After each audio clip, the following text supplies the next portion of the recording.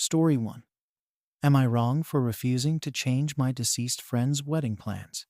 My name is James. I'm 32.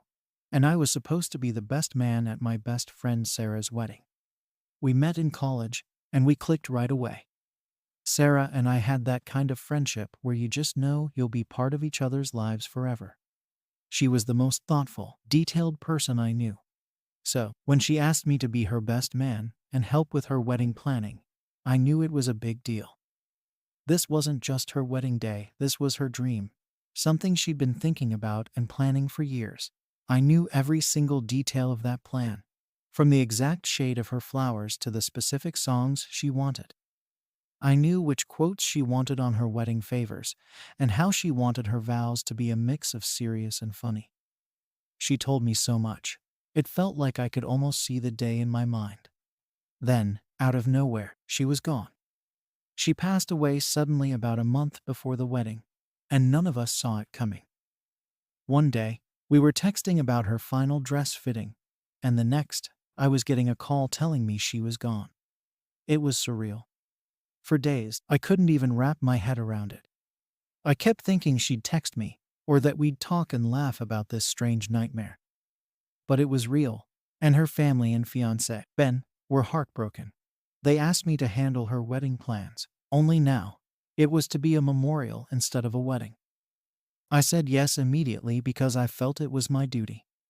Sarah trusted me with every detail, and I thought the least I could do was make sure her last wishes came to life, even if it wasn't in the way any of us had imagined. I thought they'd want things to be just as she'd planned. It seemed obvious to me that Sarah would still want the day she'd envisioned, even if it was in memory instead of celebration.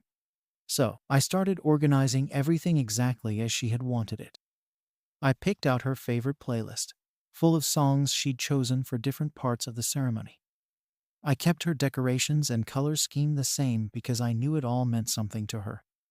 Every detail felt like a piece of her, like a way for us to celebrate her life by following what she'd dreamed of. To me, it was a way of honoring her in the truest way possible. But not everyone saw it that way. About a week into planning, Ben came to me with what he called a small request. He wanted to make a few changes to better suit the new purpose of the event. He said he thought Sarah would have wanted it that way, considering everything. He asked if we could tone down the music and remove some of the personal touches, things he thought were too light for a memorial. He also suggested changing the theme to be more formal and quiet, maybe even switching to a darker color scheme.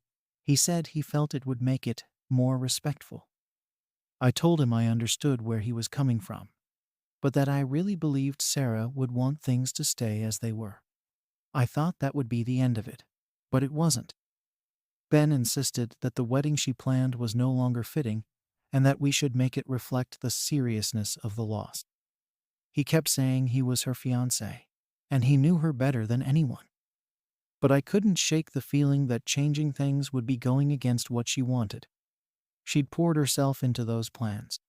I couldn't just erase all of that because it didn't feel appropriate now. Then Sarah's family got involved. Her parents agreed with Ben and told me they didn't feel comfortable with how bright and cheerful her original plans were. They wanted something more subdued, something they felt was proper for a memorial. They asked me to remove the quirky decorations Sarah had picked out and to swap her favorite pop songs for more traditional, slow music. Her mom even asked if I could add a slideshow of family pictures instead, saying it would feel more like a tribute than a celebration. I tried to explain that this was what Sarah wanted, that she specifically told me she wanted it to be a celebration of her life.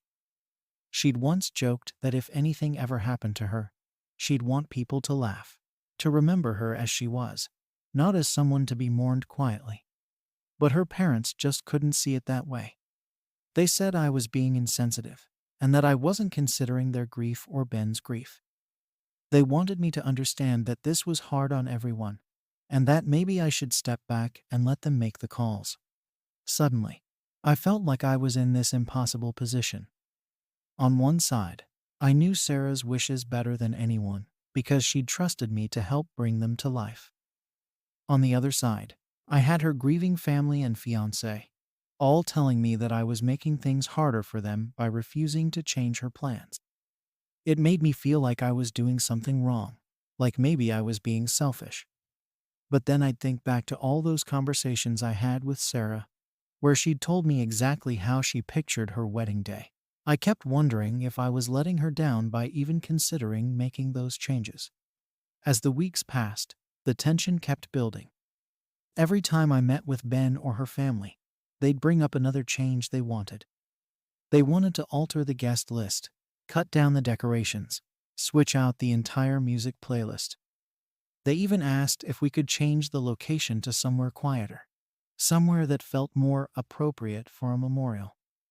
I kept trying to compromise, offering small changes here and there, but they weren't satisfied. It was like every time I gave in a little, they wanted more. At one point, I asked myself if I was being unreasonable. I thought, maybe this isn't worth the fight. Maybe it would be easier to just give them what they wanted. But every time I imagined doing that, I felt this overwhelming sense of betrayal. It was like I could hear Sarah telling me not to back down, telling me to remember all those times she'd shared her plans with me. She was the one who asked me to help her plan this day. She'd trusted me with her vision. I couldn't shake the feeling that changing everything would be letting her down in the worst way possible. Still, every conversation with her family left me feeling more conflicted. They were in so much pain, and they truly believed they were doing what was best for her memory. Ben, especially, was devastated. I could see it in his face every time he spoke about her, and it broke my heart. But I just couldn't convince myself that this was what Sarah would want. To me, the best way to honor her was to give her the day she'd planned, even if she couldn't be there to see it.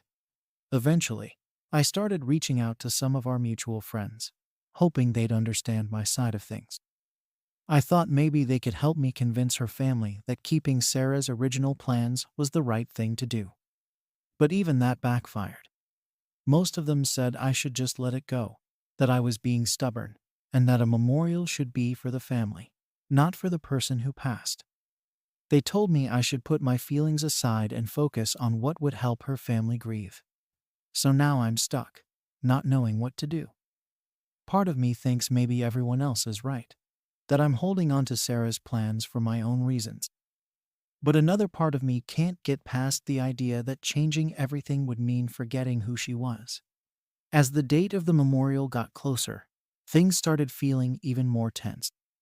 It was like every interaction with Ben and Sarah's family came with a new request, each one chipping away at the details Sarah had wanted.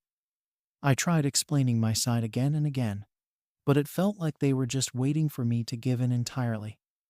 They kept telling me that their grief was the priority, that they needed this to feel like a proper send-off. I felt like the odd man out, as if I was the only one who remembered that Sarah had a clear vision for how she wanted to be celebrated. One day, Ben sat me down and said he was making the final call to change the venue.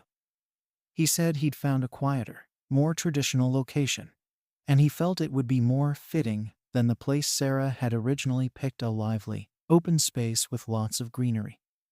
Sarah had loved that spot. She'd told me so many times how she could imagine herself there, walking down the aisle in her dress, surrounded by the people she loved. Hearing Ben talk about replacing it felt like a gut punch, like he was erasing one of the core parts of her plan. At that moment, I felt like I had to stand my ground.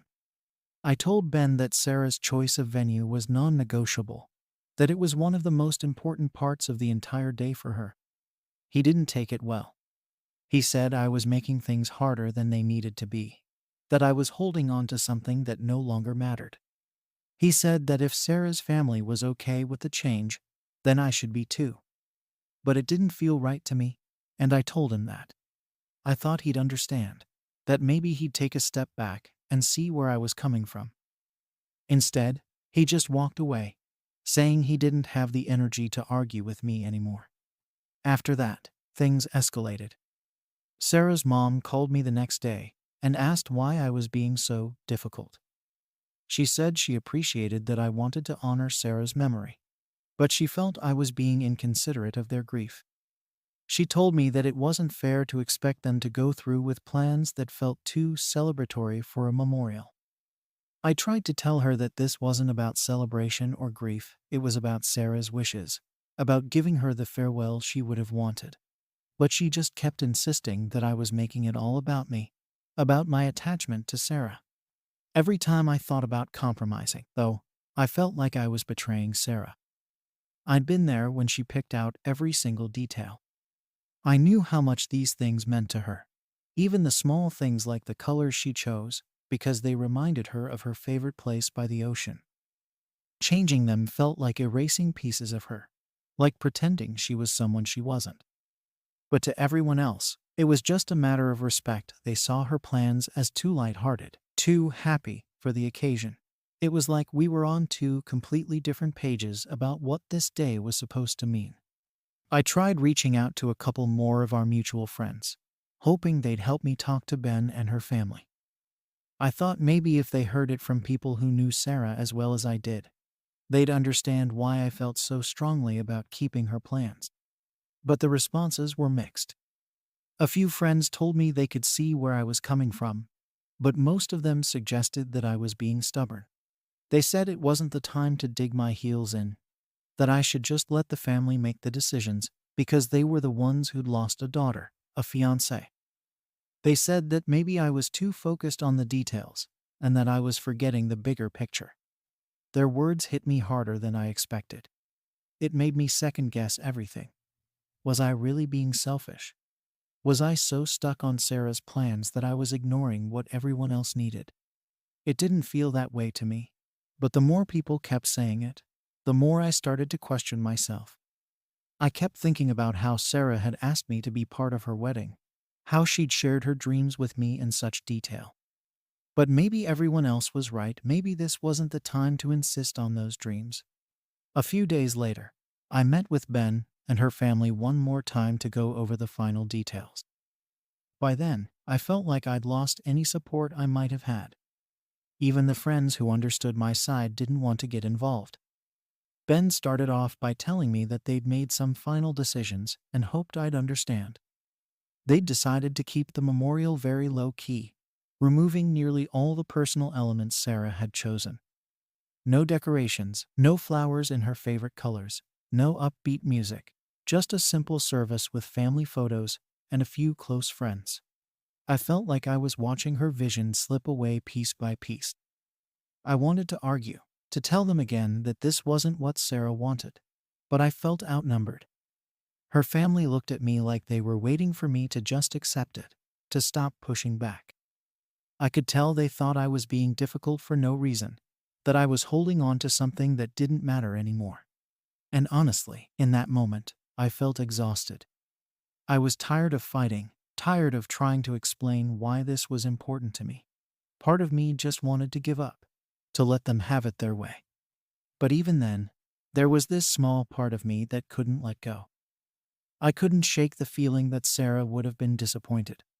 She'd always told me that if anything happened to her, she wanted people to remember her with laughter, with music and color, and all the things that made her feel alive. That's why she planned her wedding the way she did, to celebrate life, not to dwell on loss. I kept thinking about that, even as I sat there listening to them talk about how they wanted to change everything. When the meeting ended, I told them I needed some time to think. I couldn't make myself agree to their plans, but I also didn't have the energy to keep arguing. It felt like no matter what I said, they were going to see me as the bad guy, the friend who couldn't let go, who couldn't understand what they were going through. They walked away, probably thinking I'd finally come around, that I'd give them the answer they wanted. But I wasn't sure if I could do that. I wasn't sure if I could look at myself afterward and feel like I'd done right by Sarah. In the days that followed, I kept turning it over in my mind. I knew what everyone else thought, that I was making things harder than they needed to be, that I was putting my own feelings above the family's grief. But I also knew what Sarah had wanted, and that felt just as important to me. I felt trapped, stuck between the promises I'd made to her and the expectations everyone else had of me. It was like I couldn't win, no matter what choice I made. The closer it got to the memorial, the more isolated I felt. I was still standing by what I knew Sarah would have wanted, but at this point, it felt like I was the only one who remembered. The pressure from her family and Ben hadn't let up, and every day I felt a little more like an outsider. They'd gone ahead and changed almost everything, replacing Sarah's original plans with a toned-down, traditional setup. It was as if all the pieces of her personality had been removed from the day. I kept thinking about her joking that her wedding would be anything but quiet and boring. That was her way. She'd wanted her wedding to reflect her, full of color and life. It wasn't like I hadn't tried to explain this to Ben and her family. I did, again and again. But each time, it was like they saw me as some kind of obstacle to moving on. They told me I needed to let go, to see that this day wasn't just about honoring her, but about bringing everyone peace. At first, I thought they'd eventually see my side, that maybe they'd come to understand that keeping Sarah's wishes intact was important for all of us. But every time I tried, I got shut down. A few days before the memorial, I decided to try one last time. I sat down with Ben and asked him to remember the way Sarah talked about her wedding plans. I reminded him of all the details. She had been so excited about the music, the flowers, even the small little jokes she wanted hidden in the decorations for people to find. I told him that honoring her plans wasn't about denying their grief. It was about respecting the person she was and the things she cared about. But Ben was exhausted. I could see it. He just looked at me and said he couldn't keep arguing over something that felt like a technicality to him. That was it. I finally realized that nothing I could say would change his mind. He had his version of what was respectful, and it didn't include all the little things that Sarah wanted. He saw those as irrelevant now, just reminders of a plan that wasn't going to happen. And I couldn't shake the feeling that I'd somehow let her down, that I'd failed to make anyone else see her side of things. It was like I'd been trying to hold on to something that had already slipped away.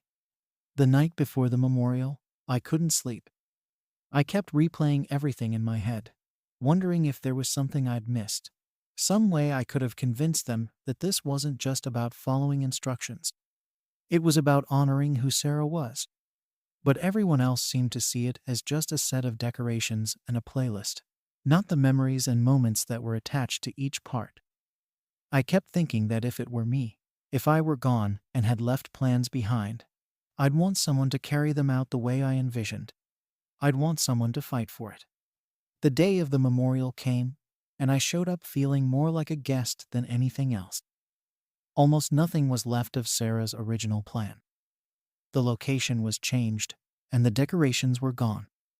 Instead, it looked like a standard memorial setup: flowers in muted colors, soft music, a few family photos on display. It was tasteful and somber, just like they'd wanted. But it didn't feel like Sarah. It felt like a memorial for someone else. Standing there, I felt this heavy sense of guilt. Part of me kept thinking I should have fought harder, done something more to keep her vision alive. But at the same time, I knew I'd done everything I could without completely alienating myself from her family and Ben. Still, looking around that room, it felt like I'd let her down. I kept imagining her reaction, how disappointed she would have been to see everything she'd planned stripped away, replaced with something she never would have chosen. People came up to me, offering kind words, saying how nice everything looked, how fitting it all was. But I couldn't shake the feeling that it was all wrong. The service itself went by in a blur. There were speeches from her family, from Ben, even a few mutual friends. They talked about Sarah's life, shared memories, and everyone spoke about how wonderful she was. But as I listened, I kept thinking that the Sarah they were talking about was missing from the setup they'd chosen. She would have hated it, and I couldn't stop thinking about that. When it was finally over, I left feeling conflicted. Part of me was relieved that it was done, that I wouldn't have to keep arguing about it anymore. But another part of me felt this emptiness, like I'd lost something important. I wanted to feel like I'd honored her, that I'd done right by her. But standing there in that room, I just couldn't feel it. I knew that everyone else probably thought the day had gone perfectly, that they'd given her the respectful send-off they wanted. But to me, it felt like a shadow of what it was supposed to be. Now, weeks later, I still can't shake that feeling. I keep wondering if I should have pushed harder, if I should have done more to make them see what Sarah would have wanted. I don't know if I'll ever really feel okay about how it all went down. Part of me thinks I did the best I could, that I respected her memory in the ways I knew how. But another part of me wonders if I was wrong to push so hard. If maybe I should have let go sooner and just gone along with what her family and Ben wanted from the start. Am I wrong for insisting on keeping my friend's plans as she wanted, even if it upset her family? Story 2. Am I wrong for telling my daughter she cannot rely on her inheritance? I'm a 54-year-old single mother, and I've done everything I could for my daughter. I raised her on my own, worked countless hours to make sure she had what she needed, and sacrificed my own comfort so she could have a decent start in life. My income has never been big, and I don't have a lot in savings. I own a small property, which I worked years to pay off. It's basically my only real asset, and, to be honest, it's the closest thing I have to a retirement plan. I'm not wealthy, but I've managed to get by, and up until recently, I thought I was doing okay. My daughter, though, has always had a different perspective. She's 26 now, and I can't help but feel like she's developed this sense of entitlement that I didn't see coming. I've noticed over the years that she tends to assume things will work out for her without much effort on her part. Maybe that's my fault. Maybe I made things too easy for her growing up. But now, her assumptions have started to cross the line. She's been talking about my property for a while now, almost as if it's already hers. She mentions it casually, like she's already planning what she'll do with the money when she inherits it. I don't know where she got this idea from, but it's clear she expects to sell it and use the money to pay off her debts. She's got some student loans, a bit of credit card debt, and some other expenses that she's been putting off. It's like she's banking on this inheritance to solve all her financial problems, and she acts like it's a guarantee. What really set me off was a conversation we had last week. She told me she was thinking about quitting her job because, according to her, it was too stressful, and she didn't see a future in it. I get that work can be hard, and I'd never want her to be miserable, but what surprised me was her reasoning. She said she could just coast until she inherits my property because, in her words, there's no point in wasting time on jobs that don't make you happy when you have money coming. Hearing that, I was shocked. I didn't even know how to respond at first. Here I am, trying to figure out how to make my own future secure, and she's already written me off as her ticket to financial freedom. She's only 26, but she's acting like she has no other option than to wait around for me to hand her this so-called inheritance. I told her, firmly but calmly, that she shouldn't count on any inheritance from me. I explained that I might need the property for myself, that as I get older, I have to think about my own needs. I've had health scares before, and I don't have a safety net if things go wrong. Medical bills could easily wipe out any savings I have, and if I need to go into assisted living someday, the property would likely be the only way to fund it. I could tell she wasn't happy with what I was saying. She got this look on her face like I'd betrayed her, like I was going back on some promise I'd supposedly made. I tried to make it clear that I'm not doing this to hurt her or to be selfish. I just need to make sure I'm taken care of. But she didn't see it that way. She started saying things that caught me off guard, like accusing me of being irresponsible for spending her future. According to her, I should have been more careful with my money so that she wouldn't have to worry about this. That's when I started to realize just how deep this entitlement ran. She genuinely believes that it's my job to make sure she's financially secure, even if it means putting my own well-being at risk. I don't know how she came to think this way. I didn't raise her to be like this, and I've always been open about the fact that I don't have much. I never promised her anything, and I certainly didn't tell her to bank on my property as her financial backup plan. The more I tried to explain, the angrier she got. She kept insisting that I was being unfair, that I was prioritizing myself over her, which felt so backwards to me. In her mind, I was being greedy for wanting to keep the property for myself if I needed it. She said things like, "You've had your life, and you should want to make mine easier." I don't know if she realizes how hurtful that is. It's like she thinks I don't deserve to have a comfortable retirement, as if my only purpose now is to save up for her. At this point, the conversation was going in circles. I could tell she wasn't listening to me, and I wasn't getting through to her at all. She seemed to believe that I owed her this inheritance, that it was my responsibility to leave her something, even if it meant putting myself in a vulnerable position. I didn't know what else to say. I had to keep reminding myself that I was doing the right thing by being honest with her now rather than letting her cling to these unrealistic expectations. It wasn't just about the property or the money, it was the way she spoke to me, like I was letting her down in some fundamental way.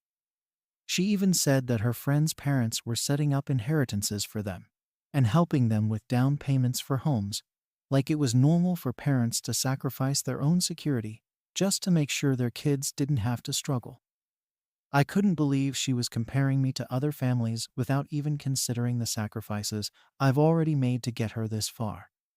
Part of me wanted to apologize, to say something that would ease the tension, but I knew that would just reinforce her expectations. If I told her what she wanted to hear, she'd keep thinking she could rely on this money that may or may not be there. I had to stand firm, even though it felt like I was pushing her away. So here I am, left wondering how things got to this point. I didn't raise her to feel entitled to my money or property, and I certainly didn't expect her to be planning her future around it. I don't want to feel resentful, but it's hard not to when she's making me feel like I'm failing her by wanting to look out for myself. I'm starting to question everything, wondering if I somehow created this problem by not setting clearer boundaries sooner. I know she's angry, and I know she's hurt, but I don't think I'm being unreasonable for wanting to protect my own future. I wish I could make her understand, but right now, it feels like there's this wall between us that I don't know how to break down.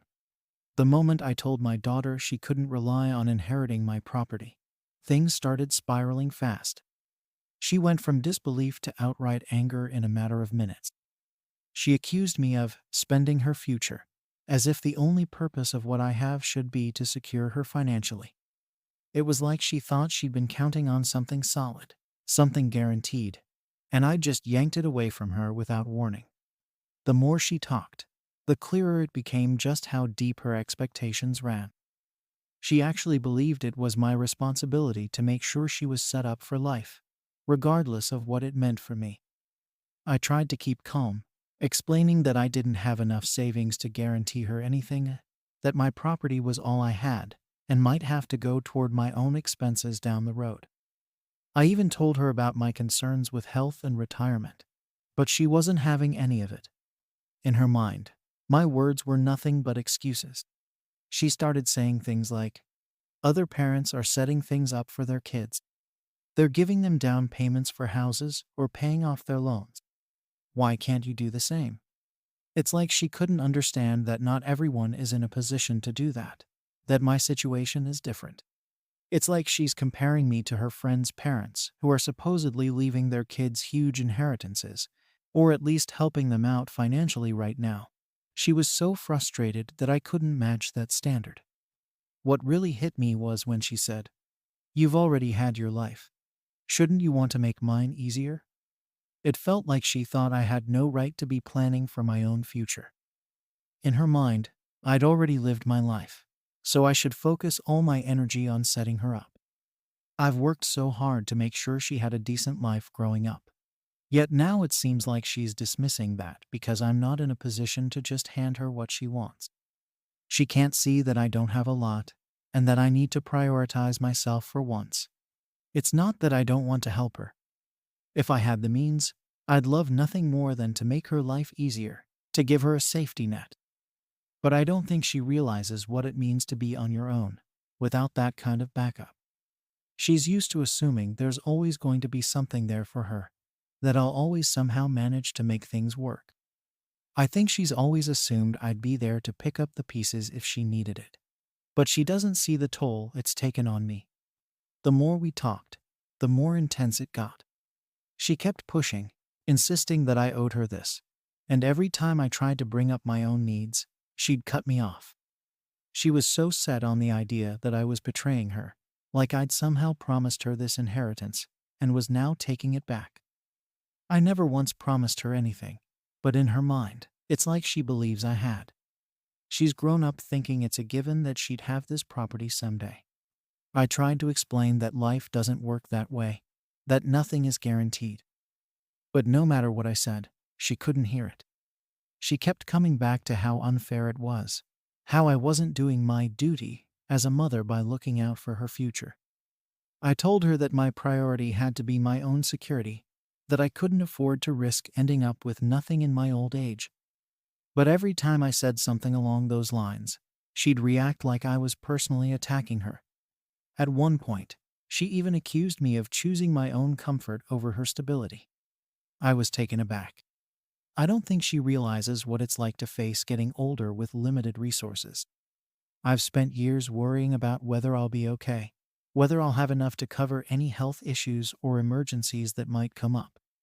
I've watched other people lose everything to medical expenses, and I've seen how quickly savings can disappear. I'm not trying to be selfish. I'm just trying to be realistic. But to her, all of that just sounded like excuses. She couldn't understand why I couldn't find a way to ensure she had what she needed, even if it meant sacrificing my own comfort and security. In her mind, that's what parents are supposed to do. She thinks I'm wrong for even considering putting myself first, and she's so angry that she won't listen to reason. I ended up feeling like I was talking to a stranger. I don't know where this sense of entitlement came from. I didn't raise her to expect things to be handed to her. I taught her to work hard, to take responsibility for herself. But somewhere along the line, she seems to have developed this idea that I owe her something, that I should be willing to risk everything to make sure she's comfortable. By the end of the conversation, she was furious and completely unwilling to compromise.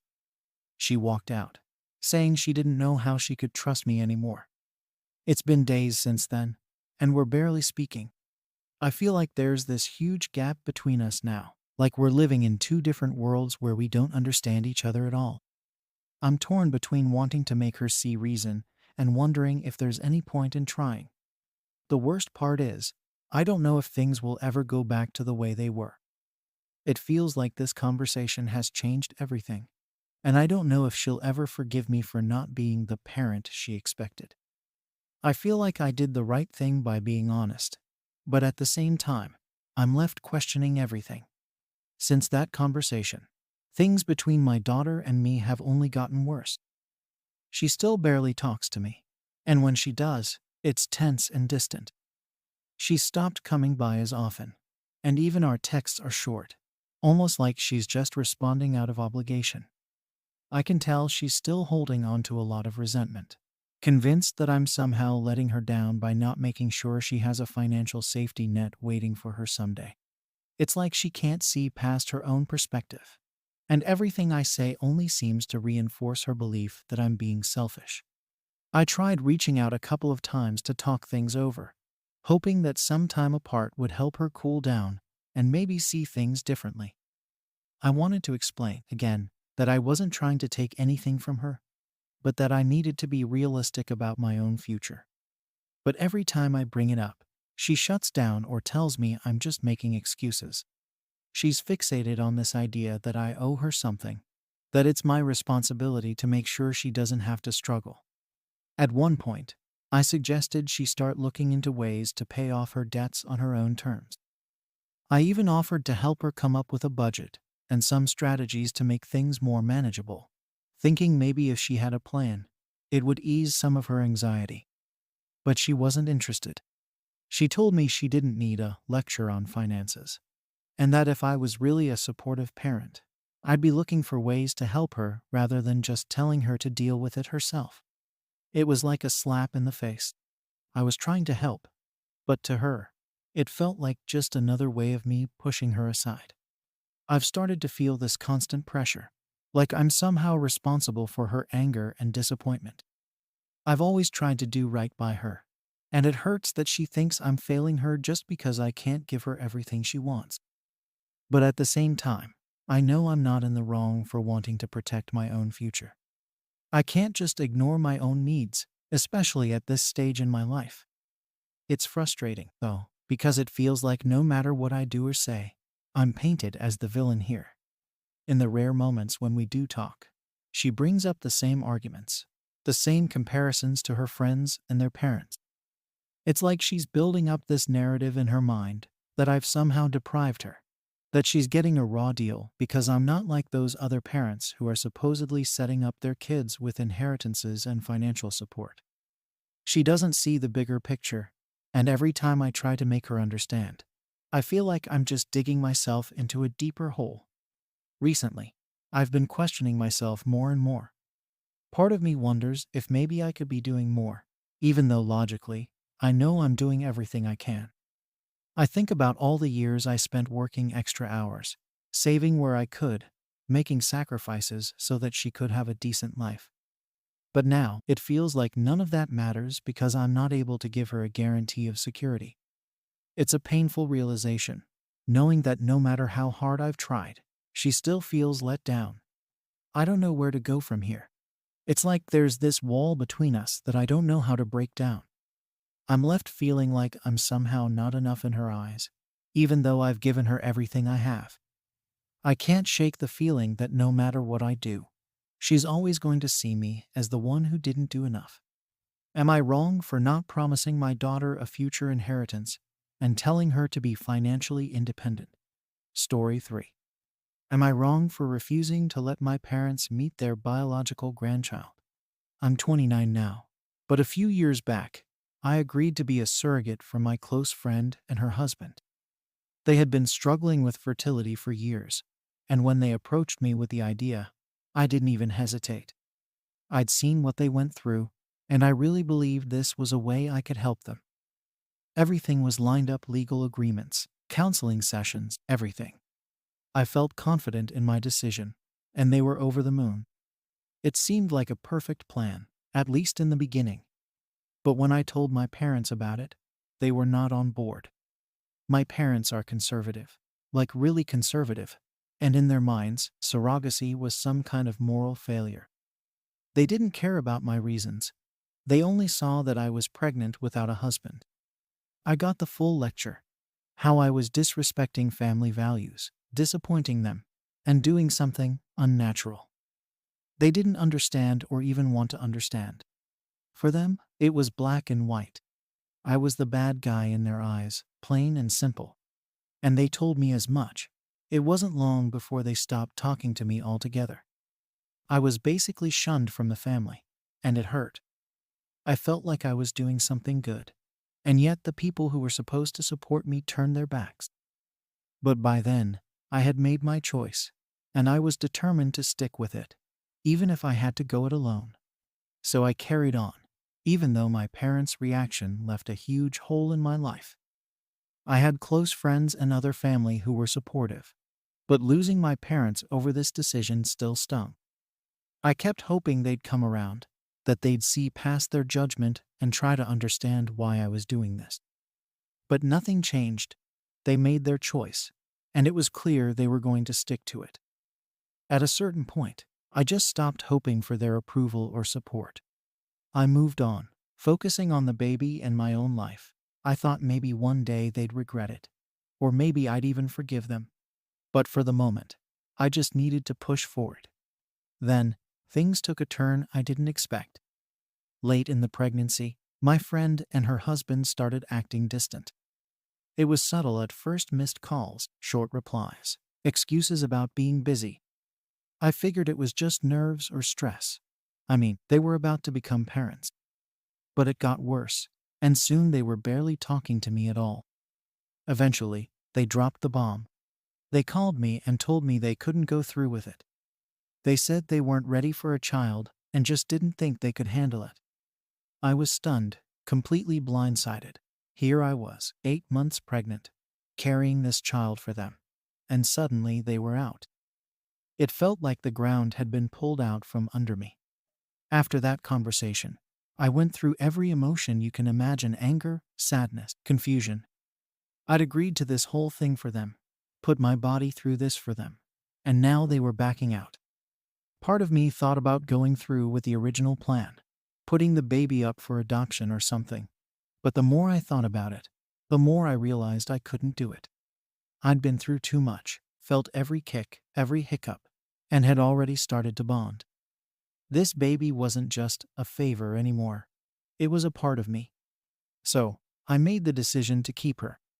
I knew it wasn't going to be easy, especially doing it alone, but I felt like it was the right thing to do. And once I made that decision, I threw myself into it 100%. I prepared as best I could, found a job that would allow me flexibility, and set up a little space in my apartment for the nursery. My daughter was born, and from the moment I held her, I knew I'd made the right choice. She was mine, and I loved her more than I could have ever imagined. But my parents, they still weren't around. I'd let them know about the situation after my friends backed out, but they didn't care.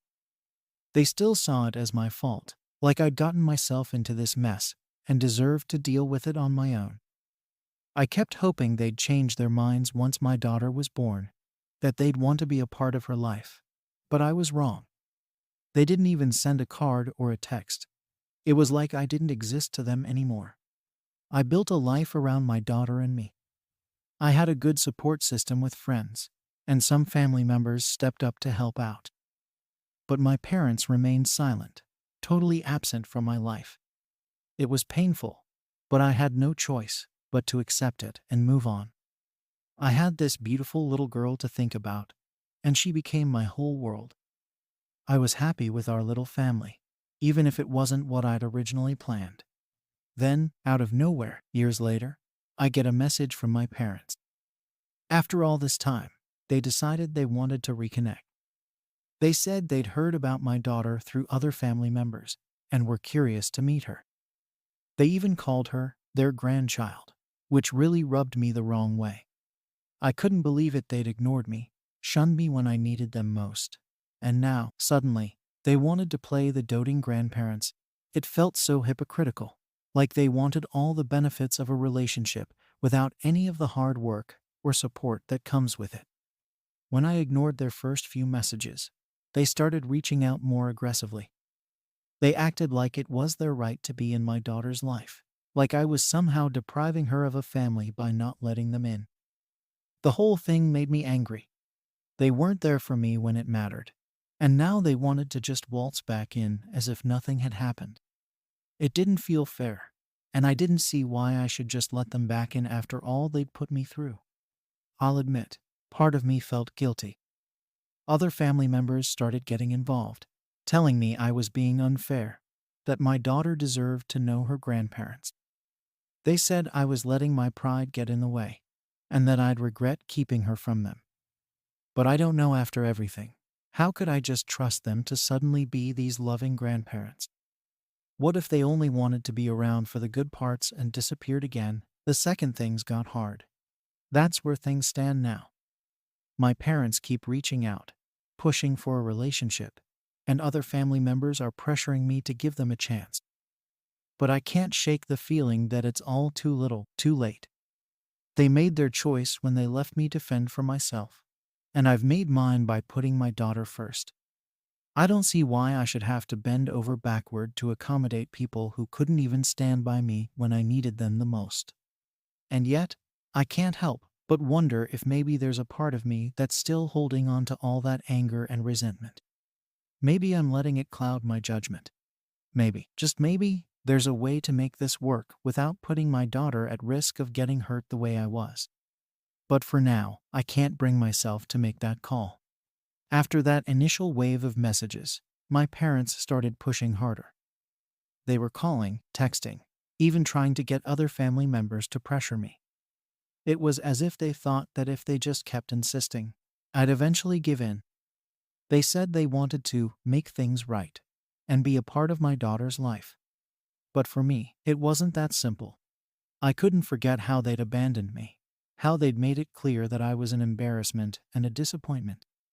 Now, all of a sudden, they wanted to act like the loving grandparents. It felt insulting. My aunt, who I'm close to, tried to reason with me. She kept saying that my parents were different now. That time had changed them and softened them up. According to her, they'd spent years regretting how they treated me, and they were genuinely remorseful. My aunt made it sound like they'd seen the error of their ways and just wanted a chance to prove they could be there for me and my daughter. I listened, but I couldn't shake the feeling that my parents just wanted to ease their own guilt without actually acknowledging the hurt they caused. I wasn't sure if I was ready to let them back into our lives, especially since I didn't trust them to stick around if things got tough again. I'll admit, though, the pressure from my family started to get to me. They all seemed to think I was being too harsh, like I was clinging to old grudges and refusing to let go. Some of them even said I was depriving my daughter of a relationship with her grandparents, as if I was punishing her for my parents' mistakes. That part really got under my skin. I had to wonder if I was being unfair, if maybe my anger was blinding me to the possibility that my parents had truly changed. It was hard to know what was right. On one hand, I didn't want to keep my daughter from experiencing that grandparent bond. But on the other hand, I didn't want to expose her to people who had been so willing to cut me off when I needed them most. Eventually, I decided to set some boundaries. I figured if my parents were serious about reconnecting, they'd be willing to work within some limitations, at least at first.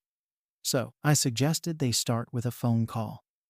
It seemed like a reasonable way to ease into things without putting my daughter in the middle right away. If they were truly sincere, they'd respect that boundary, right? But they didn't see it that way. To them, it wasn't good enough. They immediately pushed back, saying a phone call wasn't real family time, that they deserved to see their grandchild in person. They didn't seem to understand or didn't care that I needed time to feel comfortable with the idea. Their insistence just made me more suspicious of their intentions. It was like they wanted instant access, skipping over all the hard work of rebuilding trust. They acted as though the time they abandoned me didn't matter, as though they could just jump back into our lives and everything would be fine. It made me angry. I didn't feel like they'd earned the right to demand anything from me, let alone access to my daughter. And their refusal to compromise only confirmed that they were more focused on what they wanted than on what might be best for my daughter.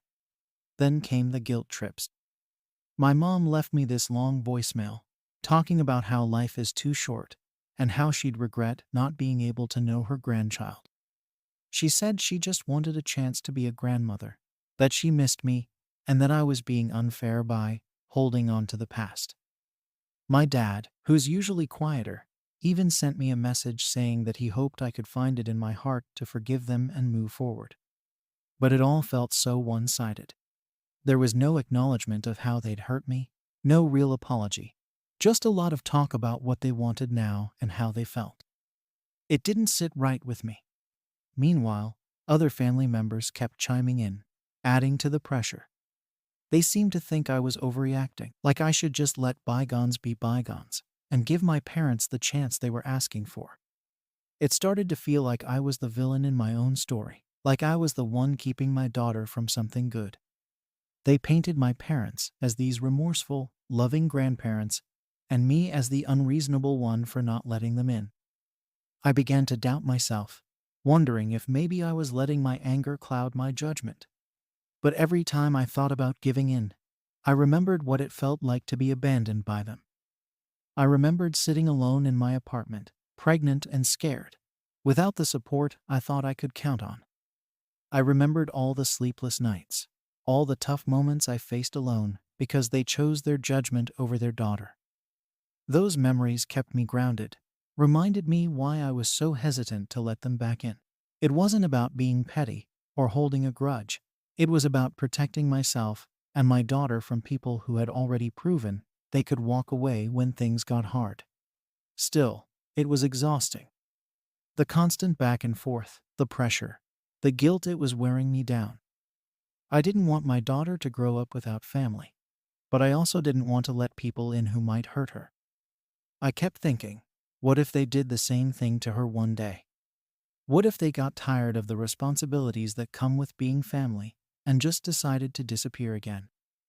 The idea of my daughter going through that same sense of abandonment was something I couldn't bear. As the weeks went on, my parents' messages became more intense. They went from pleading to almost demanding, saying things like, "We deserve to know our grandchild," and "It's our right as family." That's when I realized how little they actually understood. They seemed to think they had a right to be in her life, without considering the impact they'd already had on mine. They wanted all the privileges of family without doing any of the work to earn back my trust. Finally, I laid it all out for them. I told them exactly why I was so hesitant, why their actions during my pregnancy had hurt me so deeply, and why I wasn't ready to just open the door for them now. I told them that if they wanted to be in our lives, they needed to take things slow and respect my boundaries. I explained that it wasn't just about what they wanted, but about what was best for my daughter and me. Their response was underwhelming. They said they understood, but it was clear they were still frustrated. They wanted what they wanted, and they didn't seem willing to put in the effort to make it work on my terms. It became clear to me that they hadn't really changed. They were still the same people who thought their way was the only way, who couldn't see beyond their own desires. And that was the breaking point for me. I realized that I couldn't trust them to be a stable, positive influence in my daughter's life. Now, I feel even more torn. Part of me wonders if I should just cut them off completely, to protect my daughter from the disappointment and heartbreak they caused me. But another part of me worries about what message that might send, not just to my parents, but to my daughter as well. At this point, I felt like I was stuck in an impossible situation. No matter what I did, someone was going to get hurt. My parents weren't giving up on their demands. My extended family kept pressuring me to do the right thing, and I was left in the middle, trying to figure out what was actually best for my daughter. I hated that they were all acting like this was some simple decision, as if I could just forget years of abandonment and betrayal, because they were ready to play nice now. The more I thought about it, the more I realized that this wasn't just about me and my parents. It was about setting boundaries for my daughter and protecting her from the kind of pain I went through. I didn't want her to grow up with grandparents who might walk away the second things didn't go their way. I knew what it felt like to be abandoned by the people who were supposed to love you unconditionally, and I didn't want her to experience that. But then, the other side of it was that she'd miss out on knowing her grandparents altogether. I kept asking myself if I was doing her a disservice by keeping them away. But the thought of letting them in just felt too risky. I tried to approach it logically. I thought about all the things they'd need to do to prove they were genuinely sorry and committed to being in our lives. I wrote down a list of boundaries and conditions that would make me feel safe letting them back in. If they were serious about reconnecting, they should be willing to respect those boundaries, right?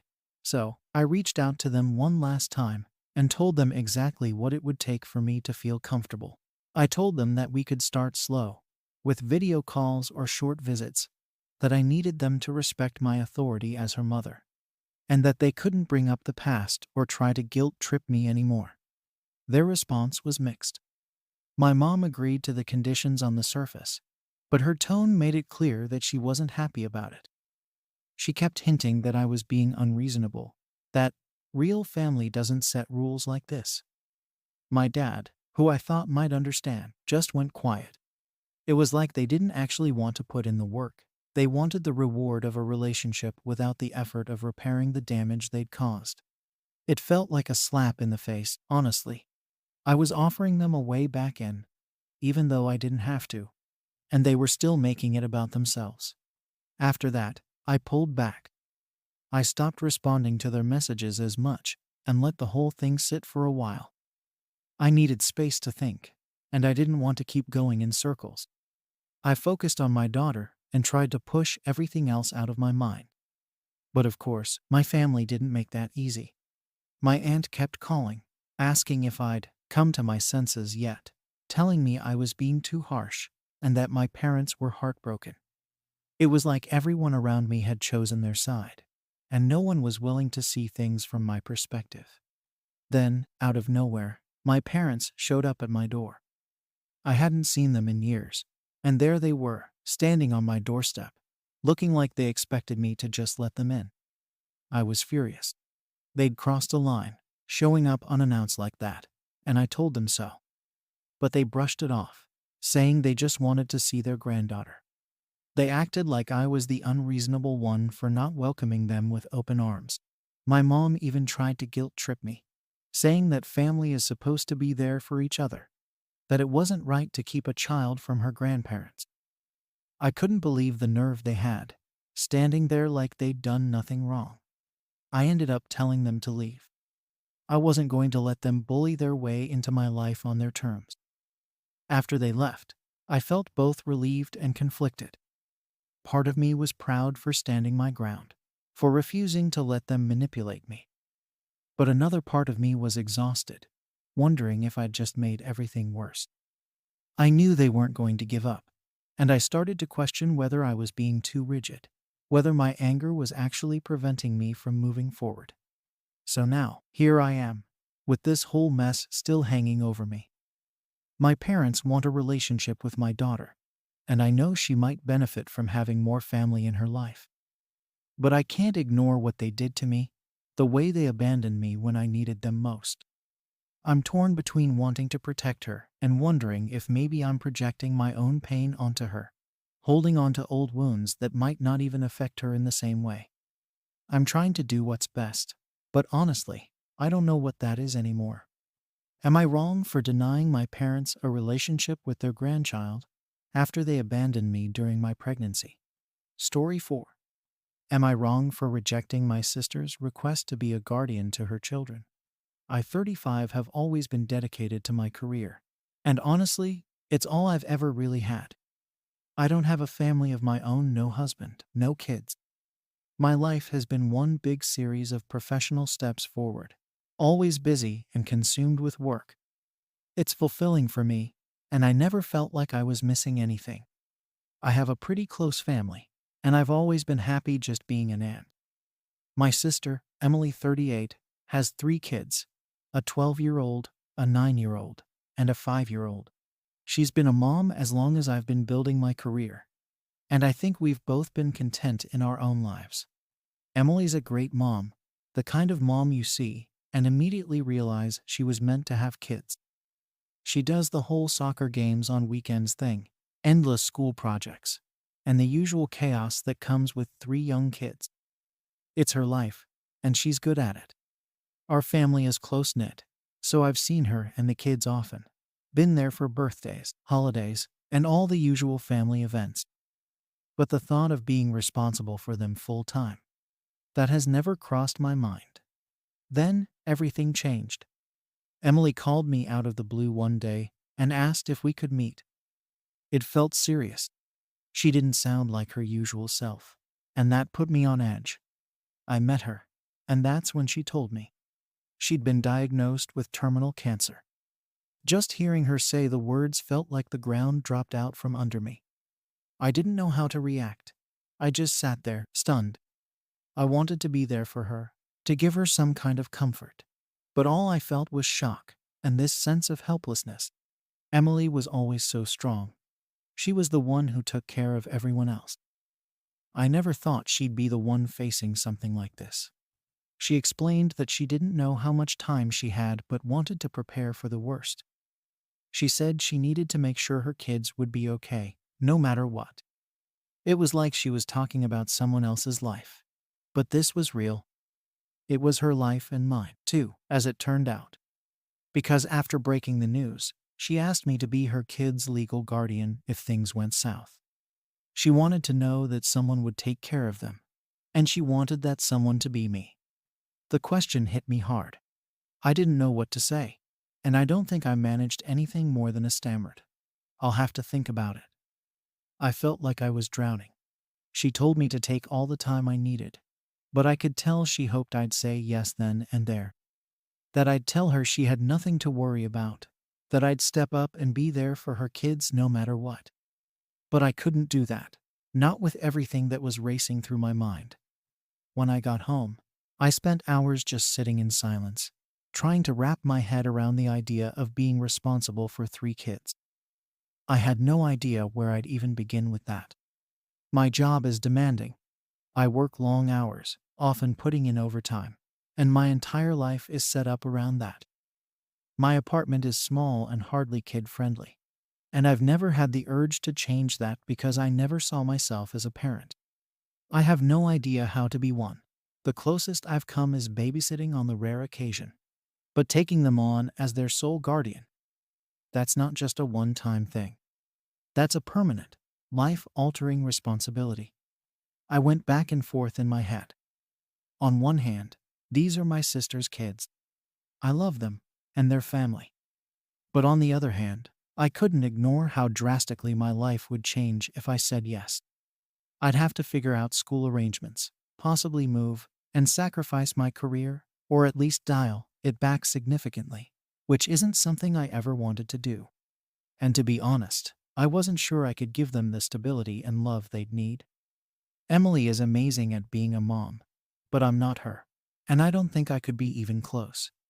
Days went by, and the weight of the decision started taking its toll. I was barely sleeping, constantly worrying and feeling trapped between guilt and fear. I couldn't shake the feeling that I was supposed to do this, that I had some kind of duty to my sister. But at the same time, I knew in my gut that I wasn't ready for it. I was terrified of the idea that I'd end up resenting the kids, that they'd pick up on it, and that I'd end up failing them in ways they didn't deserve. I couldn't avoid Emily forever, and eventually, I called her up and told her we needed to talk. We met up, and I was so nervous I could barely get the words out. I told her I couldn't do it. I explained everything: the long hours, the lack of experience, my fears that I wouldn't be able to give the kids what they need. I told her I'd be there for them financially, that I'd help find someone else if she wanted, that I'd do whatever I could, short of taking on the full responsibility myself. I hoped she'd understand, but she didn't. Emily looked crushed. She didn't say much, but I could see how hurt she was. She just kept nodding, barely looking at me. I wanted to tell her I'd reconsider, that I'd find a way, but I knew I'd only be saying it to make her feel better. Deep down, I knew it wouldn't be right for me or the kids. I left that conversation feeling like the worst person alive. After that, things got worse. Word got around to the rest of the family, and before I knew it, everyone had an opinion on my decision. They kept telling me that I was selfish, that I was putting my career above family. My mom called me up, crying, saying she couldn't believe I'd abandoned Emily in her time of need. My dad told me I was letting everyone down. My cousins sent me texts asking what was wrong with me. It felt like the entire family turned on me, like I was the villain in this story. They kept pushing, kept insisting that I was the only choice, that I needed to step up. Every time someone brought it up, I'd feel the guilt clawing at me, but I kept telling myself it was better to be honest now than end up resenting the kids down the road. I didn't want to be a parent. I'd made my peace with that years ago, and I wasn't ready to throw my whole life into chaos for something I didn't even want. But it wasn't just about what I wanted. I knew that. I knew this was about family and about love. But I also knew I wasn't equipped to do what they were asking. The family reaction was worse than I expected. After that conversation with Emily, I tried to keep things quiet, hoping it would just stay between us. But I guess she told my parents, or maybe one of our cousins overheard, I don't know. Soon enough, everyone knew, and the messages started coming in. My mom was the first to call, and she was practically in tears, saying she couldn't believe I'd let Emily down like that. She didn't want to hear about my reasons. She just kept saying how Emily was counting on me, how family sticks together, how she couldn't understand how I could be so cold about it all. After that, the floodgates opened. Every time my phone buzzed, it was someone else in the family, someone with a kind reminder about family obligations or a not-so-subtle dig at my career obsession. My dad didn't say much, but he didn't have to. He just told me, flat out, that he was disappointed in me. That hurt in a way I wasn't prepared for. We've always had a decent relationship, but to hear him say it like that, without even trying to understand my side, it felt like a slap. I tried explaining to a few people that it wasn't about me not caring, that it was about what I could realistically handle, but nobody seemed interested in hearing that. They just kept saying I should be willing to sacrifice for family, that Emily needed me, and if I really loved her, I'd find a way to make it work. They didn't get that this wasn't some minor inconvenience I could just fit into my schedule. We're talking about 3 kids, and I'd be responsible for them for the rest of their lives. It's not something you just make work. The worst part was that Emily barely spoke to me after that. When we did talk, it was stilted and awkward.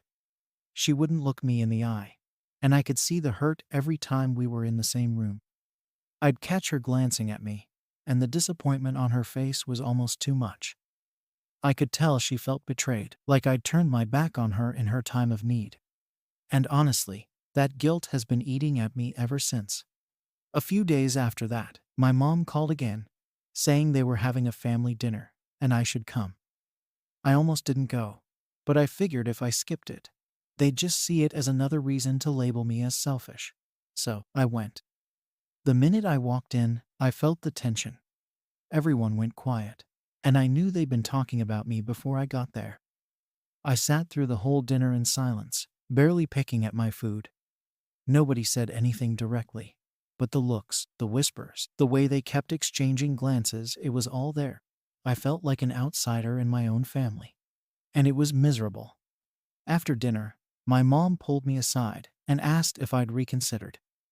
I told her the same thing I'd told Emily, that I wasn't ready, that I'd help in other ways, but I just couldn't take on the role of guardian.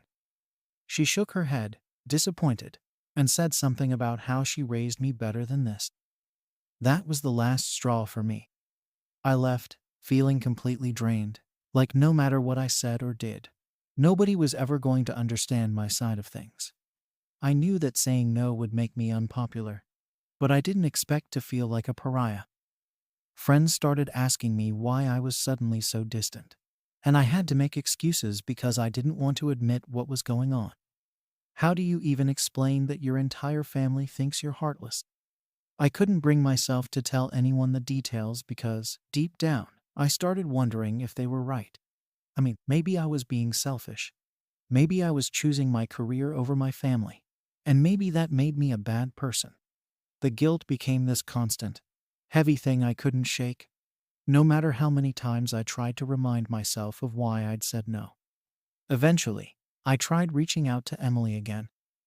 I thought that maybe if we could just sit down and talk, really talk, she might understand where I was coming from. I offered to meet her somewhere quiet, just the 2 of us, so we could figure things out. But when we met, she barely spoke.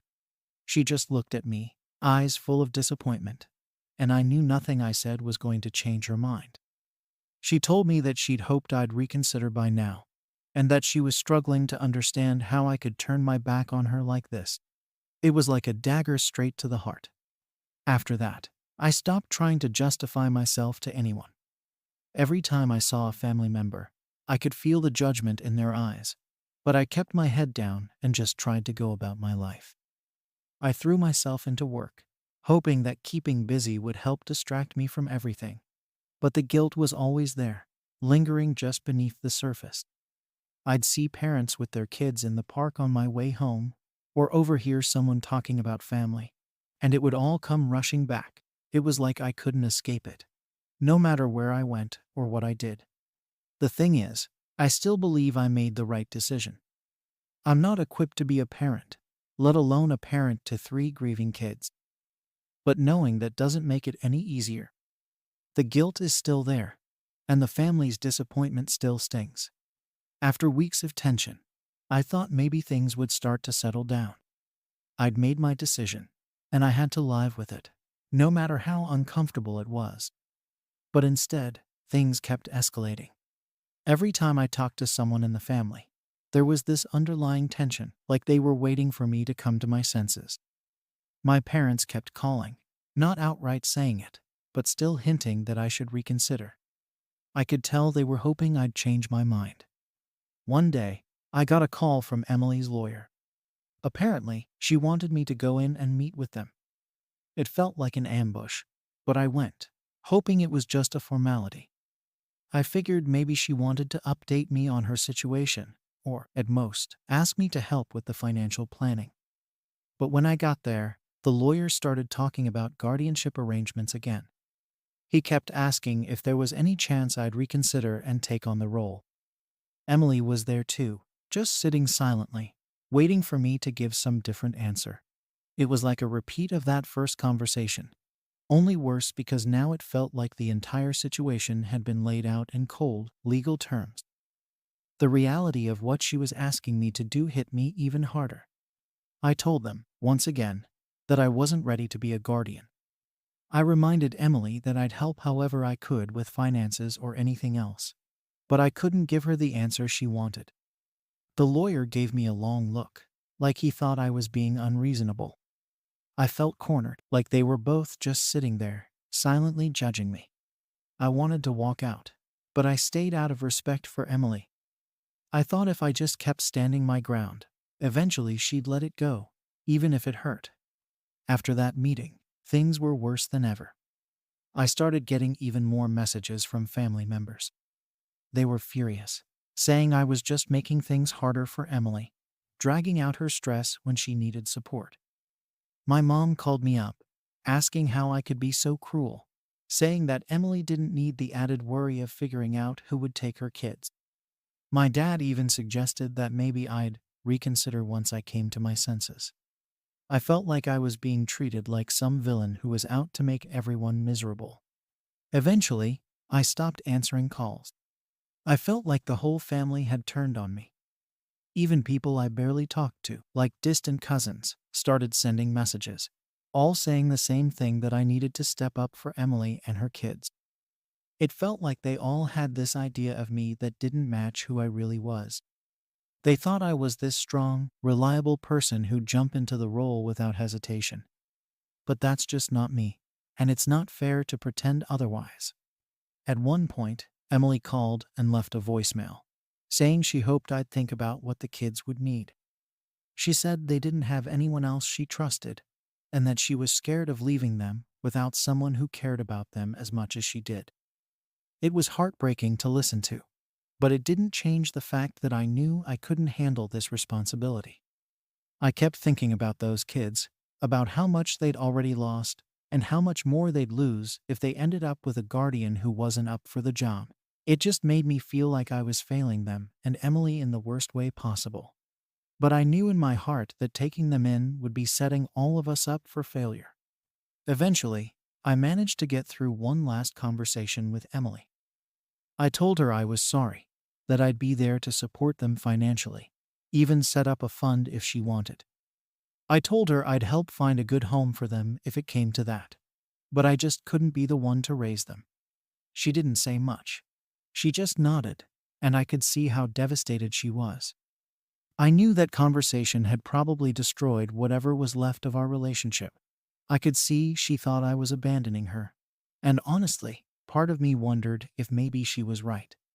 Since then, things have been tense with the whole family. It's like I'm an outsider now, barely getting updates about Emily, only hearing about her condition through third-party sources.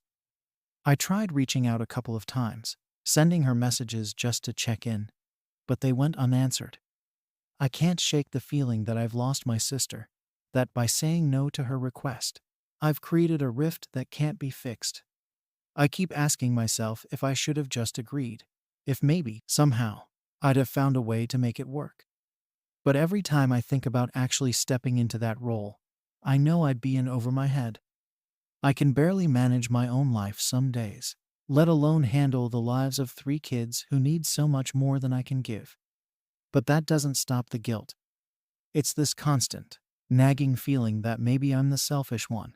Maybe I am abandoning my family when they need me most.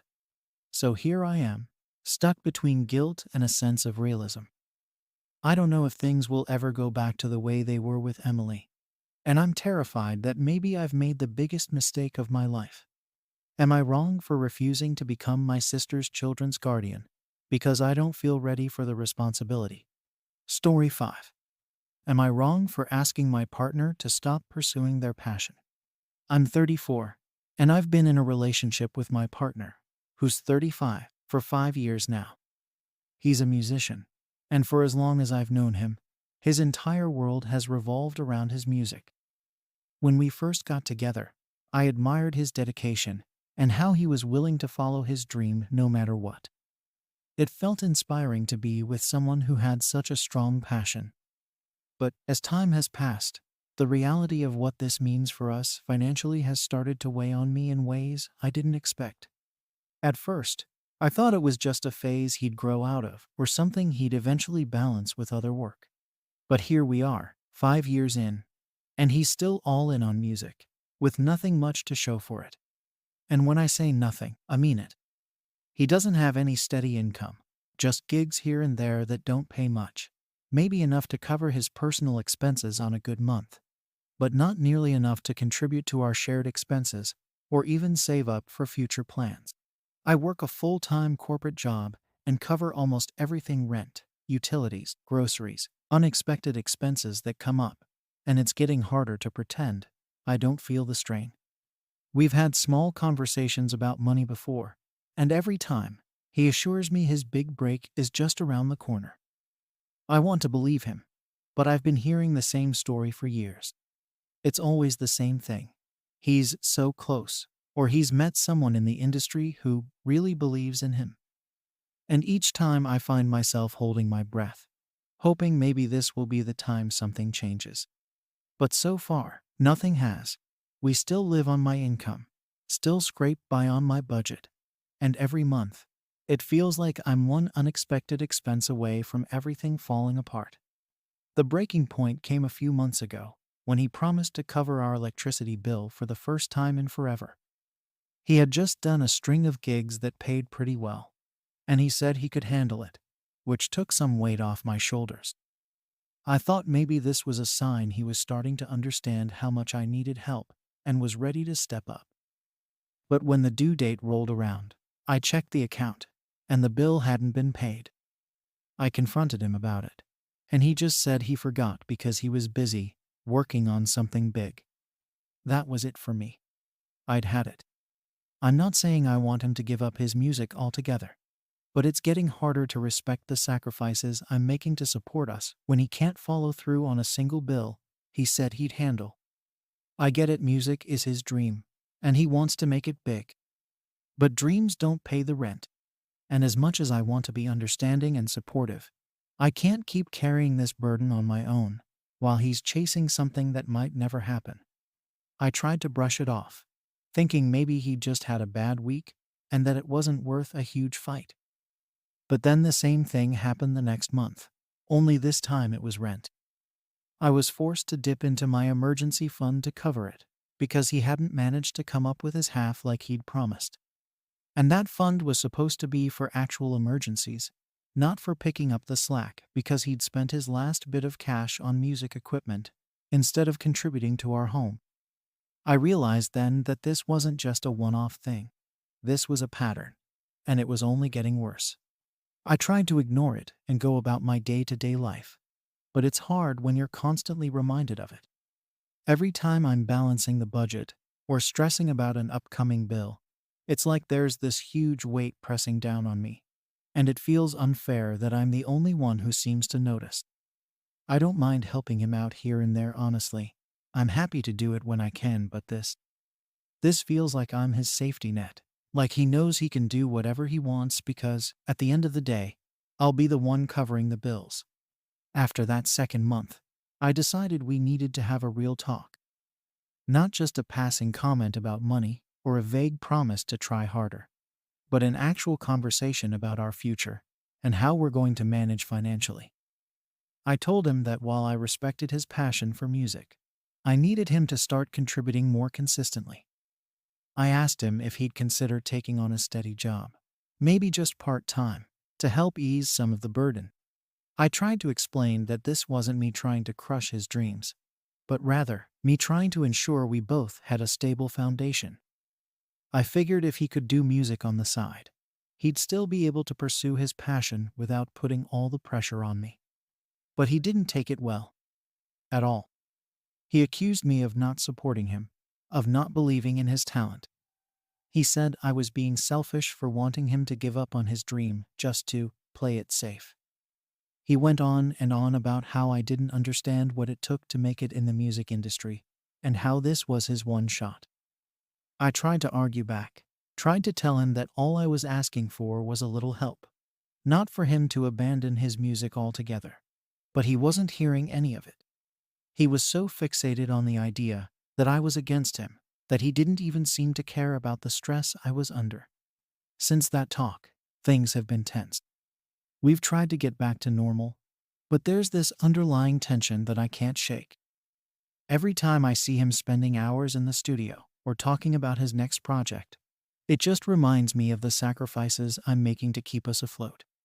It's like he's in his own world, completely detached from the reality we're living in, and I'm the one left picking up the pieces. I'm at a point where I don't know what else to do.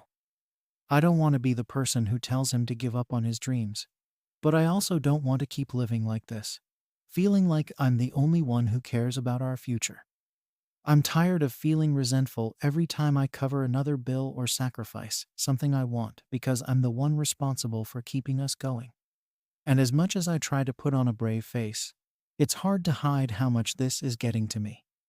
And now, even as I write this, I can't help but feel torn. Part of me wants to be supportive, to keep believing in him like I did in the beginning.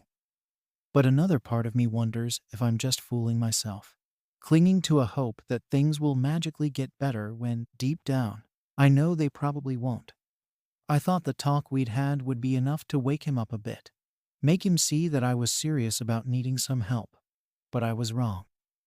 The more I tried to push the idea of a steady job, even if it was part-time, the more resistant he got.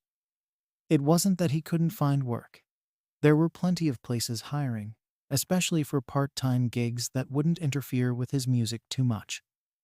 But every time I brought it up, he'd find a way to avoid the conversation or deflect it back to how I was limiting him by even suggesting it. A few weeks after our initial talk, things escalated. Another bill came in that we didn't have enough to cover because I'd already taken on most of the monthly expenses. I asked him, calmly at first, if he'd managed to put anything aside from his last few gigs to help out with this one. He just shrugged it off, saying he'd reinvested his earnings back into his music, buying new equipment, renting studio time, that sort of thing. I couldn't believe it. Here I was, scrambling to make ends meet, and he was prioritizing equipment over essentials. I don't know what came over me, but I just couldn't hold back anymore. I told him point blank that his priorities were hurting us, that if he kept refusing to contribute in a meaningful way, our relationship was going to suffer. He rolled his eyes and said something like, "You knew what you signed up for." And that hit a nerve. Maybe he was right in a way. I knew he was a musician when we got together, and I knew he had big dreams. But I didn't sign up to be the only one working to support both of us while he chased them indefinitely. That conversation turned into a full-blown argument. I brought up all the times I'd had to dip into my savings to cover expenses he'd promised he'd handle, how I'd put my own financial goals on hold because I was too busy bailing us out. He threw it back at me, saying I didn't understand the sacrifices he was making too. According to him, he'd given up countless social opportunities, family gatherings, and even regular sleep, just to focus on his music. He said I wasn't giving him credit for all the hard work he was putting in. Honestly, I felt like I was going in circles with him. I could barely get a word in without him twisting it into another accusation of me not being supportive. No matter how much I tried to explain that my issue wasn't with his music, but with the lack of balance, he couldn't see it. In his mind, anything less than full commitment to his dream was a betrayal of who he was, and he couldn't understand why I didn't see that. Days passed, and things just got worse between us. I'd come home exhausted from work, and he'd be in his own world, either working on his music or coming up with excuses for why he hadn't been able to pick up a few hours somewhere to help out. I started to resent even the smallest things, like when I'd pay for groceries or cover a bill he said he'd try to handle, but inevitably didn't. Every time I swiped my card, it felt like another reminder that I was the only one committed to making our life work. I tried to give him the benefit of the doubt, thinking maybe he'd surprise me one day and show me he'd picked up a small gig or saved some money to cover at least part of the rent. But that day never came.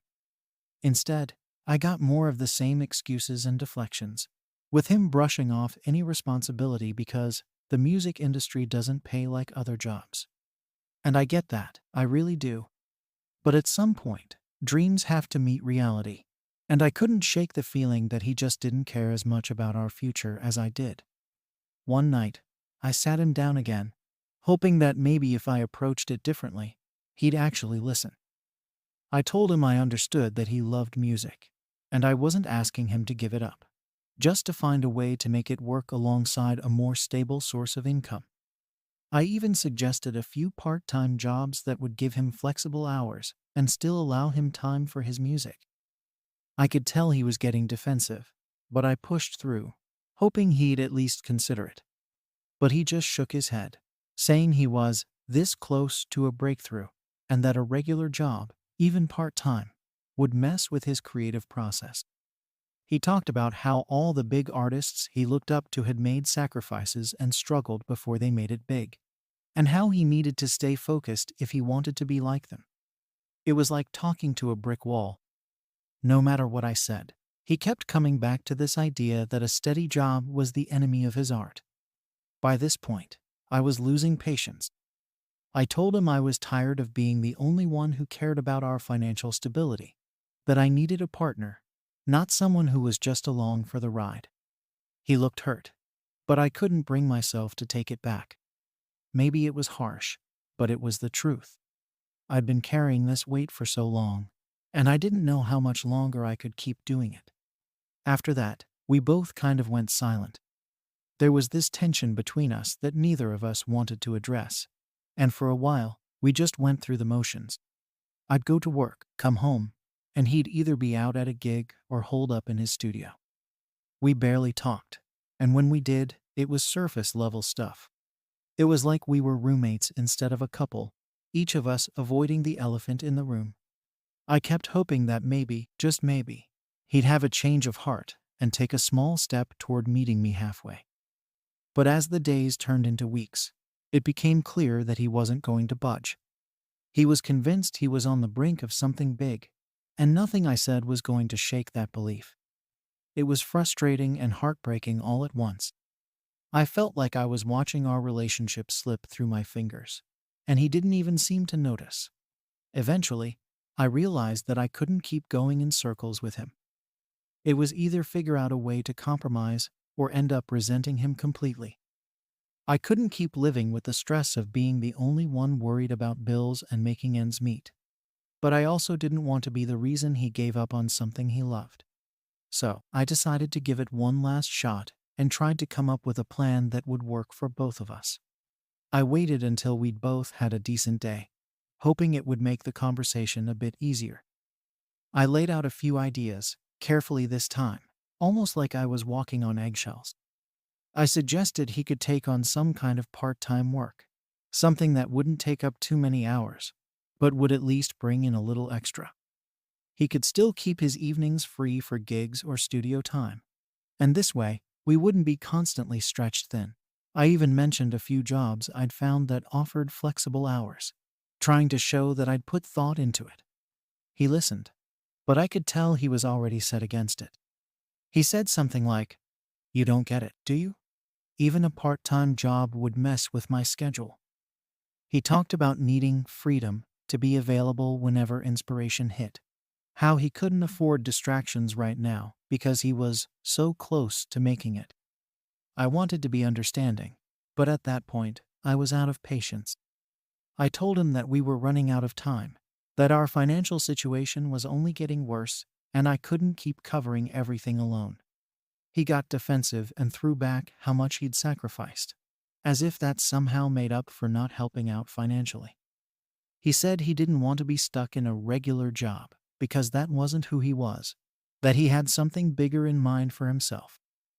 Hearing him talk like that, as if working a normal job was beneath him, hit me hard. I'd been working day in and day out, sacrificing my own goals to support us, and he made it sound like all of that was just a step down from where he deserved to be. I don't know if he understood what he was saying, or if he was just caught up in the moment, but it felt like he didn't appreciate anything I'd done for him. It was like my support only mattered if it came with no strings attached, no expectations on my end. I told him, as calmly as I could manage, that I was asking him to consider our future together, not just his dream. But he just shook his head and said that if I really loved him, I'd let him focus on what mattered to him most. That hurt to hear, especially after everything I'd done to keep us going. I had given up so much, not just financially, but emotionally, too. I was constantly stressed, carrying the weight of our future alone, while he got to chase his passion without any real consequences. And here he was, telling me that if I didn't support him in the way he wanted, then maybe I didn't care as much as I thought I did. At that moment, I realized we were at an impasse. He wasn't willing to bend, and I couldn't keep going on like this. I tried to reason with him one last time, suggesting we find some sort of middle ground, but he wasn't interested. He said he was done with the conversation, that he didn't need me holding him back. He walked out after that, saying he needed space to think, leaving me standing there, wondering if we'd ever find a way to make this work. So now here I am, left with this impossible choice. Do I keep pushing him to find a job, knowing it might ruin what we have? Or do I step back, let him chase his dream, and hope that somehow things work out on their own? Story 6. Am I wrong for telling my brother his wedding will cause a family rift? I 30 have always been close with my younger brother, Luke 28. Ever since we were kids, we've always had each other's backs, even through some rocky times. But now things are a lot more complicated. A few months ago, Luke got engaged to his girlfriend, Sarah, 27. While I want to be happy for him, his relationship with Sarah has stirred up a mess in our family, and I'm not sure there's an easy way out. To give some background, Sarah and our family haven't exactly clicked from the beginning. Sarah has strong opinions and isn't shy about expressing them, which isn't necessarily a bad thing, but it's caused issues with my parents, who are pretty traditional. Early on, they clashed over just about everything: politics, religion, you name it. Sarah and our parents just didn't see eye to eye, and it seemed like every family dinner or holiday turned into a debate or an uncomfortable silence. Over time, it's only gotten worse. Now, I'm not saying my parents are saints in all this. They have a certain way they expect things to go, and they don't take kindly to anyone challenging that. Sarah's open disagreements with them and her strong personality don't fit into the quiet, compliant image they had in mind for Luke's future wife. I don't think they'd ever admit it outright, but they seem to feel that Sarah isn't the right kind of person to join the family. It's not exactly fair to Sarah, but that's how they feel, and they haven't tried to hide it. And, unfortunately, Sarah hasn't held back her own opinions about them either. So, here we are with everyone on edge. The tension has been bubbling under the surface for a while, but things took a turn recently. Luke asked me to be a bridesmaid at his wedding. Normally, this would be a no-brainer. Of course, I'd support my brother. But with all the family drama around Sarah, it's not that simple. Our parents have actually said that they might not attend the wedding at all, which honestly shocked me. I knew they didn't approve of Sarah, but not attending their own son's wedding, that's a whole new level. They've been making comments here and there, hinting that they just don't think they can support this union. It's like they've drawn a line in the sand. When Luke asked me to be a bridesmaid, I felt stuck. I knew I'd have to bring up what our parents had been saying, even though I knew it wouldn't be easy. So, I told him the truth. I said, "Look, this wedding might cause a huge family rift. Mom and Dad might actually follow through on their threat not to come. I didn't say it to hurt him. I just wanted him to be prepared. I figured it was better to face the reality of the situation than to be blindsided on his wedding day. But of course, he didn't take it that way. Luke got defensive right away. He accused me of not being supportive, saying that family should stick together no matter what. He seemed genuinely hurt that I wasn't jumping on board without hesitation. I could see where he was coming from, but at the same time, I couldn't pretend that everything was fine when it wasn't. Our parents have never been so openly against something like this before, and I think he's underestimating just how serious they are. Luke thinks that if we all just show up and go through the motions, our parents will eventually come around. He believes that they'll see how happy he is with Sarah and let go of their issues. But I've seen how stubborn they can be. They've already started making excuses to avoid family gatherings where Sarah is involved, and they don't even try to hide their disapproval anymore. It's reached a point where they're openly saying they don't think Sarah belongs in our family. I've never heard them talk this way about anyone, and it's honestly disturbing. I don't think Luke realizes just how much this could escalate. The rest of the family is starting to get dragged into the drama, too. Some of our relatives are supportive of Luke, saying he deserves happiness regardless of who he marries. But others have basically taken our parents' side, saying they understand where they're coming from, and that maybe Luke should think twice before going through with the wedding. It feels like our family is splitting in two, and I'm caught in the middle. I want to support Luke, but I also feel like he needs a reality check. This isn't just a minor disagreement that will blow over. It's becoming a full-blown family crisis. After our conversation, I tried to think of a solution that might keep the peace. I suggested that maybe Luke and Sarah could consider a smaller, private ceremony. I thought that if they kept things low-key, our parents might soften up or at least feel less pressure to take a stand. But Luke wouldn't hear of it. He's dead set on having a big family gathering and seems to think that everyone will eventually fall in line. It's almost like he's in denial about how serious this has become. So here I am, feeling completely torn. On one hand, I want to be there for my brother and support him on his wedding day. On the other, I can't ignore the fact that our family is on the verge of a breakdown over this. After our initial conversation, things between Luke and me became strained. He was hurt by my warning about the family rift his wedding could cause, and he took it personally. He said he'd thought I would support him no matter what, and that by telling him about our parents' reaction, I was just feeding into their negativity. I tried explaining that I wasn't against him marrying Sarah, but he wasn't hearing it. He seemed convinced that everyone would eventually come around, as if all the tension would magically disappear once the wedding was over. I just couldn't make him see that it wasn't that simple. I felt like I had no choice but to step back a little. For the next few weeks, I didn't bring up the wedding or any of the family drama. I figured maybe he'd have time to cool off and think about what I said. But as the wedding planning moved forward, the tension kept building. Our parents weren't exactly hiding their feelings, and Luke's fiancée, Sarah, wasn't helping the situation either. She'd decided that she didn't want to compromise on anything and wasn't interested in making peace with our parents. In her mind, they were the ones with the problem, and if they didn't want to come, that was their choice. It was like she was daring them to stay away. It didn't take long for word to spread through the rest of the family. Soon enough, cousins, aunts, and uncles started taking sides.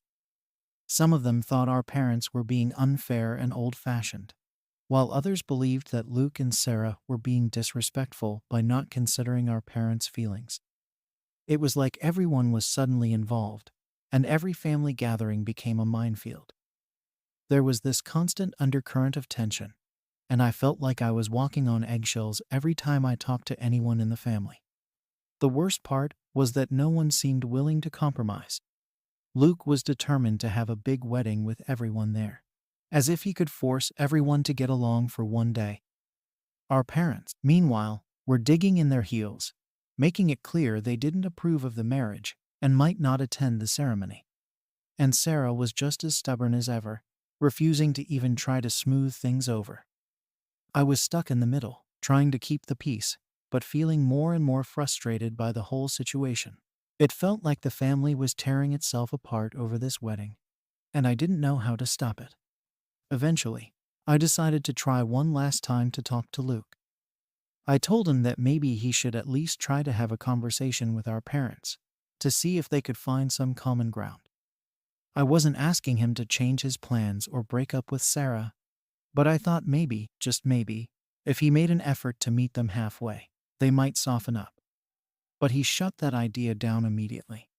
He said he didn't see why he should have to bend over backward to please them, especially when they were the ones being unreasonable. To him, it was simple.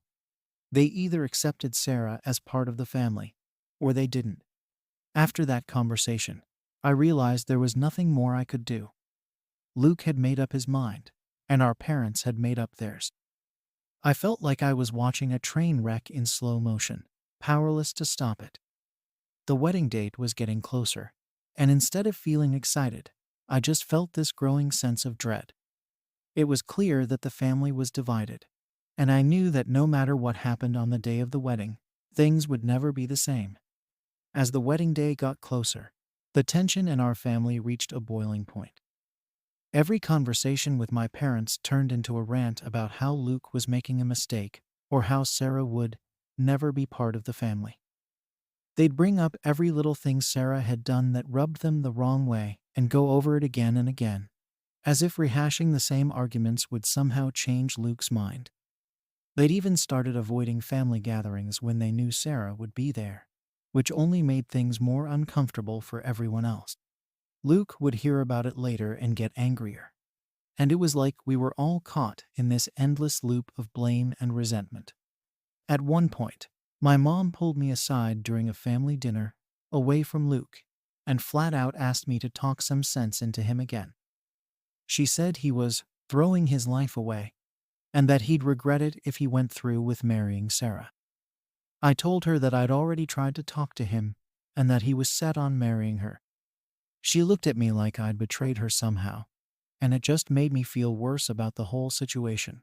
I was trying to keep the peace, but no one seemed willing to listen or compromise, and I was getting fed up with being in the middle of all this drama. Then, Luke called me to talk about some last-minute wedding details, and I could tell right away that he was upset. He said he'd heard from one of our cousins that our parents were thinking of organizing a family gathering on the same day as his wedding as some kind of protest. I honestly didn't know if that was true, but I wouldn't put it past them at this point. Luke was furious and asked me if I thought he should just cut them out completely since they weren't supporting him. I didn't know what to tell him. I could see how hurt he was, and part of me understood his frustration. But I also knew that cutting them out entirely would probably make things even worse. I suggested to Luke, one last time, that he could try talking to them again, maybe see if they'd be open to some kind of compromise. But he cut me off, saying he was done trying to please people who didn't care about his happiness. He said that if they couldn't support him and his choices, maybe he didn't need them in his life after all. I knew he was speaking out of anger, but it still stung to hear him talk about our family that way. I didn't know how things had gotten so bad that he was even considering walking away from everyone over this. The day of the wedding finally arrived, and just as I'd feared, my parents didn't show up. Neither did several other family members who decided to stand in solidarity with them. Luke was clearly hurt, but he tried to put on a brave face and go through with the ceremony. Sarah looked happy, and I could tell she was trying to focus on their day and not let the family drama get to her. But there was this undercurrent of tension the whole time. Even some of the family who did come seemed uncomfortable, like they were waiting for something to go wrong. After the ceremony, I pulled Luke aside and told him I was proud of him for going through with it, even with everything that had happened. He looked relieved, but I could see the sadness in his eyes. He said he never thought his wedding day would turn out like this, with half the family missing, and this huge rift hanging over everyone. He said he felt like he'd lost part of his family that day, and I didn't know how to reassure him. I just hugged him and told him that I'd always be there for him, no matter what. Now that it's all over, I'm left wondering if I made the right choices. Could I have done something different to keep the family together? Or was this division inevitable? Maybe I should have pushed harder for Luke to understand the consequences of his decision. Or maybe I should have tried to reason with our parents one last time. I thought I was doing what was best, but now I'm not so sure. And I can't help but wonder if I'm partly to blame for how things turned out. Am I wrong for warning my brother that his wedding might cause a permanent family divide? Story 7. Am I wrong for refusing my mother's request to pay for her surgery? I, 27, have been working at a well-paying job for a while now and finally feel like I'm financially secure and independent. It hasn't been an easy journey to get here. College was tough. I didn't have the support that a lot of people around me seem to have. My mom always told me it was my responsibility to make my own way in the world. Growing up, she'd tell me that relying on others would only set me back in life. So I worked, took out loans, and basically figured things out on my own. My mom and I didn't have the kind of relationship where I could rely on her financially. She never helped with college expenses or even basic things like rent when I was just starting out. She'd always make comments about how proud she was that I was independent. But there was a part of me that wished she'd at least offer to help. Even now, I can't say she was a bad parent. It was just that financial support wasn't something she felt she owed me. She always talked about how she didn't get help from her parents either. So she thought it was best to raise me to be self-reliant. But now, out of the blue, my mom reached out to me with a request I didn't see coming. She said she needed help paying for an elective surgery. From what I understood, it wasn't anything urgent or necessary for her health, more like something she wanted for cosmetic reasons.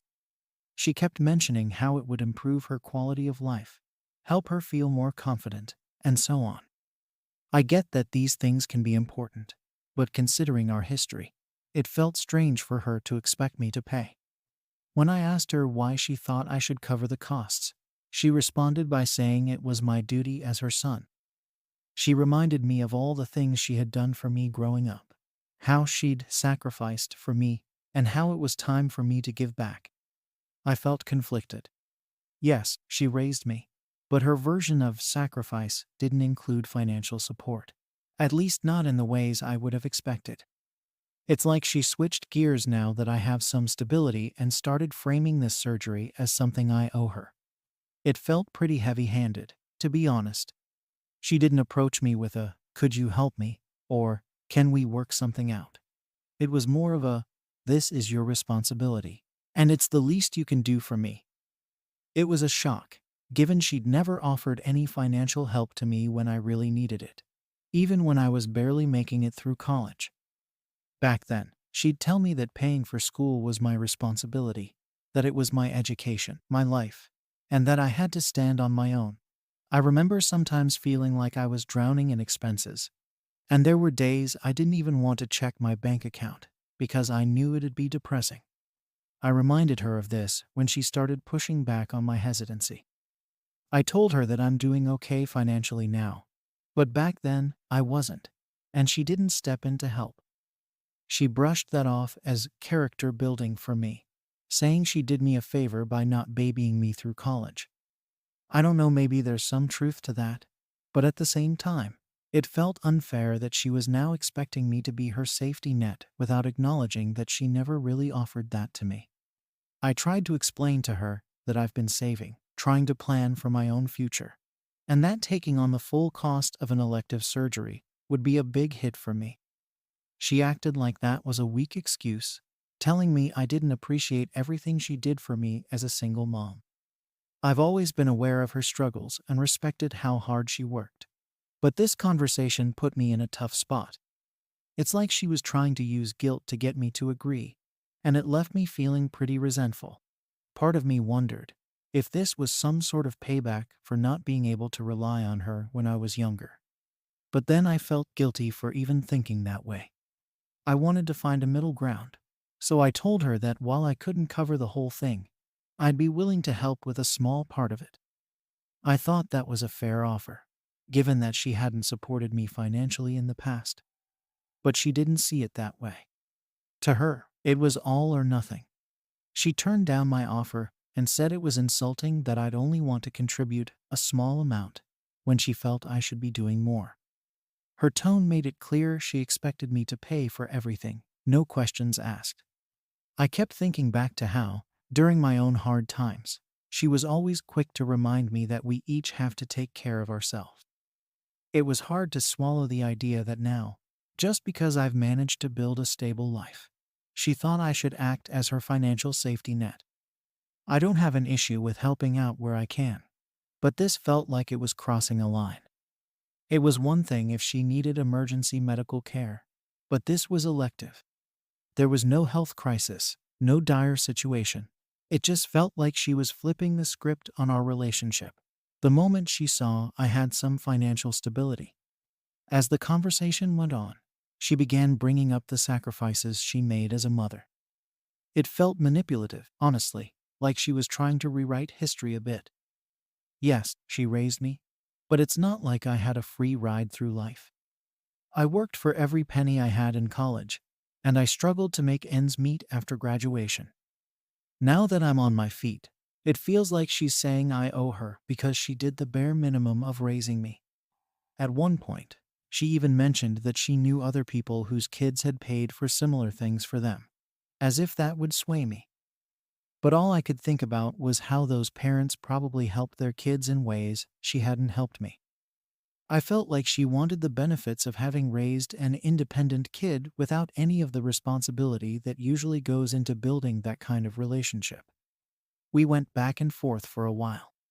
She kept bringing up my obligation to help her now that I was doing well, and I kept trying to explain that I didn't feel it was fair to suddenly demand this from me. In the end, we were at a standstill. She refused my partial offer and insisted I cover the full cost. And when I didn't agree, she got even more upset, calling me ungrateful and selfish. She said I was only thinking about myself and that I'd regret treating her this way someday. It's been a few days since that conversation, and I'm left feeling pretty conflicted. I didn't think I was in the wrong for saying no, but the way she reacted made me wonder if I should be doing more. The days after that conversation were tense. My mom wouldn't stop calling me, leaving voicemails filled with guilt trips and, honestly, a bit of emotional manipulation. Each message had a new reason why I should reconsider my decision, as if I just hadn't thought it through enough. She kept reminding me how much she sacrificed for me, and how much of a betrayal this was. Every call, every message was just more of the same. She would say things like, "This is how you repay me," and "You don't understand what it means to be a family." I'd go back and forth in my mind, wondering if I was being too harsh, or if I was actually justified. Part of me wanted to give in just to stop the constant guilt she was throwing at me. But when I really thought about it, I knew it wasn't just about the money. It was about how she had always expected me to fend for myself, yet suddenly felt entitled to my help now that I was in a better position. If this surgery had been something urgent or life-threatening, I would have found a way to help, no questions asked. But this was elective. She wanted it done for her own reasons, and I couldn't see why that was now my burden to bear. I tried explaining my point of view to a couple of friends, just to see if they could help me make sense of it all. Some of them thought I was in the right, saying she was being unreasonable given our history. But a few of them thought I was too focused on the past and should help her, no matter what, because she's your mom. That comment made me wonder if I was just being petty, holding on to the resentment I'd built up over the years. But even when I tried to think about it that way, I couldn't get past the fact that she had never been there for me financially. I didn't feel like I owed her this. One day, I caved and answered one of her calls, thinking maybe we could come to some sort of understanding. As soon as I picked up, she launched into how hurt she was that I'd refused her, that she'd never expected this kind of treatment from her own son. She talked about how disappointed she was and made it clear that she wasn't going to settle for anything less than the full amount. I tried to keep my voice steady, explaining again that I simply couldn't afford to pay for her surgery outright. But she brushed it off, saying I could afford it if I really wanted to. In her mind, my refusal was just proof that I didn't care about her. I tried one last time to explain that I could only contribute a small amount. I said I wanted to help in some way, but that it wasn't fair to expect me to take on the entire cost. She dismissed it immediately, saying that anything less than full support would be an insult. At that point, I realized there was no middle ground. She was either going to get what she wanted, or she'd keep treating me like the villain in this situation. After that call, we didn't speak for a while. I figured the space would help cool things down, but instead, she started telling other family members about our argument. My aunt called me, saying I should do the right thing and help my mom out. I hadn't planned on dragging anyone else into this, but now it felt like everyone was weighing in on something that was already hard enough for me to deal with. My mom had painted me as this ungrateful son who didn't appreciate anything she'd done for me. I tried explaining my side to my aunt, but she wasn't interested. In her mind, family comes first, no matter what. It got to the point where even distant relatives who barely knew the details were reaching out, asking why I was refusing to help my mom. It felt ridiculous. Here I was, trying to be responsible with my finances, trying to set boundaries, and it seemed like everyone was against me for it. I had to start ignoring some of the calls because it was just too much. People were only hearing her version of the story, and no one wanted to listen to mine. I was exhausted by all of it. I started feeling like maybe I should just give in, pay for the surgery, and be done with it. But every time I considered it, something in me resisted. Why should I be pressured into something just because she was making a scene? I'd worked hard to be in the position I was in, and I didn't think it was fair to sacrifice my own stability for something that wasn't even essential. The whole situation had me rethinking a lot of things about our relationship. I realized that I'd spent so many years trying to prove I could handle things on my own, partly because she'd always expected me to. And now, when I was finally in a good place, she was asking me to put her needs above my own, as if everything I'd gone through to get here didn't matter. It felt like she was trying to take advantage of the fact that I'd finally found some financial stability. The more I thought about it, the more I started to feel angry. I wasn't just hurt by her demands. I was angry that she was trying to make me feel guilty for protecting my own financial well-being. She had raised me to believe that I was supposed to take care of myself, and now that I was, she wanted to change the rules. It didn't sit right with me. At some point, I decided to reach out to my dad, who I hadn't talked to much about this situation. My parents divorced when I was young, and he hadn't been very involved in my life either. But I thought maybe he'd understand where I was coming from. He listened quietly as I explained everything, and in the end, he told me that it was my decision to make. He said that while family is important, it shouldn't come at the cost of my own well-being. That was the first bit of support I'd gotten throughout this whole mess, and it felt like a weight was lifted, even if just a little. Despite my dad's support, my mom's reactions didn't change. She kept reaching out, refusing to accept my answer, and trying every tactic to get me to agree. Every call felt like a repeat of the last, with her piling on more guilt and insisting that I was the only one who could help her.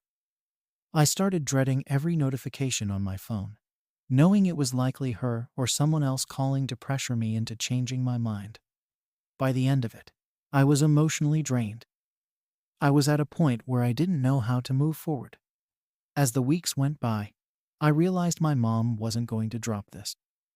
Every now and then, I'd get a message from her, either directly asking for the money or indirectly trying to make me feel guilty about my decision. It was almost like she'd gone on a campaign to convince everyone in the family that I was in the wrong.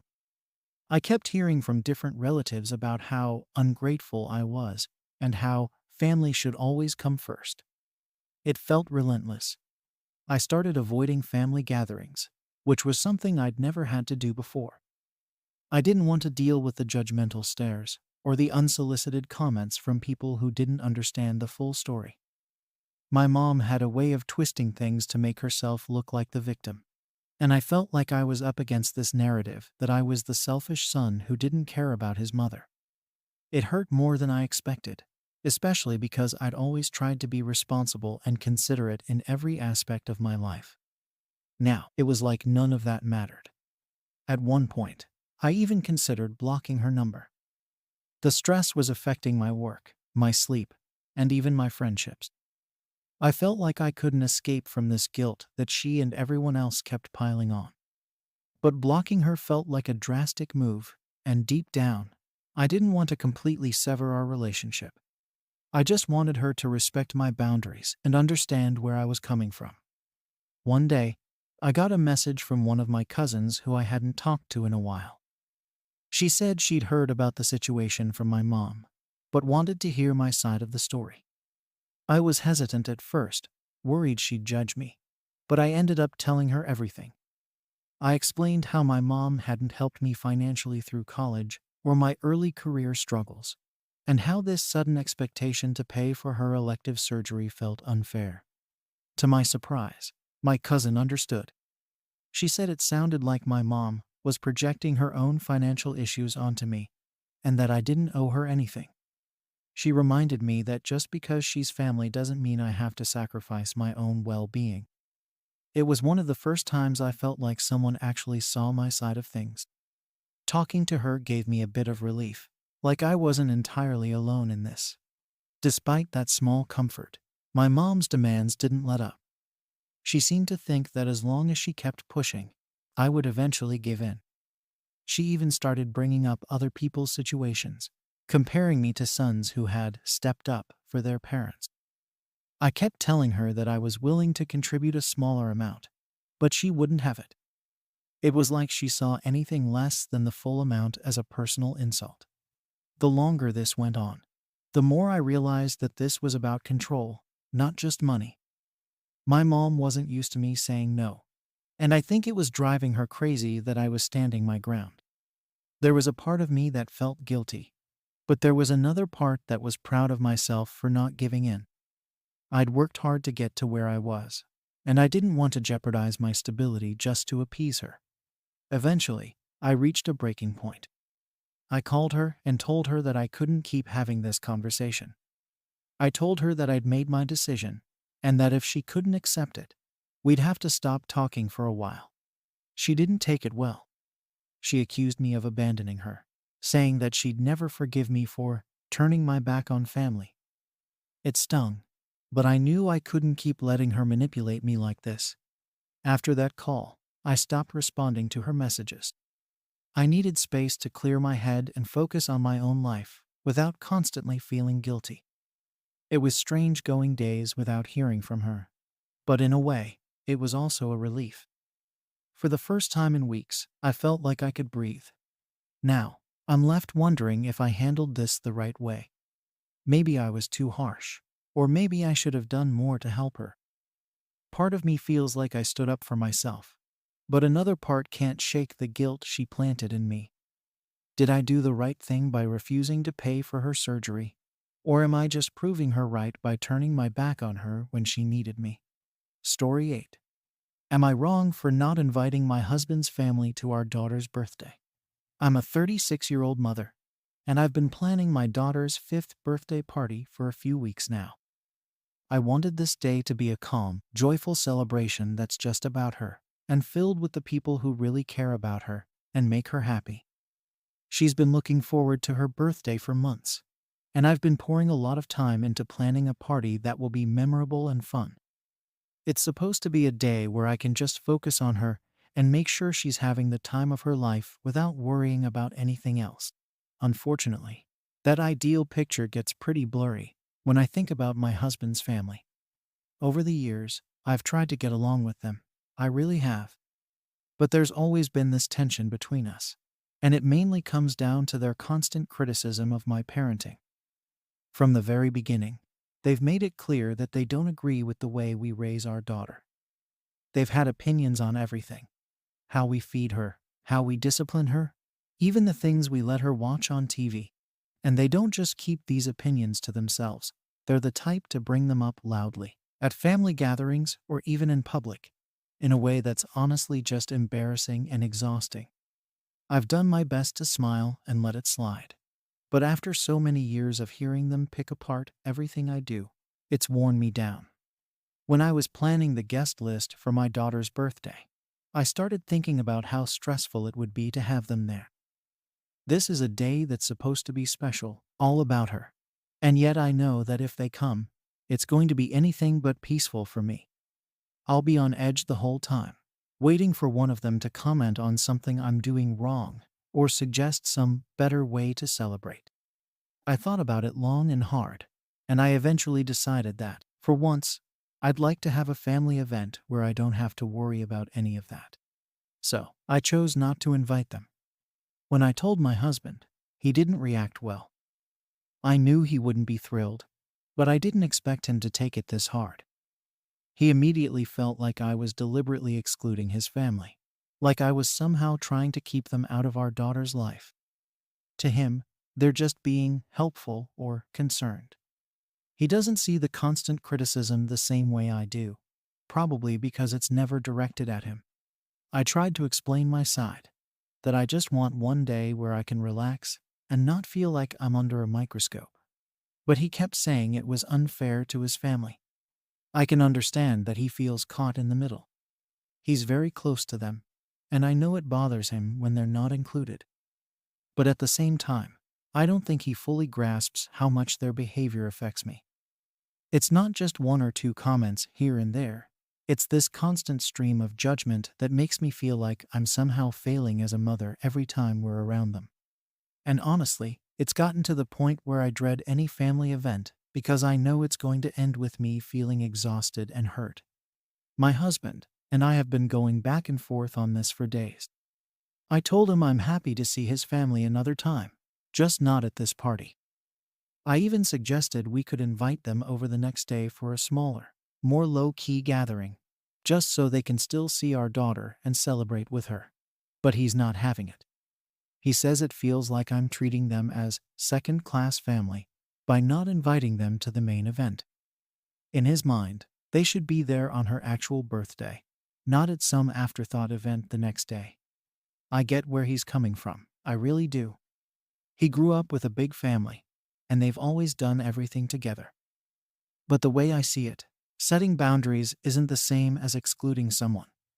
I don't want to ban his family from our lives. I just want to have one day that's free from the drama and criticism they bring along with them. It's not like I'm saying they can't ever be a part of our daughter's life. I just think that this particular event should be focused on her, without any of the usual tension. Every time we try to talk about it, we end up in the same place. He keeps saying that they're just trying to help, and that I'm being too sensitive. I don't know how to explain that it's not about a few offhand comments here and there. It's about the fact that they make me feel uncomfortable and judged every time I'm around them, to the point where I'm almost dreading our family gatherings. I feel like he's brushing aside my feelings because he doesn't understand what it's like to be on the receiving end of their advice. Now, with the party just a couple of weeks away, the pressure's mounting. He's been distant lately, barely speaking to me, and I can tell he's holding on to a lot of resentment. It's making me second-guess everything. Part of me wonders if I'm being selfish, if I should just suck it up for one day. But another part of me feels like I have the right to set boundaries for my own peace of mind. I mean, isn't it reasonable to want one stress-free day to celebrate my daughter without worrying about what his family will say? It's hard, though, because I don't want this to drive a wedge between us. I love my husband, and I know he loves his family, but I feel like he's not seeing things from my perspective. I've tried to compromise. I've tried to explain my side, but it just doesn't seem to be getting through to him. He thinks I'm overreacting, that I'm blowing things out of proportion, and honestly, it's making me feel even more isolated in all of this. It's like he's not even trying to understand why I feel the way I do. At this point, I'm starting to feel like no matter what I do, someone's going to end up hurt or upset. If I invite his family, I'll spend the whole day tense and anxious, trying to keep the peace. If I don't invite them, my husband's going to resent me for it, and it's going to create even more tension between us. It's like I'm stuck between keeping the peace with his family and protecting my own mental well-being. And honestly, I don't know how to find a middle ground that will make everyone happy. I just wanted a simple, peaceful day for my daughter's birthday. That's all. I didn't think it would turn into such a big issue, and I never expected it to put so much strain on my relationship with my husband. But now, with the party getting closer, I feel like this decision has taken on a life of its own, and I'm not sure what to do next. My husband and I have been in a standoff over this birthday party for days now. It's like every time we try to talk about it, we both dig our heels in deeper, and it's only making things worse. I thought that by now, maybe he'd come around or at least try to understand where I'm coming from. But if anything, he's more set on having his family there than he was before. I feel like I'm talking to a wall sometimes. No matter what I say, he's focused on how it would be disrespectful or hurtful to his family if they weren't invited. I tried bringing up how often his family has made me feel uncomfortable, how their criticism has really taken a toll on me over the years, but he just brushes it off like it's nothing. He keeps saying that they mean well, that they're just trying to help, and that I'm being too sensitive. I can't get him to see that it's more than that. For him, it's all about tradition and family. But for me, it's about boundaries and having one day where I don't have to deal with the usual drama. He doesn't seem to get that I'm not trying to keep them out of our lives completely. I just want one peaceful event. The other night, we were talking, or more like arguing, about it again. I was telling him how much I wanted this day to be simple and stress-free, and he just went off about how I'm creating division in the family. He said that this one day of peace I'm asking for might feel like a rejection to his family, like I'm pushing them out. I understand that family is a big deal to him, but it's hard for me to hear that I'm causing division just because I don't want to deal with their constant comments and criticisms at my daughter's party. After that argument, we didn't speak much. The tension has been really thick in the house, and it's uncomfortable. He's been giving me the cold shoulder, and when he does talk to me, it's like he's barely holding back his frustration. It's upsetting because I thought we were on the same page about most things, but this whole situation is making me realize just how differently we see things when it comes to family. One of the hardest parts is that he's making me feel like I'm the one tearing things apart, like I'm the bad guy here for wanting some boundaries. He keeps saying things like, "You know how much my family means to me," or "Family is everything. We do things together."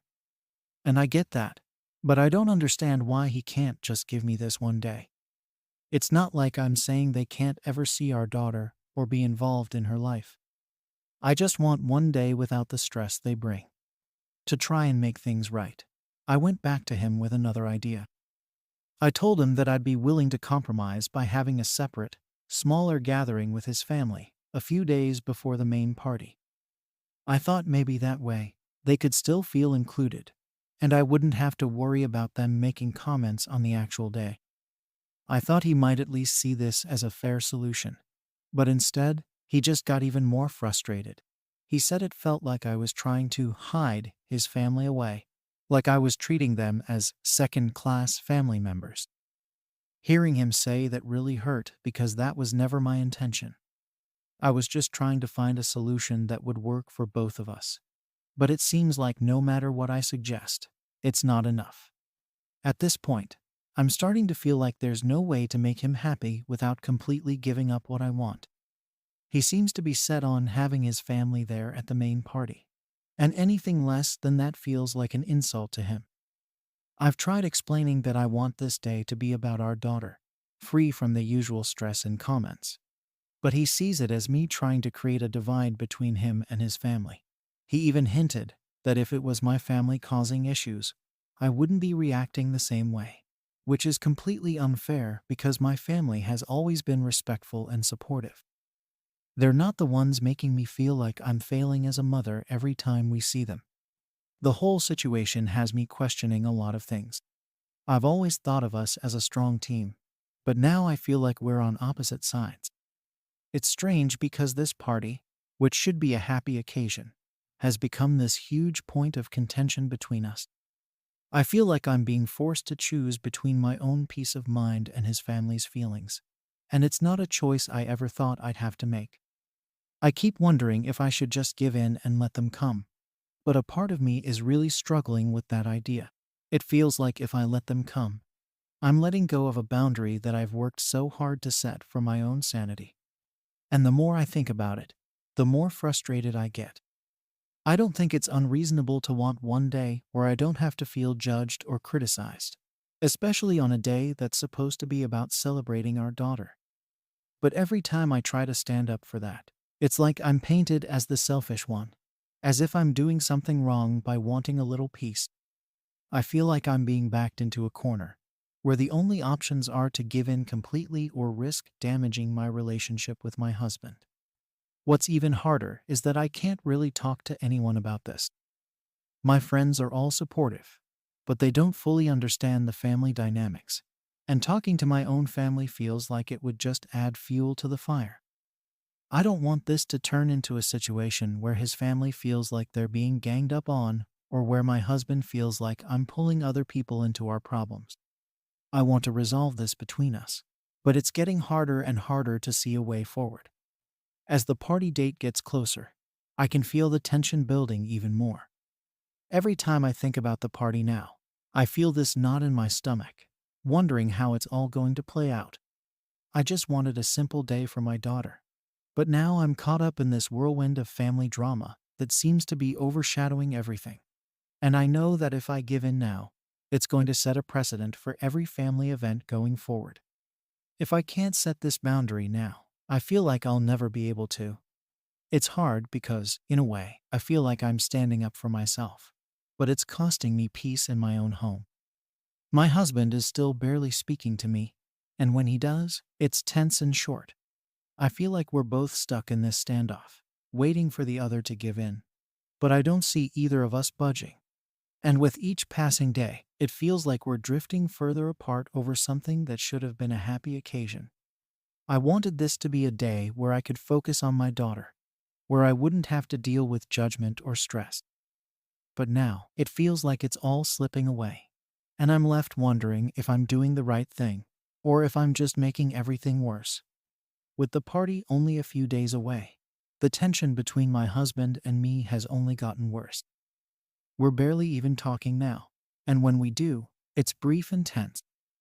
I can tell he's hurt, and maybe even angry, that I'm not giving in. But from my perspective, this isn't about being stubborn or trying to push his family out. It's about having one day where I can enjoy celebrating my daughter without feeling judged or scrutinized. I know he doesn't see it that way, and honestly, I'm starting to wonder if he ever will. As the date approaches, I keep replaying our conversations in my head, wondering if there was something I could have said differently to make him understand. Maybe if I'd explained how exhausting it is for me to deal with the constant criticism, he would have been more sympathetic. But every time I tried to bring up my feelings, he would just dismiss them as me being sensitive or say that his family doesn't mean any harm. I get that he doesn't want to see his family as the problem, but it's hard for me to keep pushing forward when he's not willing to even acknowledge my side of things. I'm also worried about how this is going to impact the actual party. Even though he hasn't said it outright, I have a feeling he's still going to try to bring his family over, even if I told him not to. Part of me is tempted to just cancel the whole thing and throw together a small family dinner with just the three of us. But then I'd be giving up the celebration I've been planning for my daughter, and that feels unfair to her. She's so excited about the party, and I want her to have a fun, memorable day, not one that's filled with tension or last-minute changes. To make matters worse, I can feel myself getting more anxious as the day gets closer. I'm constantly wondering if I'm doing the right thing, or if I'm just making everything worse. It's hard to feel confident in my decision when I'm basically alone in it, with my husband on the other side, and no real support from him. I feel like I'm stuck in this situation where either I give in and let his family come, sacrificing my own peace of mind, or I stick to my plan and risk damaging my relationship with him even more. In a last attempt to reach a middle ground, I brought up the idea of having a family dinner the night before, where his family could come over for a casual gathering, just us and a few close friends. I thought maybe if he saw that I was still willing to include them in some way, he'd feel less hurt. But instead, he just seemed more upset, saying that it wasn't the same as being part of the real celebration. He accused me of making his family outsiders, and said that if they're not welcome at the main event, they'd feel excluded no matter what. Hearing him say that was hard, because I genuinely thought I was offering a fair compromise. I didn't want this to be a situation where his family felt pushed out. But at the same time, I need a way to celebrate my daughter without that added stress. I feel like I'm stuck in this loop where nothing I do is enough, where every compromise I suggest just makes things worse. It's frustrating, but also heartbreaking because I can see how much this is affecting our relationship, and I honestly don't know how to fix it. The night before the party, I barely slept. My mind was racing with thoughts of how things would go, whether my husband would try to bring his family regardless of what we'd discussed. I could barely focus on getting the decorations and food ready because all I could think about was the possibility of a big confrontation at the party. It felt like the whole day, which was supposed to be about my daughter, was being overshadowed by this family drama, and I hated that I couldn't just shake it off and enjoy the moment. The morning of the party, I tried to put on a brave face. My daughter was so excited, running around talking about all the games and treats I'd set up. Seeing her happy helped me focus a bit, and for a while, I started to feel like maybe I'd made the right choice. But every time I looked at my husband, I could tell he was still upset, and it made it hard for me to fully relax. He was quiet, distant, barely even looking at me, and I knew he was probably still hoping his family would show up somehow. The party started, and thankfully, there was no sign of his family. I was able to breathe a little easier, just watching my daughter have fun with her friends and enjoy the day we'd planned.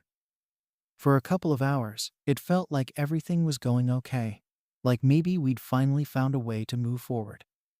But as the party went on, I noticed my husband kept checking his phone, stepping out for fresh air, and looking distracted.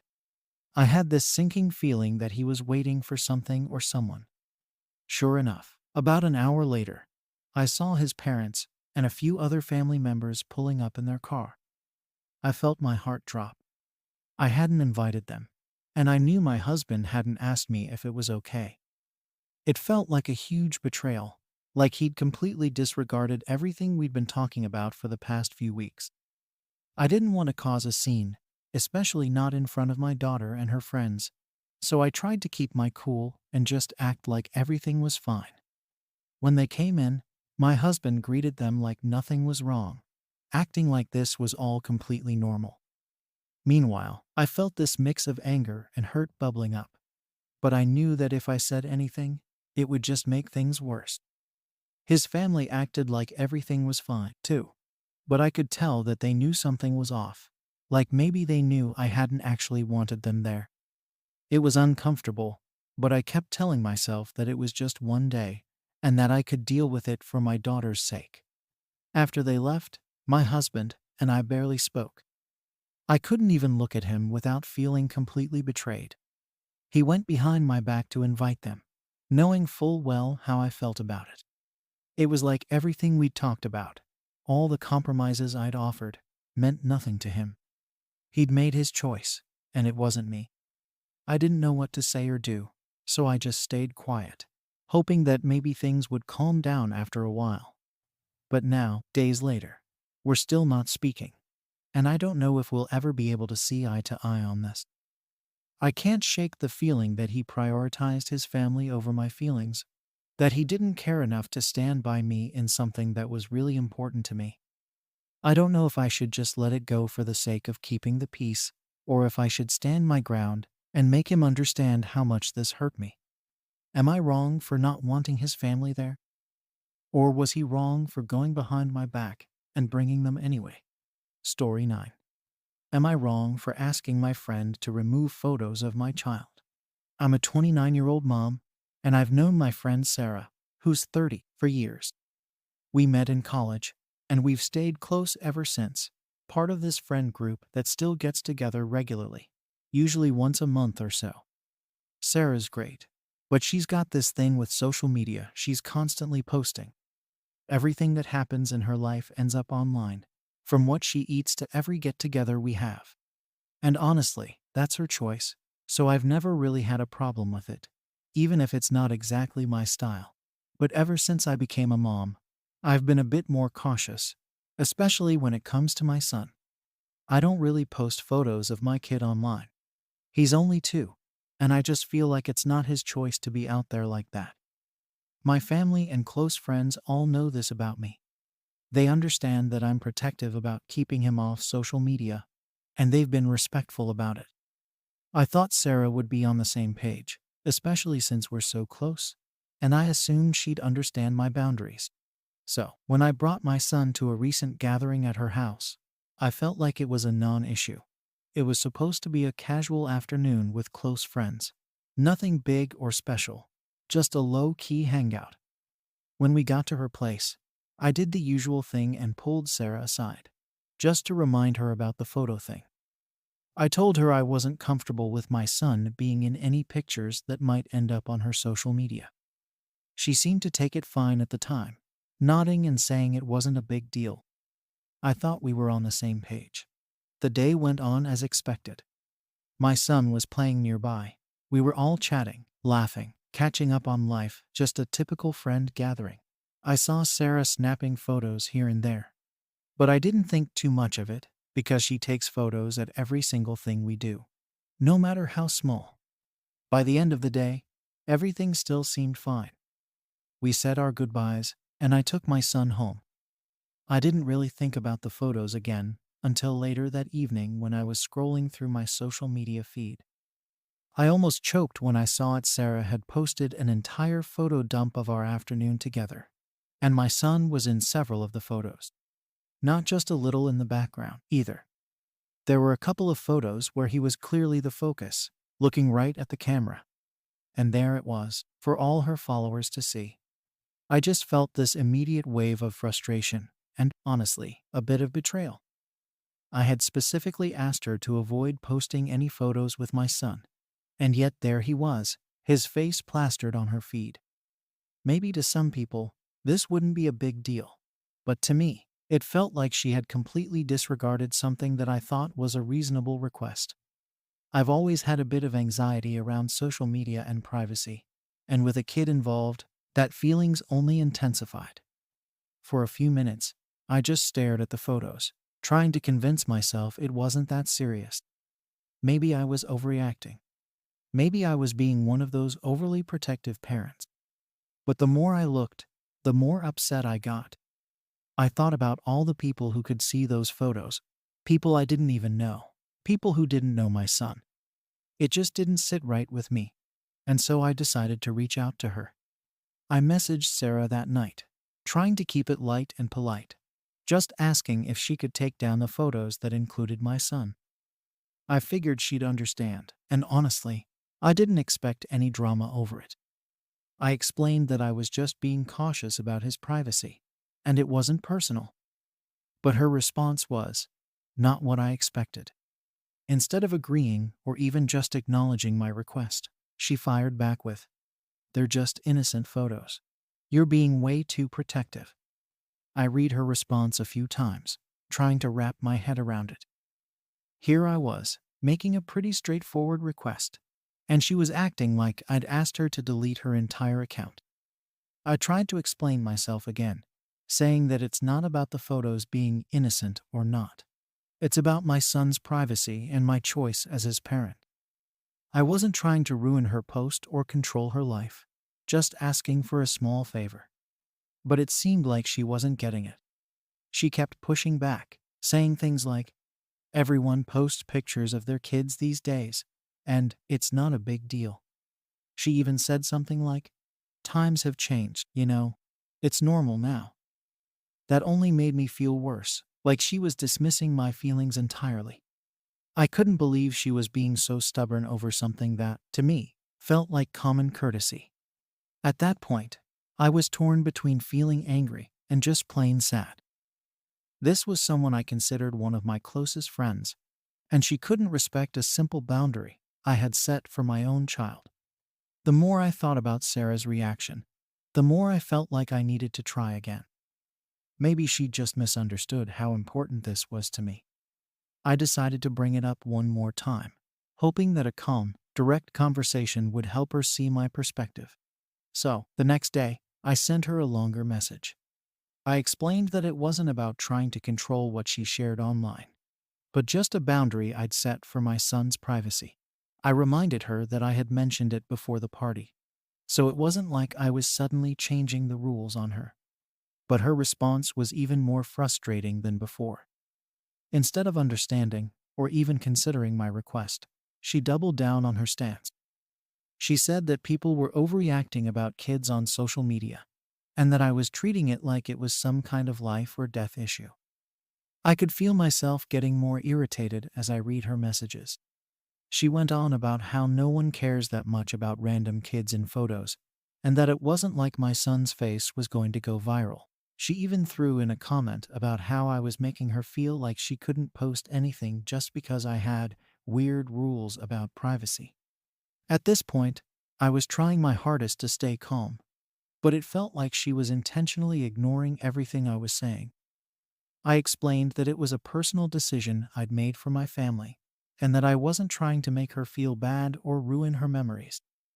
I offered a compromise. I told her she could keep any group photos up as long as my son's face wasn't visible, maybe by cropping the image or using a sticker to cover him.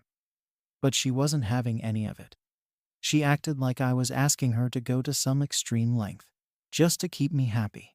And she basically dismissed the idea without a second thought. Her attitude honestly shocked me. Here was this person I'd considered a close friend, someone I thought understood me and respected my values, and yet she was acting like my request was completely unreasonable. It felt like she was more attached to keeping a few photos online than to respecting me as a parent. The worst part was that she kept throwing out these passive-aggressive comments, like, "Maybe you should just stay off social media if you're that paranoid," or, "It's not my responsibility to cater to everyone's specific rules." At one point, she even said, "Honestly, I don't see what harm a few pictures are going to do." By this point, I was feeling hurt and a little insulted. It wasn't like I was coming out of nowhere with this. I'd told her upfront about my boundary, and I'd tried to be as polite as possible. I wasn't demanding she stop taking photos or accusing her of anything malicious. I just wanted her to respect my wishes regarding my son. But it felt like no matter how I phrased it, she saw my concerns as trivial or ridiculous. After another round of messages where she continued to brush me off, I started to wonder if this was even about the photos anymore.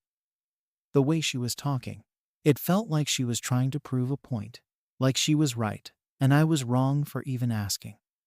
I knew she was into social media, but I hadn't realized just how far she was willing to go to defend her right to post whatever she wanted, even at the expense of our friendship.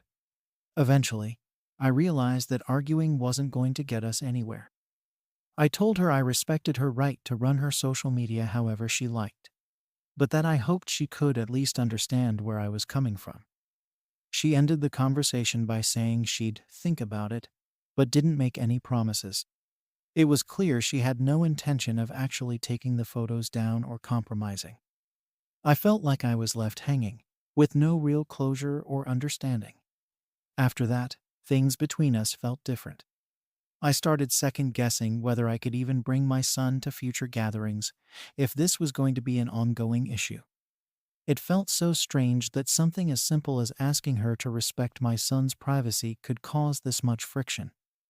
The whole situation left me feeling conflicted. On one hand, I didn't want to make a huge deal out of this, but on the other, I couldn't ignore how dismissive she'd been. It was a small thing that, in my eyes, had turned into a much bigger issue because of her refusal to even consider my perspective. And now, I'm left wondering where to go from here. I feel like I've done everything I can to handle this calmly and reasonably, but it seems like nothing's getting through to her. After a few days of silence between us, I reached out to Sarah one last time, hoping that maybe some time to think would have softened her stance. I felt like this was the only way to move forward, and I still wanted to give her the benefit of the doubt. I tried again to explain my point of view, hoping that a more gentle approach might make her see that this wasn't just about social media. It was about my right to make decisions for my son. I told her I understood that social media was a huge part of her life, and that I wasn't trying to interfere with that. I just asked her to respect this one boundary. That's all. Her response this time was more defensive than ever. She told me that I was making her feel guilty for something that was normal and that everyone else was fine with.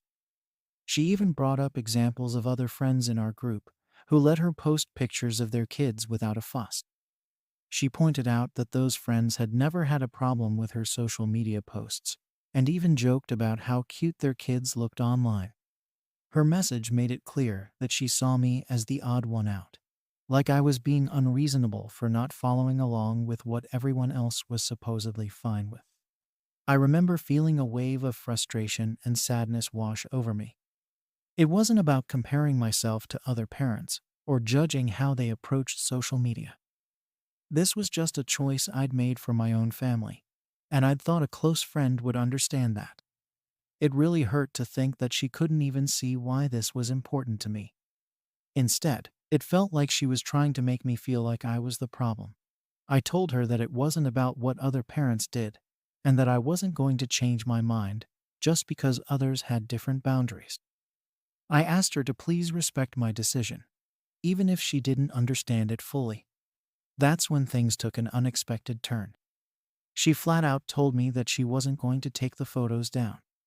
She said that she was done walking on eggshells, and that I was making too big of a deal out of a couple of pictures. She even said that if I didn't want my son in any photos, maybe I should stop bringing him to gatherings where photos might be taken. I was honestly shocked. She was basically telling me that if I wanted to be part of the group, I'd have to either accept her rules or keep my son out of it. I'd never expected her to draw such a hard line, and I didn't know how to respond. I felt cornered. I didn't want to stop going to gatherings with my friends just because of this. But at the same time, I wasn't willing to compromise on my son's privacy.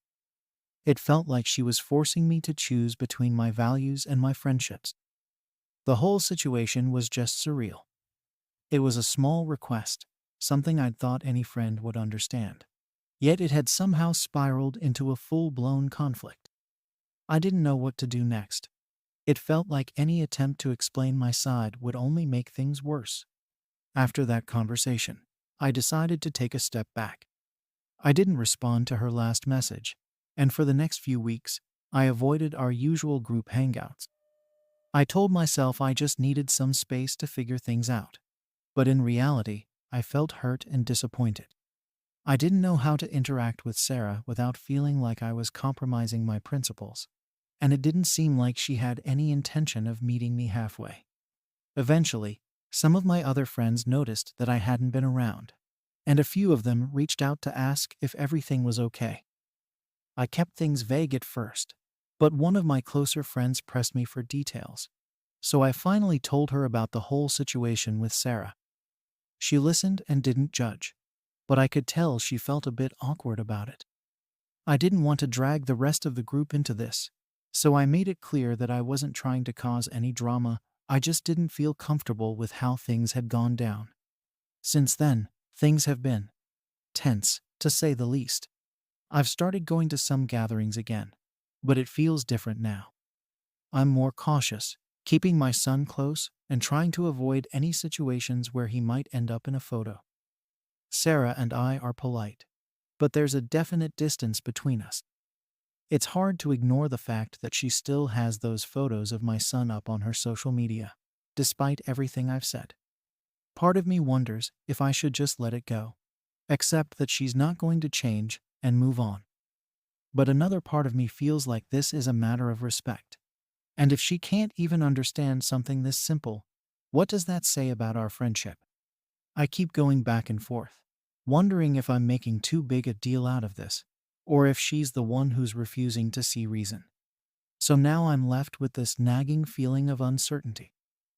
Am I wrong for wanting my friend to remove photos of my child from her social media?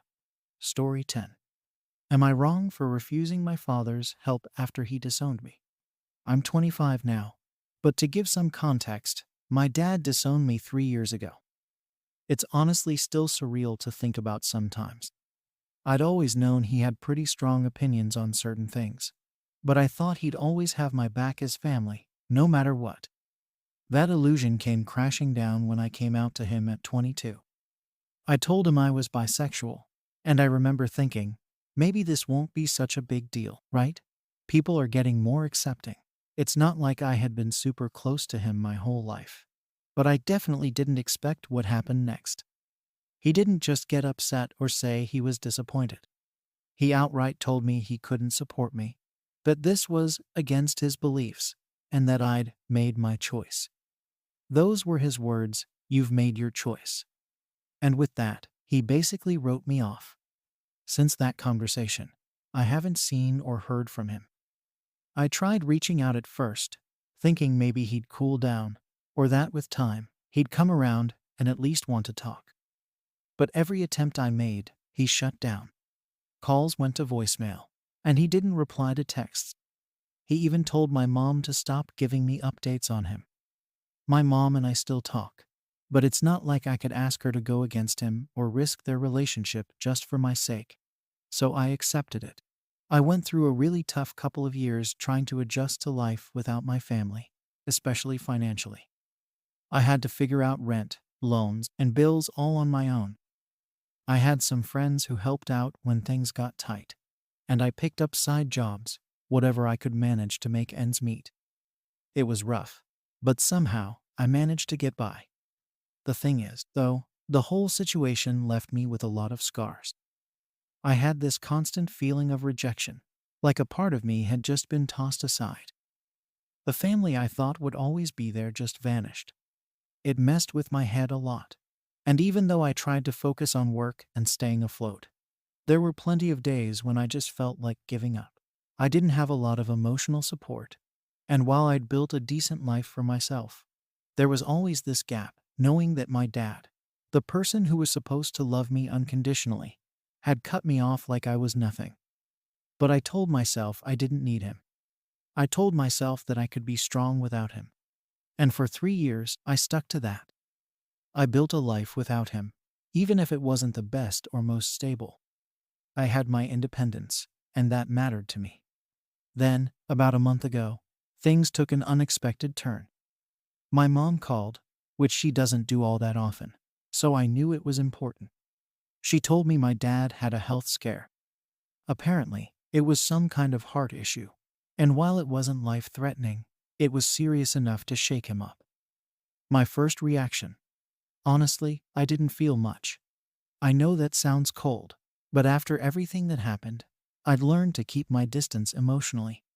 I didn't wish anything bad on him, but I didn't exactly feel bad for him either. But then, to my surprise, he reached out to me directly for the first time in years.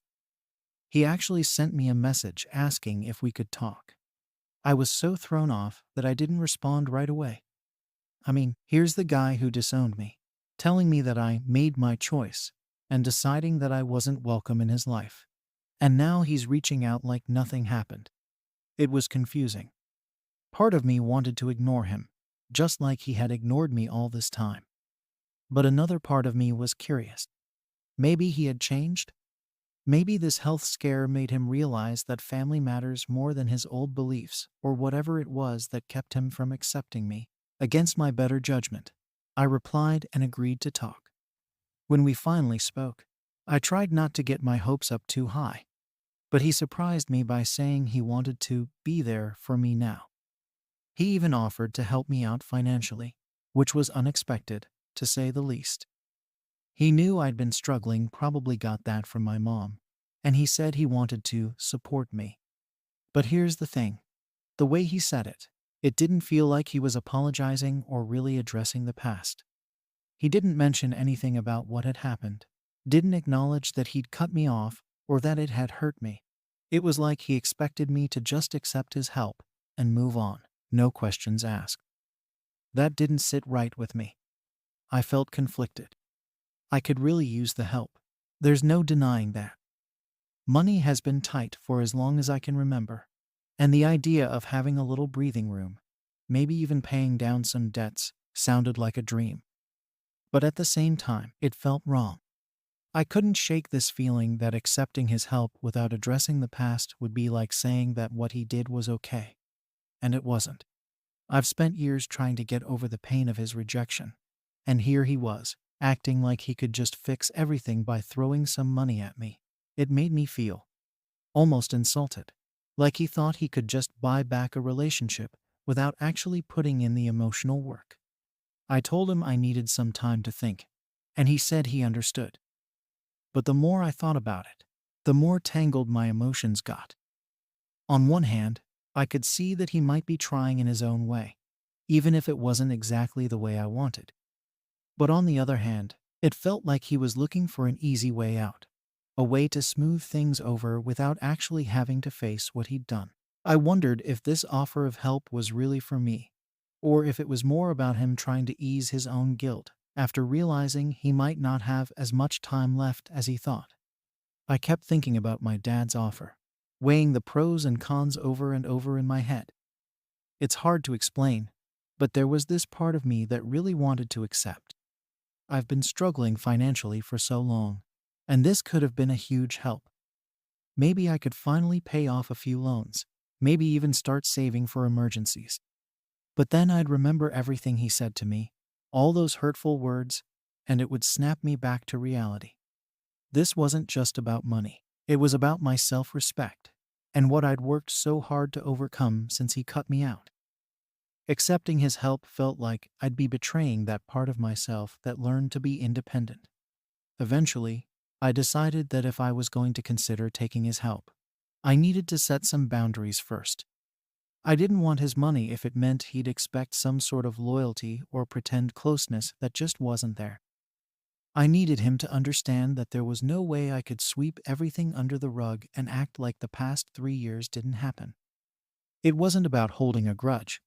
It was about making sure he knew that his actions had real consequences, and that a simple check couldn't erase that. So, I told him we needed to talk again. And this time, I planned to bring up what I wanted. I didn't get very far with that, though. When I told him that I was open to accepting his help, but wanted clear boundaries about what this meant for our relationship, he didn't take it well. He sounded offended, almost like he couldn't believe I was even suggesting it. He said he was just trying to help, and that I was making it complicated for no reason. He didn't get why I'd want any conditions if he was offering something out of the goodness of his heart. I tried explaining that I needed to protect myself emotionally, that I didn't want to get pulled into some complicated family dynamic where I'd feel pressured to forgive and forget without any actual reconciliation. I even told him I wasn't ready to just act like we were fine now. But he only saw it as me being ungrateful. The conversation didn't go well from there. It became clear pretty fast that he wasn't interested in addressing anything from the past. He kept saying things like, "Why can't we just move forward?" Or, "Why do you have to bring up old wounds?" As if he didn't get that those old wounds are exactly why this is so complicated for me. I felt like I was talking to a wall. He didn't want to hear anything that would make him feel uncomfortable or guilty. And any attempt I made to discuss my feelings was met with him just getting more defensive. He even implied that I was making this harder on myself by holding on to resentment, which honestly just felt like gaslighting at that point. I walked away from that conversation feeling even more confused than before.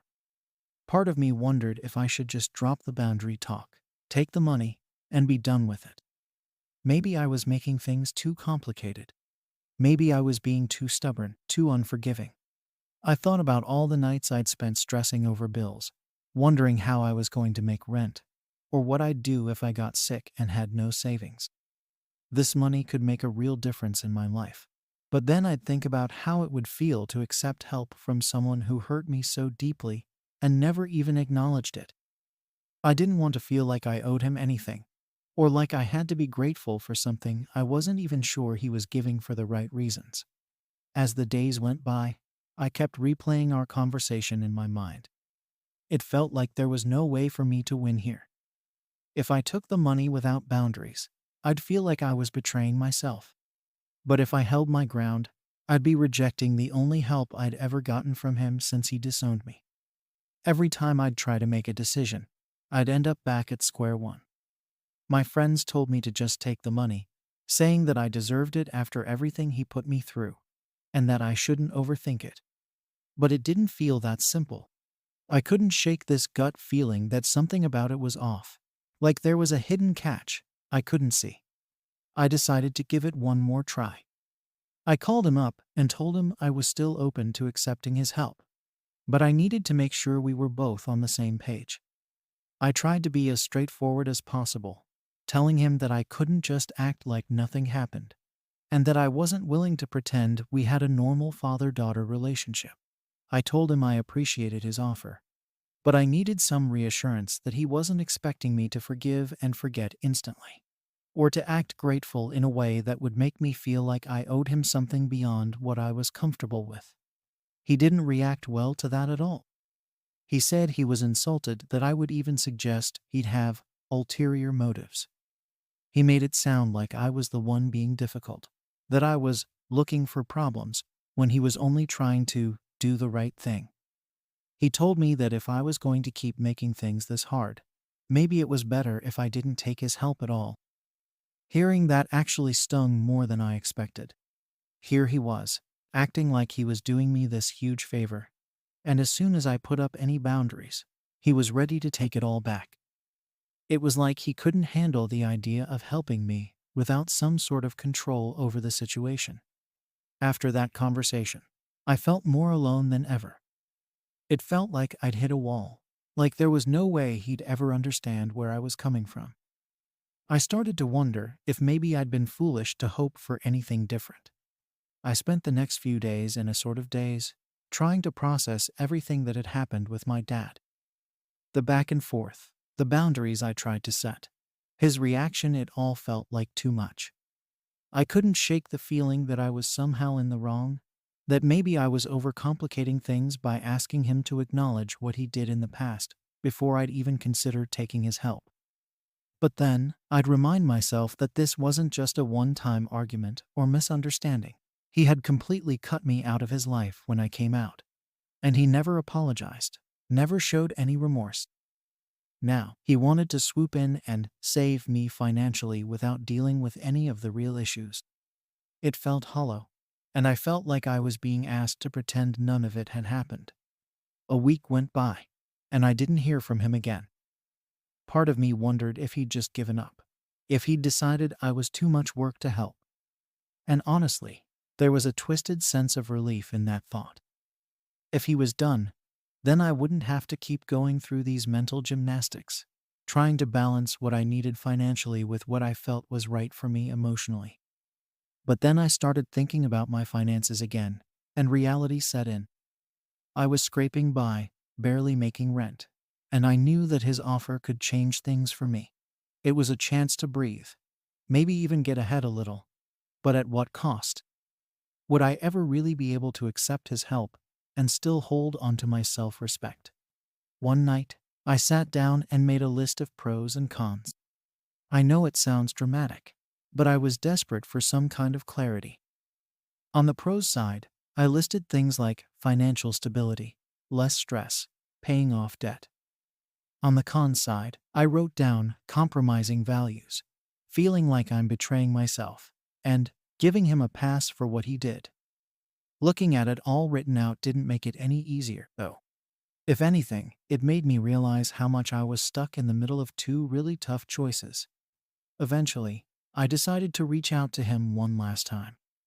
I thought maybe I could frame it differently, explain that I was grateful for his offer, but that I needed some kind of understanding between us. I didn't want this to be a clean slate if he couldn't even acknowledge the past. I thought that maybe, just maybe, he'd be willing to meet me halfway. But when I called, he didn't pick up. I left a voicemail, explaining as calmly as I could that I wasn't rejecting his help outright, but that I needed a bit more from him emotionally. I asked him to call me back if he wanted to talk about it more. And then I waited. A few days went by, and I still hadn't heard from him. By then, I started to accept that he probably wasn't going to call back. It was his way or nothing at all. That realization hurt, but it also gave me a strange sense of closure. For so long, I'd been hanging on to this tiny thread of hope that maybe he'd come around, that he'd see me for who I am and accept me.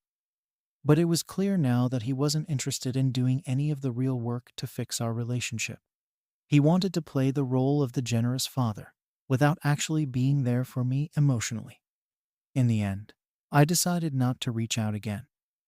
I realized that I couldn't keep bending over backward to make him understand something he didn't want to understand. Maybe it was time for me to fully let go of that hope and just focus on what I needed to do for myself. Accepting his help would have meant compromising too much of who I am. And after everything I've been through, I couldn't do that. It was hard, and it left me feeling a strange mix of relief and sadness. But I knew it was the right choice for me. Now, I'm still struggling financially, still trying to figure things out on my own. Part of me wonders if I'll regret this decision, if I'll look back one day and wish I'd just taken the help, no strings attached. But another part of me feels like I did the only thing I could do for my own peace of mind.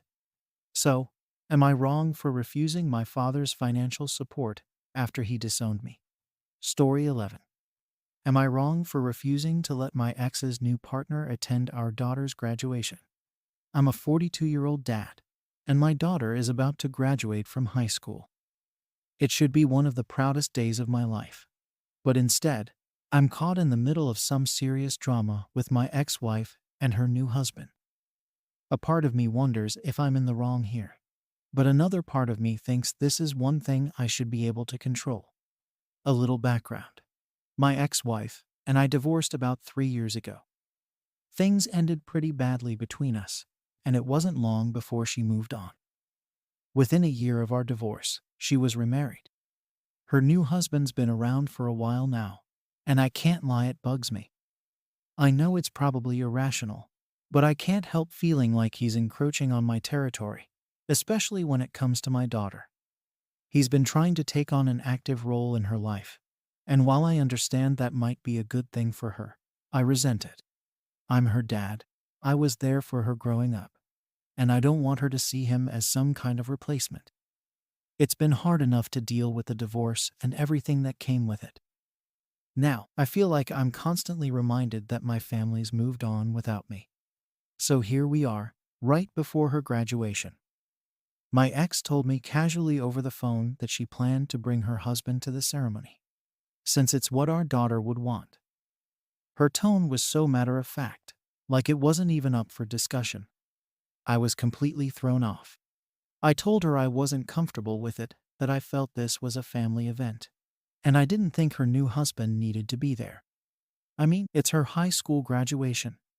This is a big day for her, and it's a big day for me. I've been looking forward to this milestone for years, and now I feel like I'm being robbed of it because I have to share it with him. The last thing I want is for someone who wasn't even a part of our lives back then to be intruding on something so personal and meaningful. She didn't take it well. She accused me of being selfish and putting my own issues above our daughter's happiness. That got under my skin. I've always tried to be there for my daughter and put her needs first, but this feels different. I get that she wants her whole new family to be there, but it doesn't sit right with me. I don't want to have to look over and see this guy who barely knows her celebrating a moment that should be just for us. I told my ex all of this, but she wasn't having it. She said I needed to get over myself and realize that this was about our daughter, not about me. My daughter found out about the whole thing soon after. She came to me and said she didn't understand why I was making such a big deal out of it. She said it's her graduation, and she wants everyone important to her to be there. That stung. She made it sound like I was being petty for no reason, like I was purposely causing problems over something small. She even said that if her mom's husband was so eager to support her, I should be grateful because it means she has more people who care about her. I get that on some level, but I also don't think she understands where I'm coming from. I want to be there, and I want to enjoy the day without feeling uncomfortable or resentful. I want to be able to focus on my daughter and celebrate her accomplishments without feeling like I have to share the moment with someone who's just recently become part of her life. It feels like I'm being forced to accept this new reality and pretend like everything's fine, even though it's not fine for me. I didn't want this guy in my life, and I didn't want him in my daughter's life either. Maybe that sounds harsh, but it's how I feel. I tried to make it work, I really did. I even suggested that I could see my daughter privately after the ceremony, so we could have our own moment to celebrate together. I thought that was a fair compromise, a way for her to have everyone she wanted there, while still giving me the chance to celebrate with her alone. But that only seemed to make things worse. She was upset, said I was trying to avoid being around her whole family, and that I was making it all about me. She said it felt like I was choosing my discomfort over her happiness, and that I was being unreasonable. That hurt to hear, especially coming from her. I've always thought we had a strong relationship, but lately, I feel like she's slipping away. It's like she's siding with her mom's new family, and I'm just the odd man out. I never wanted things to be this way. Now, we're barely talking, and every time we do, it's like she's walking on eggshells around me. I know she feels caught in the middle, and I hate that I've put her in this position. But I also can't shake the feeling that I have a right to ask for this one thing. I should be able to go to my daughter's graduation and celebrate it as her father, without feeling like a stranger in my own family. But maybe I am making this harder than it needs to be. Maybe I'm just being stubborn because I can't accept how things have changed. After that conversation with my daughter, I couldn't stop thinking about the whole situation. The more I thought about it, the more frustrated I became. It felt like I was the only one who saw an issue with her mom's husband coming to the graduation. Everyone else seemed to think I was overreacting. But I just couldn't shake the feeling that this was supposed to be a moment between me and my daughter, not her new family. I started wondering if I was being unreasonable. But at the same time, I couldn't ignore the knot in my stomach every time I pictured him standing there, acting like he's been a part of her life all along. I tried to talk to a few close friends about it to see if I was missing something, hoping they'd reassure me that I wasn't crazy for feeling this way. Most of them understood where I was coming from, especially the ones who had been through divorces themselves. They told me it was normal to feel territorial, and that I had every right to want a day like this to be just about me and my daughter. But a couple of them suggested that I think about the long term, and how this might affect my relationship with her. They reminded me that she was only going to have one high school graduation, and that maybe it was better to let this go, even if it hurt my pride. I could see their point, but I still felt like that wasn't fair to me. Why should I have to keep sacrificing my comfort for the sake of my ex and her new husband? As the days went by, my daughter kept her distance. Every time I tried to reach out, she would give me one-word answers or say she was busy. I could tell she was still hurt, and it made me feel even worse. I hated that our relationship had become so strained over this, but I also felt like I had to stand my ground. I started wondering if there was something else I could do to make this work without having to deal with her mom's husband being there. I even thought about skipping the graduation altogether and just meeting up with her afterward. But I knew that would probably just make things worse. No matter what I did, it felt like I was stuck in a lose-lose situation. Finally, I decided to reach out to my ex again to see if she'd be open to a compromise. I told her that I understood our daughter wanted everyone there, but maybe her husband could sit separately from me so I wouldn't have to be around him. She shot that down immediately, saying I was being ridiculous and that I needed to grow up. She told me that if I truly cared about our daughter, I'd let go of my ego and be there with a smile on my face, no matter who else was there. Hearing that from her just made me angrier. I felt like she was dismissing my feelings completely.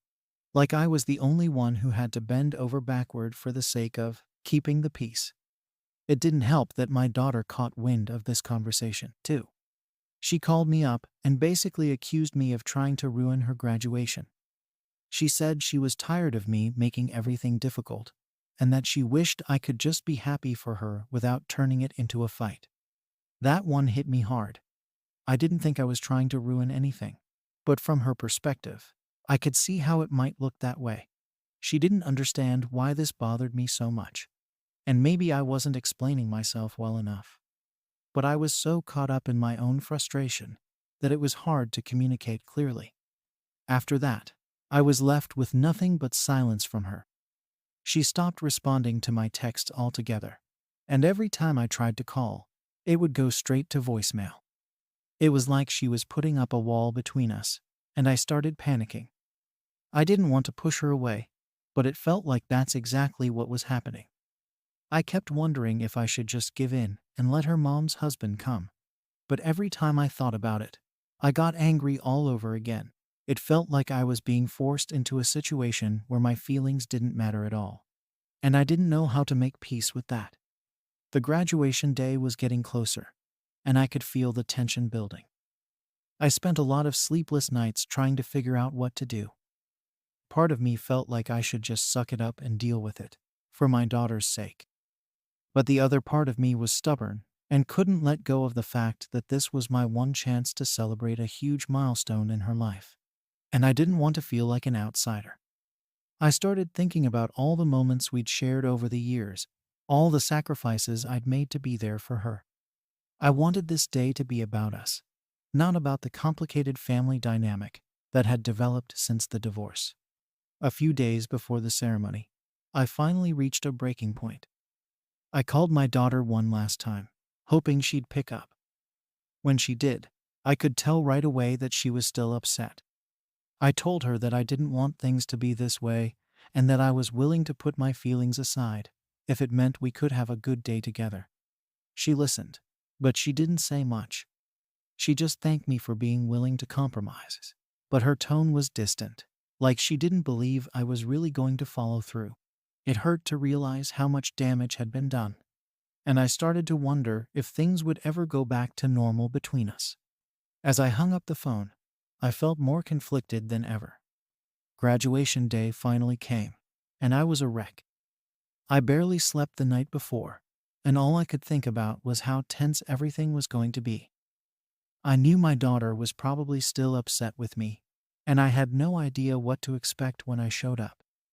Part of me dreaded the whole thing, wondering if it was even worth going. But I knew I couldn't just not show up. This was her day, and no matter what happened, I needed to be there for her. I arrived early, hoping to get a seat where I wouldn't have to be too close to my ex and her husband. I figured if I could keep some distance, maybe I could get through the day without feeling like I was intruding on their new family. I sat down and tried to focus on the ceremony, but it was impossible not to feel on edge, constantly glancing around to see when my ex would arrive with her husband. When they walked in, I felt my stomach drop. There he was, right by her side, looking as comfortable as if he'd been part of our family all along. The ceremony started, and I did my best to focus on my daughter. Watching her walk up on that stage, getting her diploma, I felt a huge rush of pride. This was a moment I'd been waiting for since she was a little girl, and for a few minutes, all my frustration faded. I was just a proud dad watching his daughter achieve something big. But then, out of the corner of my eye, I saw my ex and her husband standing up and cheering, and it pulled me right back to reality. I couldn't help but feel like he was intruding on a moment that was supposed to be between me and my daughter. Seeing him there, acting like he had the same right to celebrate her accomplishments, made my blood boil all over again.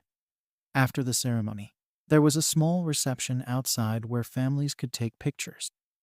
I had planned to get a few photos with my daughter, just the two of us, but it was clear she had other ideas. She was busy taking pictures with her friends, her mom, and of course, her mom's husband. I waited patiently, hoping she'd come find me so we could have our moment, but it felt like I was invisible. Eventually, I went up to her and asked if we could get a picture together, and she agreed. But she seemed distracted, like she was just going through the motions.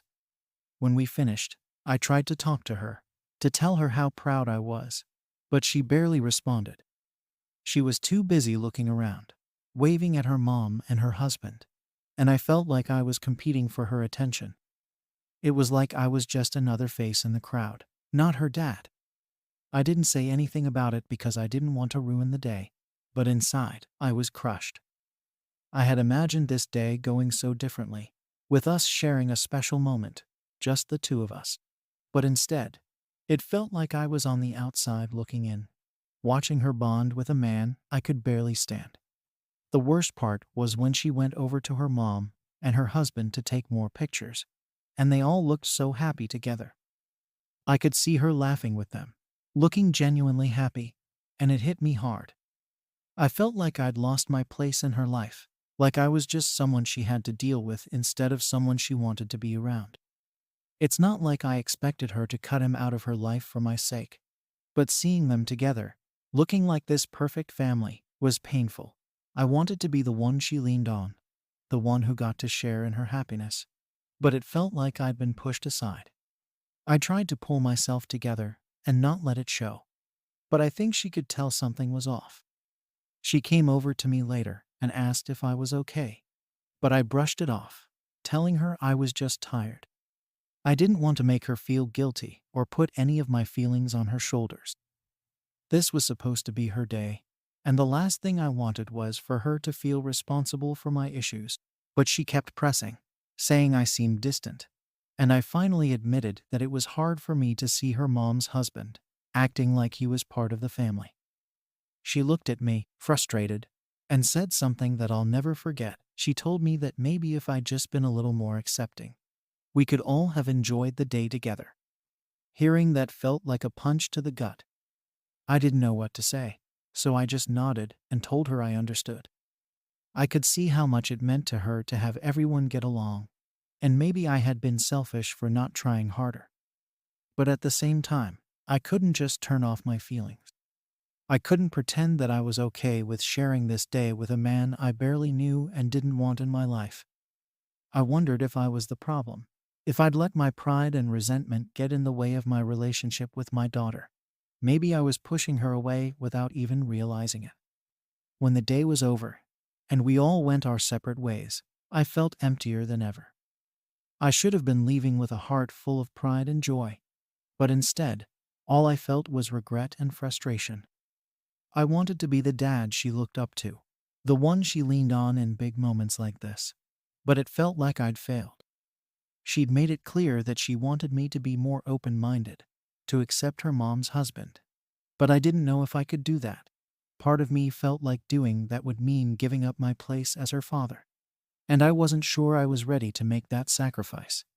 Now, I'm left wondering if I made the right choice. Did I let my own issues ruin what should have been a beautiful day? Or was it unfair of everyone else to expect me to just go along with something I wasn't comfortable with? I don't know if I can change how I feel, but I also don't want to keep hurting my daughter. I'm scared that if I don't figure this out, I'm going to lose her for good. Am I wrong for not wanting my ex's new partner at my daughter's graduation? Story 12. Am I wrong for telling my brother's fiancée I don't want her wearing my late mother's wedding dress? I'm 33, and my younger brother Matt, who's 28, just got engaged to his fiancée, Sarah.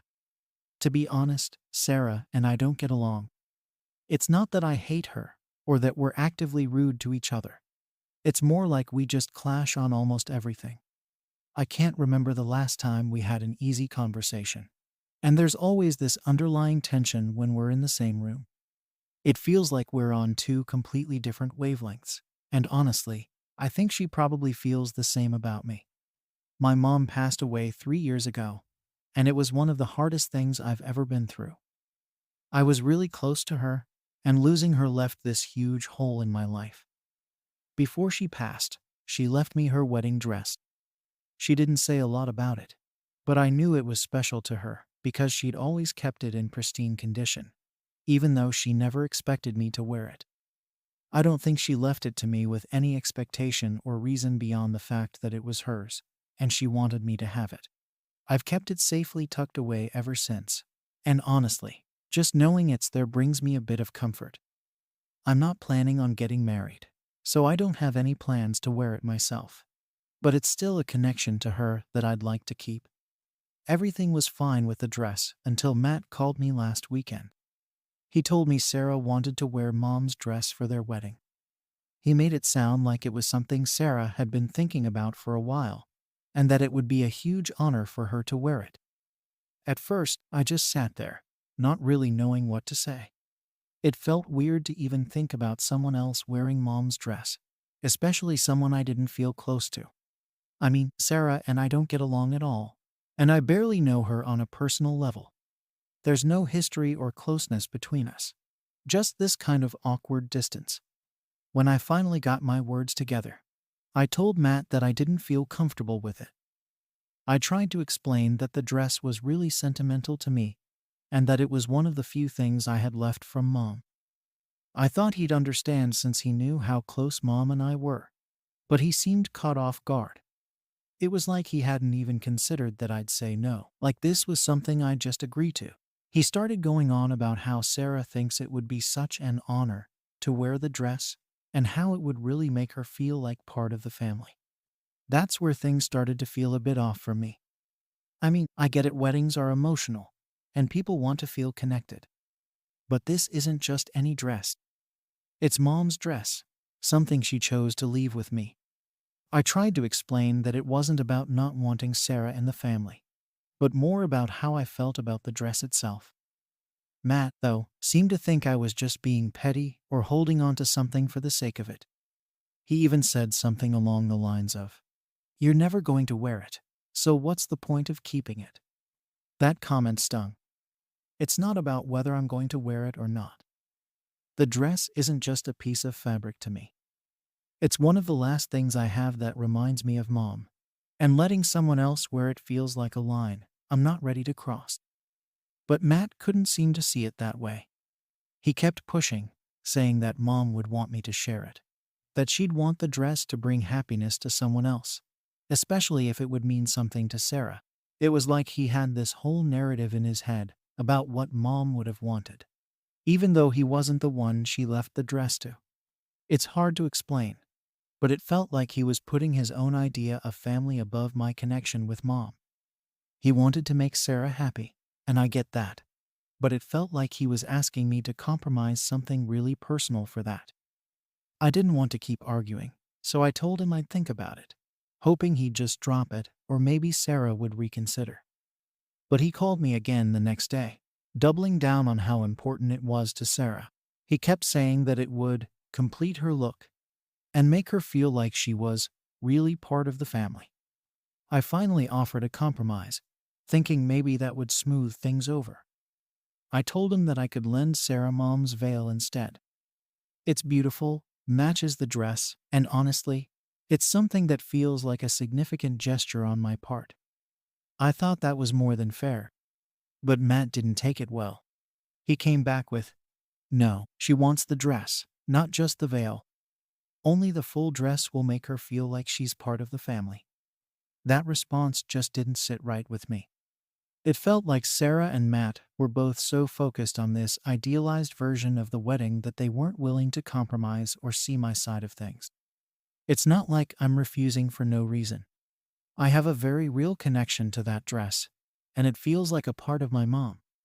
It's not something I'm just going to hand over because someone else thinks it's pretty or would look good in it. At this point, I feel like I'm being put in an impossible situation. I'm not against Sarah joining our family or feeling like she belongs, but I don't see why that has to involve my mom's wedding dress. There are so many other ways to make someone feel like part of the family, and it's hard not to feel like they're both ignoring my feelings just to fulfill some fantasy. I don't want to be the bad guy here, but it seems like no matter what I say, Matt's just going to see me as the selfish, bitter sister standing in the way of his perfect wedding for Sarah. I haven't spoken to Matt since then, and honestly, I don't know where things are going to go from here. It's frustrating to feel like I'm being made out to be the villain when all I want is to keep something meaningful to me. After that call with Matt, I spent a lot of time thinking about the whole situation. I kept replaying our conversation in my head, wondering if there was something I was missing or if I was somehow overreacting.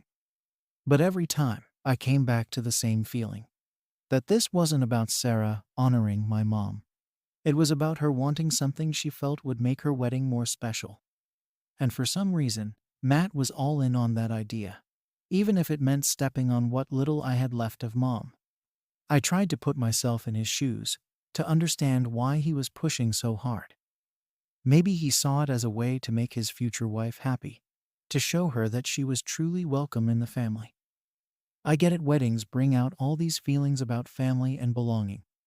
But still, the whole thing just felt forced, like they'd decided this was the only way to bond Sarah to the family, without even considering how I might feel about it.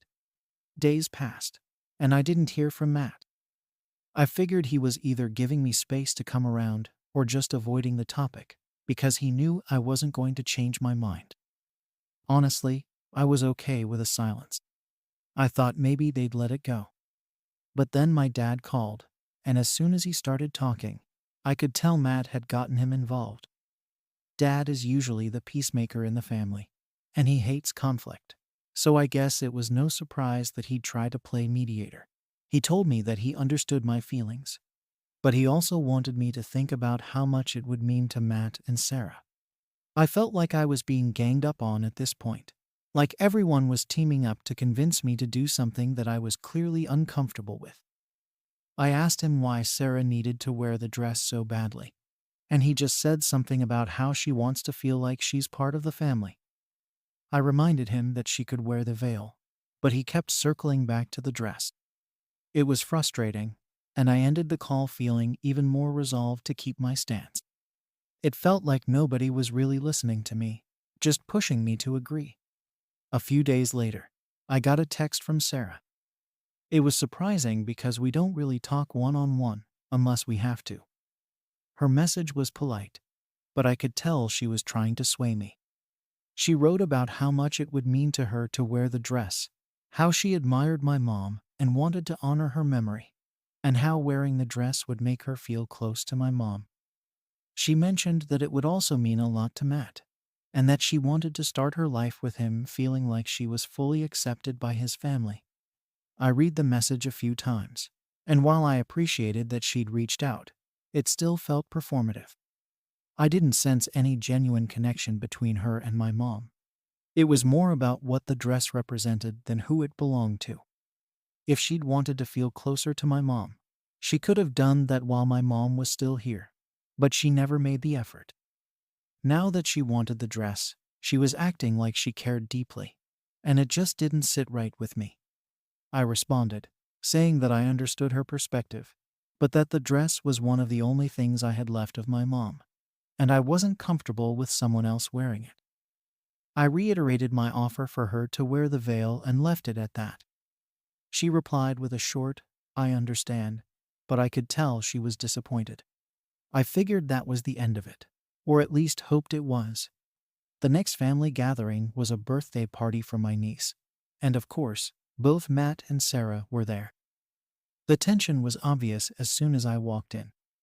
Matt barely looked at me, and Sarah avoided me the whole time. I tried to act normal, but it was awkward.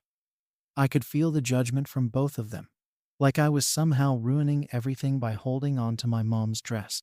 At one point, I overheard Sarah talking to Matt's best friend, and I caught her saying something about family traditions and how some people just don't understand what it means to be part of a family.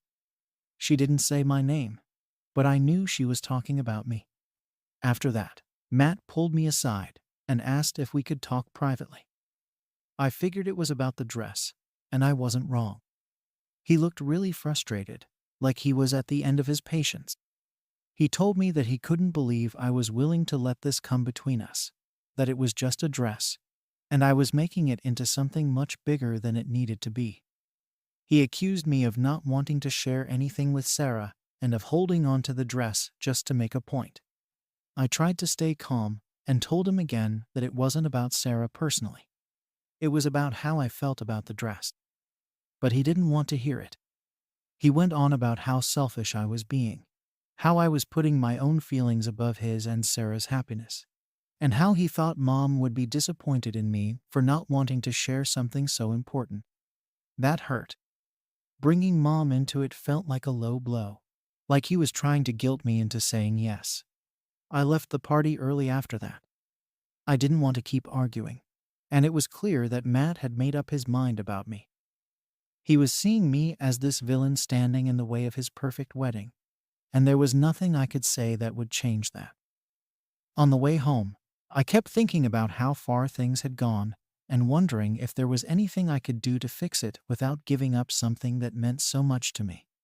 Since then, things have been tense between us. We haven't talked much, and I've heard from mutual friends that Matt and Sarah are telling people I'm being unreasonable.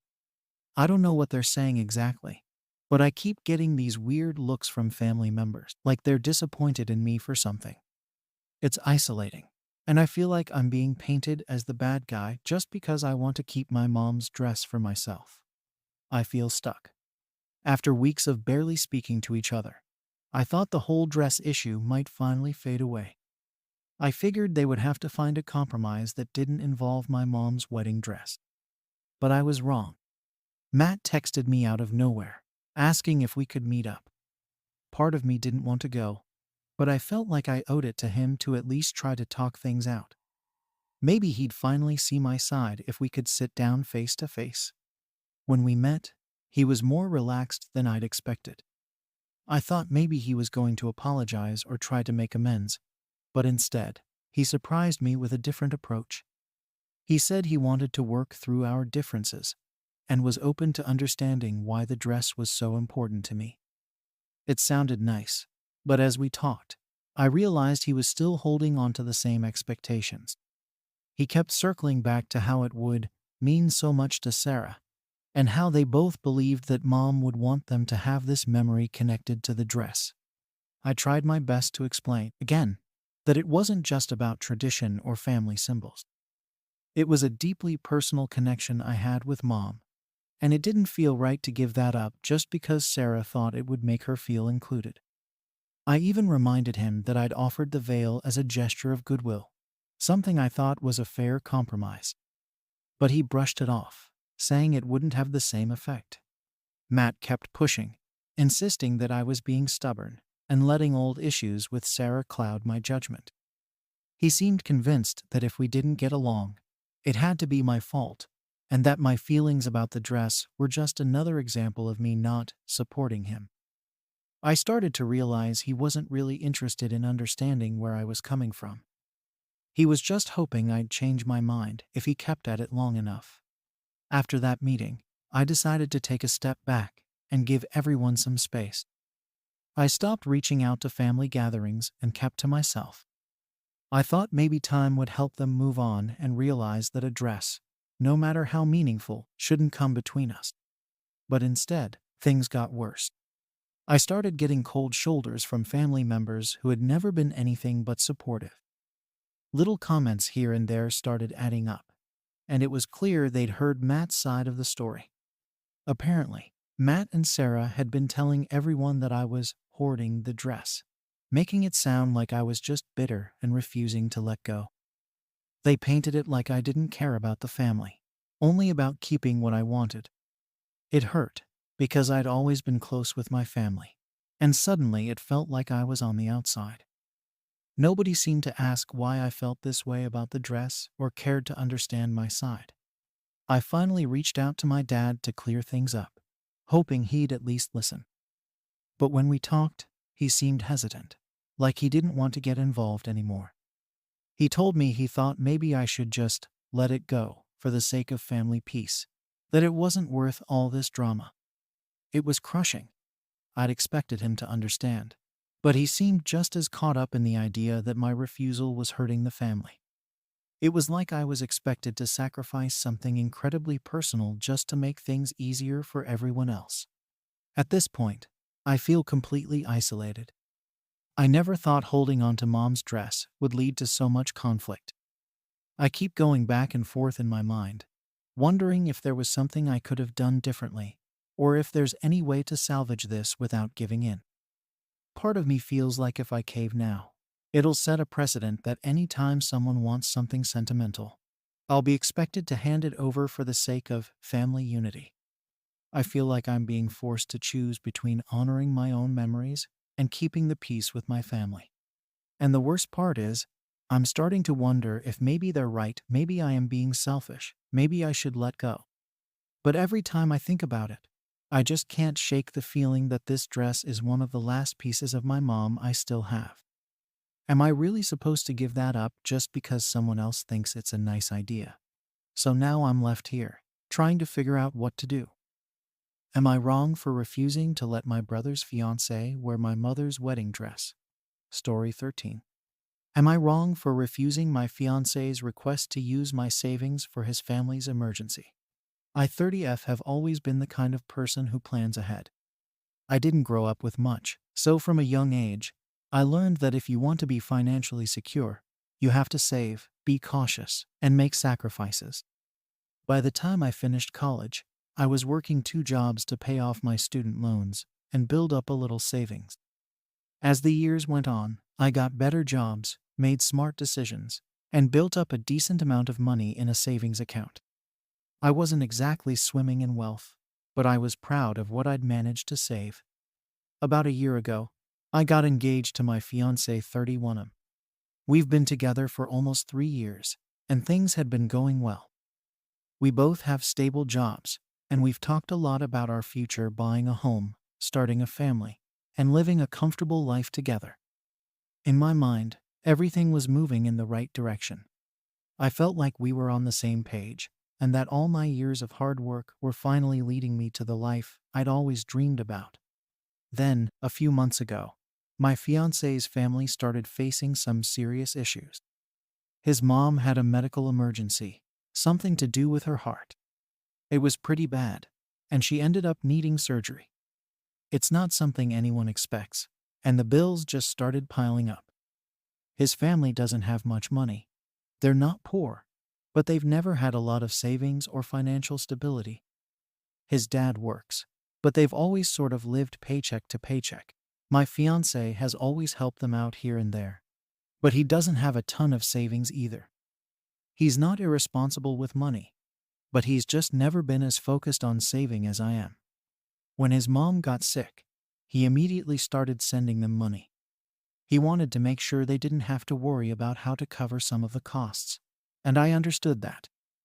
I thought it was admirable, honestly. But as the weeks went by, the medical bills grew, and it was clear that his family was struggling. He started stressing out a lot more, and I could tell it was really weighing on him. He was always on the phone with his parents, trying to help them figure out how to manage everything. One night, he sat me down and told me how overwhelmed he was feeling about his mom's situation. He said he didn't know how much more he could do on his own, and he felt like he was failing his family. I listened to him, tried to comfort him, and told him that I was here for him. I thought he just needed to talk things out, that he needed to vent. But then he asked me if I would be willing to help his family financially. I was a little taken aback. He wanted me to use my savings to help cover his mom's medical bills. My savings. The money I'd been setting aside for years. The money I'd planned to use for our future. To be honest, I didn't even know what to say at first. I just sat there, kind of stunned, trying to process it. I guess I had just never imagined he'd ask me for something like that. He told me that he wouldn't ask if it wasn't serious, and I could see he was really upset. But at the same time, this wasn't a small favor. I'd been so focused on building up my savings for us, for our life together. I had pictured that money going toward a down payment on a house, or maybe even a wedding. In my mind, it was our safety net, a way to make sure that no matter what happened, we'd have a secure foundation. I told him that I needed some time to think about it, and he said he understood. But I could tell he was disappointed. Over the next few days, I tried to weigh everything out.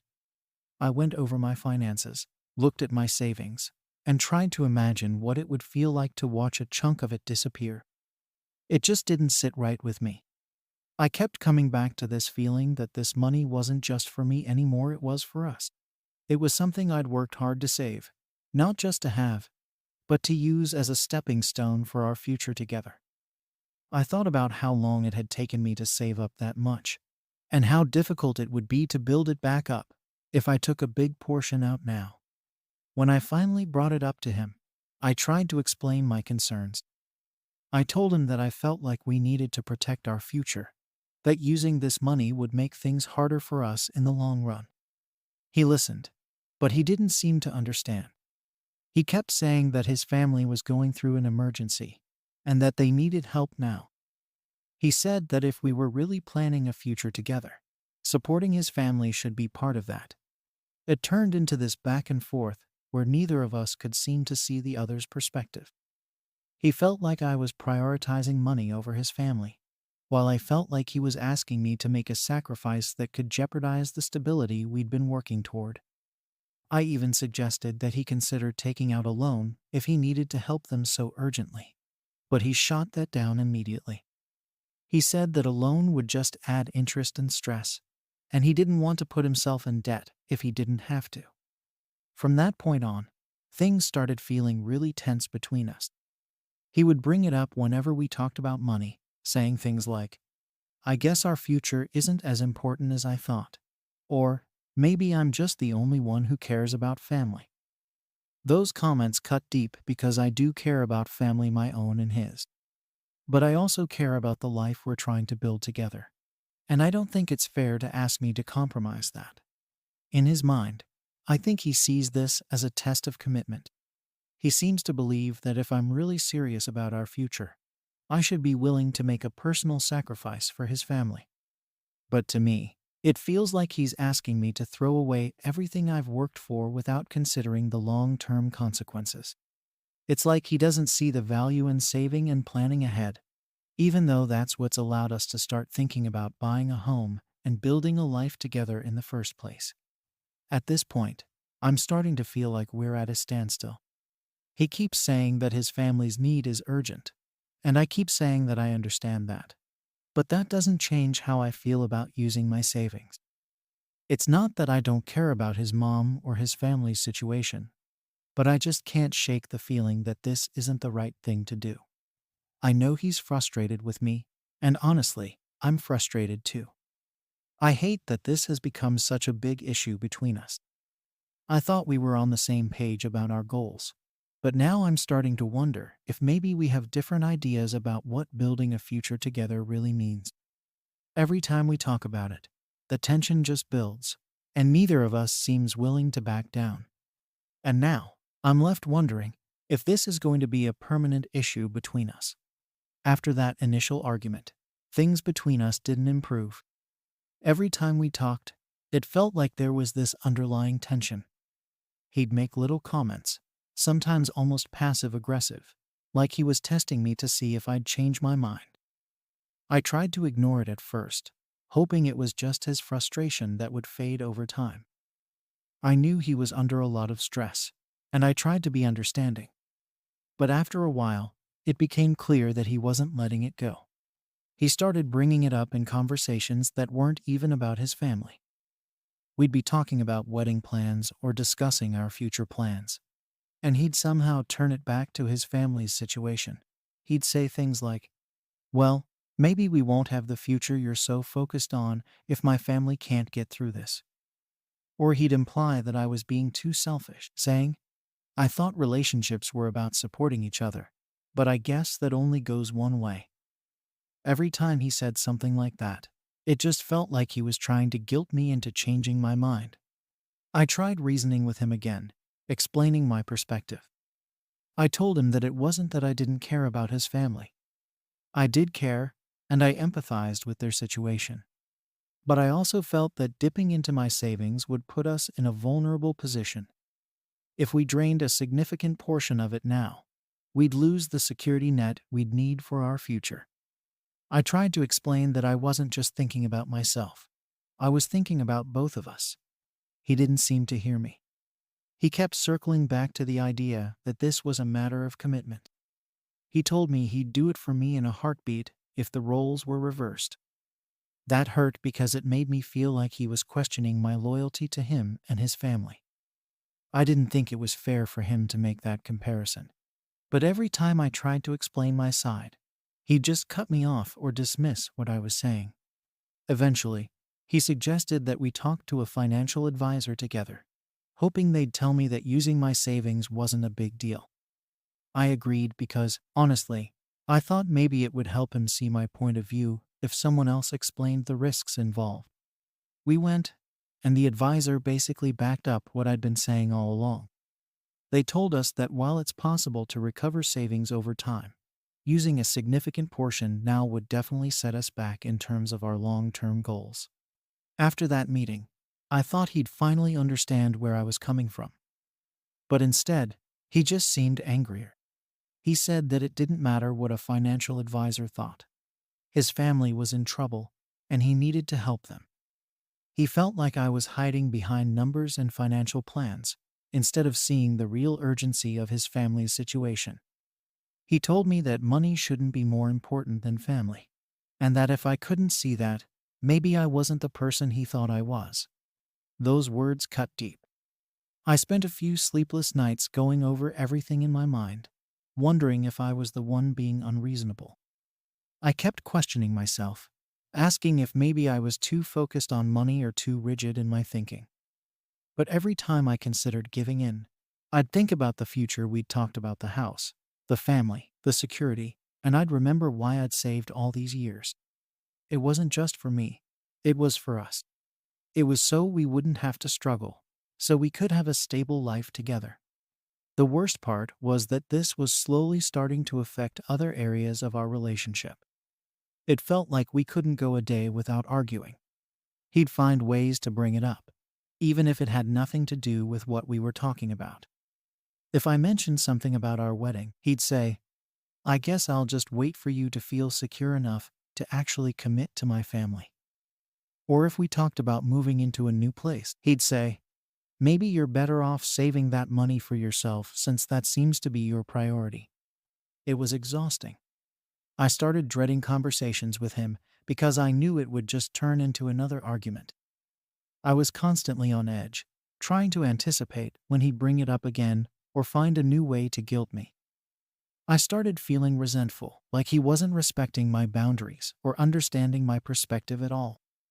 I felt like he was manipulating me, trying to make me feel like a bad person for wanting to protect what I'd worked so hard to save. Things reached a breaking point when he made a comment that went too far. He said, "Maybe we should take a break if you're not willing to make sacrifices for the people I love." Hearing that felt like a slap in the face. A break? Because I wouldn't give up my savings. I couldn't believe he'd actually go there. I'd been trying so hard to be supportive, to listen, and to compromise. But now he was suggesting that I didn't care about him or his family enough to stay committed. After that, I needed some space. I told him I needed a few days to think, and I stayed with a friend. During those days, I tried to clear my head and figure out what I really wanted. I thought about everything we'd been through, all the plans we'd made, and the future I'd envisioned with him. But I also thought about how he'd treated me through all of this, how he'd tried to guilt me and make me feel like I was in the wrong for wanting to protect our future. When we finally talked again, he apologized for the break comment, but didn't back down on his stance. He still felt that I should be willing to help his family, and that if I wasn't, it showed a lack of commitment. I felt like we were just going in circles. No matter how much I explained myself, he couldn't seem to understand that my decision wasn't about being selfish. It was about being realistic. I didn't want to start our life together by depleting the one safety net we had. At this point, I'm exhausted. I feel like we're stuck in a loop, and I don't know if there's a way out of this without one of us compromising on something really important. I'm torn between my love for him and my own instincts to protect our future. And it feels like he's torn between his family's immediate needs and his commitment to me. As much as I want to find a solution, I don't know if either of us is willing to bend. After that talk, things didn't really get better. He apologized for suggesting a break, but it didn't feel like much had changed between us. The issue was still there, sitting in the middle of our relationship, and every time I thought about the future, I'd feel this pit in my stomach. It's like we were both holding our ground, but neither of us was willing to see the other side. I started to wonder if we'd ever get past this. We kept trying to talk it through, but each conversation felt like it was going in circles. He'd say that I wasn't committed enough to him and his family, and I'd try to explain that my hesitation had nothing to do with commitment. I was still willing to be there for him emotionally, support him, and even help him think of ways to handle the situation. But the idea of using my savings just felt too risky. I'd worked so hard to get to a point where I finally felt secure, and now it felt like he was asking me to throw all of that away. Over time, I think we both got more defensive. I'd get frustrated because I felt like he wasn't listening to me, and he'd get frustrated because he felt like I was prioritizing money over him and his family.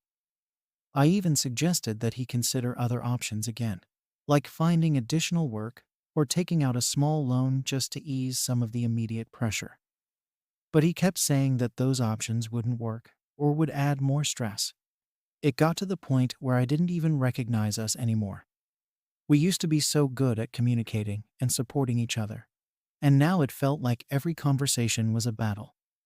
I started to feel like I was losing myself in all of this.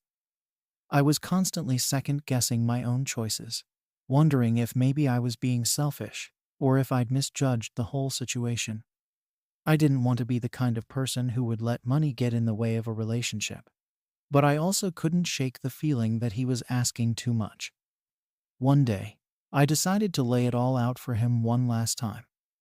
I told him exactly how I felt, how I was starting to resent the pressure he was putting on me, and how it felt like he was trying to manipulate me into doing something I wasn't comfortable with. I told him that I felt like he was questioning my loyalty, and that it hurt because I genuinely cared about him and his family.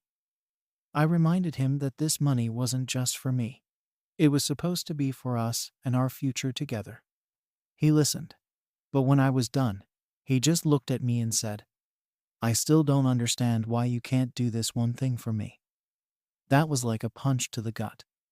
After everything I'd explained, after all the nights of trying to make him see my side, he still saw it as a simple request that I should be able to fulfill without hesitation. At that point, I started to question if we were even compatible. If he couldn't see the importance of the security I'd been trying to build for us, maybe we had different values when it came to finances and planning for the future. Maybe he was always going to see me as someone who wasn't willing to make sacrifices when he needed it. And maybe I was always going to feel like he didn't respect the hard work I'd put in to build the life I'd always wanted. It's not that I don't love him. I do. But love doesn't solve everything. Love doesn't magically make a problem disappear. And it doesn't make it easier to ignore a fundamental difference in values. The more I thought about it, the more I realized that this wasn't just about one request. This was about how we viewed our future and how we dealt with challenges together. A part of me wonders if this is a sign of things to come. If we stay together, is this how it's always going to be when his family needs something? Am I going to be expected to give up my financial security every time an emergency comes up? Or will we be able to find a compromise that respects both of our perspectives? I'm torn because I want to believe we can work this out. But I also can't ignore the feeling that this issue has shown me a side of him I didn't know was there. So now, I'm left wondering where we go from here. We still haven't come to an agreement, and the tension is just getting worse. I can feel the distance growing between us, and I don't know if it's something we can bridge. Part of me is scared to lose him, but another part of me is scared of what might happen if I keep bending to his demands.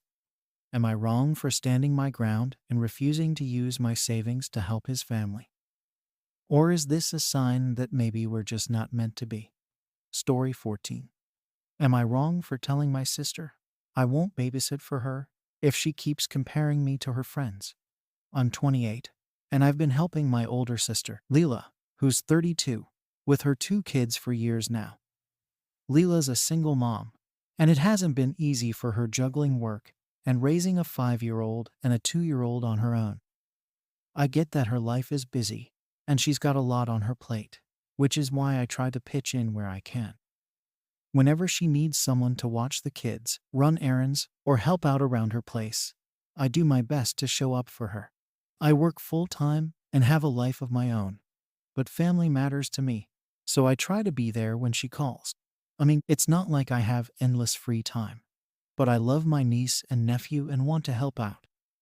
That said, it's starting to feel like no matter what I do, it's never enough for her. The thing is, Leela has this habit of constantly comparing me to her friends' sisters or other people she knows who are supposedly more involved with their siblings' kids. It's like every time I help her out, she has to drop in some comment about how so-and-so's sister does this, or how she wishes I'd step up more like her friends' siblings do. There's one friend of hers in particular, Amber, whose sister is apparently some super aunt. According to Leela, Amber's sister is constantly babysitting, taking the kids on little outings, and practically raising them alongside her friend. I'm sure Amber's sister is great, but I don't get why I have to be compared to her every time I do something for Leela. I don't know when it started, but at some point, I realized that almost every time I'd come over to help out, I'd leave feeling a little worse about myself. Leela would say things like, "Oh, Amber's sister takes her kids to the zoo every month. They love it. Have you ever thought about doing something like that?" Or, "I heard about a great workshop on kids' nutrition that Amber's sister went to last week. I wish you'd take a little more initiative like that." It wasn't like she was directly insulting me, but the constant comments were starting to wear me down. It felt like a backhanded way of telling me that I wasn't doing enough. Last week was when everything finally came to a head. I just finished a long shift at work and was exhausted.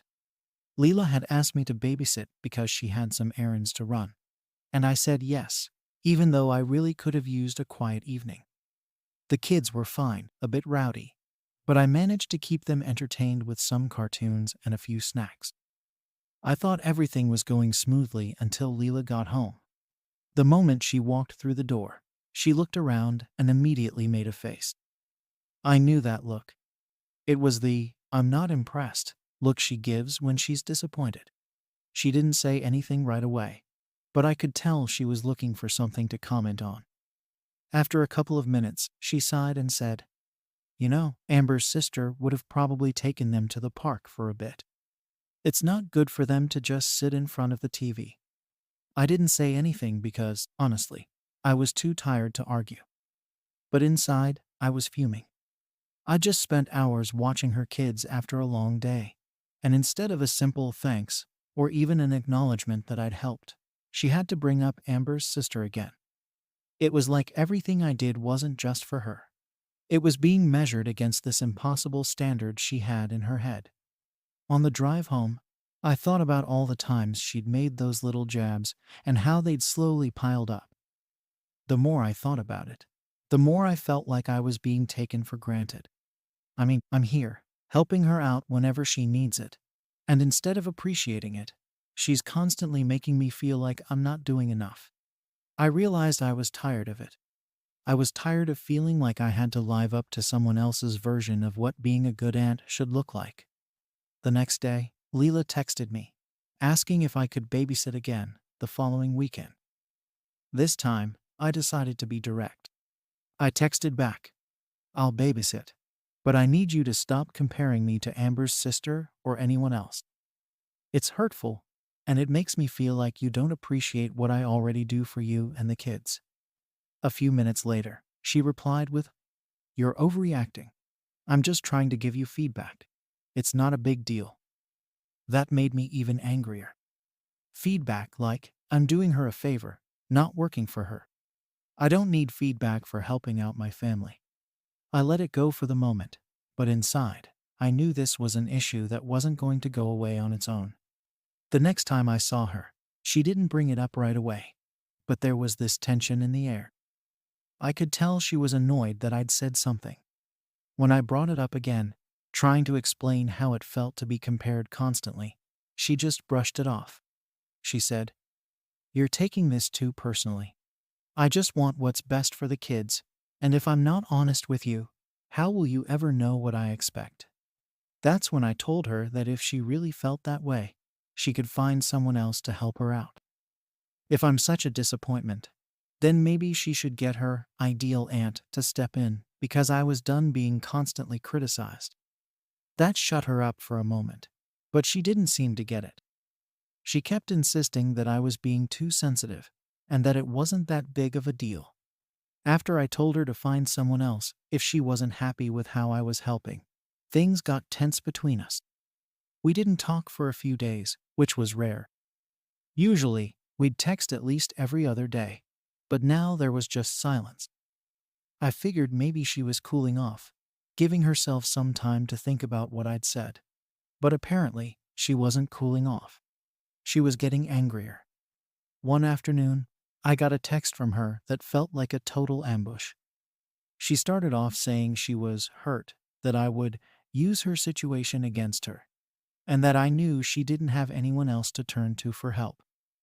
According to her, I was being selfish and putting my ego before the needs of her kids. I read through her message feeling this mix of frustration and disbelief. She was twisting everything around to make it sound like I was the one at fault, like I was just some stubborn, difficult person who didn't care about my own family. I thought about ignoring her, but then she sent a follow-up text saying, "If you really valued family, you wouldn't make such a big deal about a little feedback." That was it for me. I couldn't let her keep thinking that I was the problem here. So I called her up and told her that this wasn't about me not valuing family. It was about feeling disrespected and unappreciated. I explained how her constant comparisons to her friends' siblings made me feel like nothing I did was ever good enough. She didn't take it well. She said she was just trying to help me be a better aunt, and that I was overreacting. She even said that by taking her comments so seriously, I was proving her point. According to her, a real family member would take the feedback and step up, not get defensive about it. That hit me hard, and I could feel myself starting to get angrier. I told her that if she couldn't appreciate the help I was giving, then maybe she didn't deserve it. I didn't mean to make things worse, but I was just so tired of feeling like nothing I did was ever enough. After that, we didn't talk for over a week. I started to feel guilty, wondering if maybe I was being too harsh. But then I thought about all the times she'd made those comments, and it just made me mad all over again. I wanted to be there for her and the kids, but I also didn't want to be treated like some kind of unpaid babysitter who was always falling short. Then, out of the blue, she texted me asking if I could watch the kids that weekend. She didn't bring up any of the stuff we'd argued about, just asked if I could help her out one last time because she was in a bind. I thought maybe this was her way of extending an olive branch, so I agreed, hoping this might be a chance to reset things between us. When I got to her place, though, she barely said 2 words to me. She just handed me a list of things she wanted me to do with the kids: take them to the park, make sure they had lunch by a specific time, and even read them a couple of books before nap time. It felt like she was giving me a job description instead of trusting me to take care of them in my own way. I didn't say anything because I didn't want to start another argument, but inside, I was fuming. The whole time I was there, I felt like I was being watched, even though she wasn't home. I was constantly second-guessing myself, wondering if I was doing everything right, or if I'd get another lecture later about how Amber's sister would have done it differently. It sucked all the joy out of being with my niece and nephew. I love those kids, but I couldn't enjoy spending time with them because I felt like I was just ticking off boxes on her list. After she got home, she looked around and gave a little nod, like she was doing a final inspection. Then she said, "See? Was that so hard?" I didn't even know how to respond to that. I just stared at her, feeling completely deflated. I'd spent my entire day off doing exactly what she wanted, and instead of a thank you, I got another passive-aggressive remark. I didn't say anything and just left.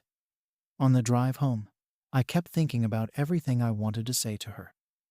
I wanted to tell her how hurtful her comments were, how they made me feel like an outsider in my own family.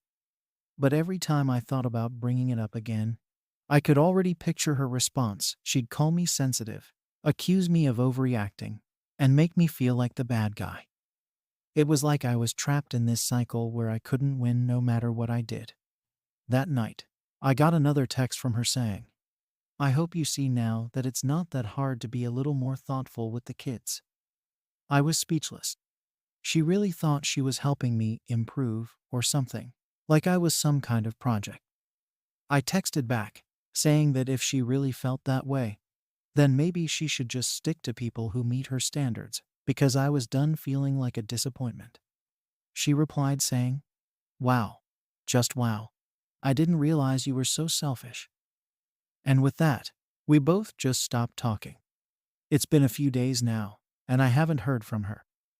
Part of me wonders if I went too far, if I should have just sucked it up and done what she asked without making a big deal out of it.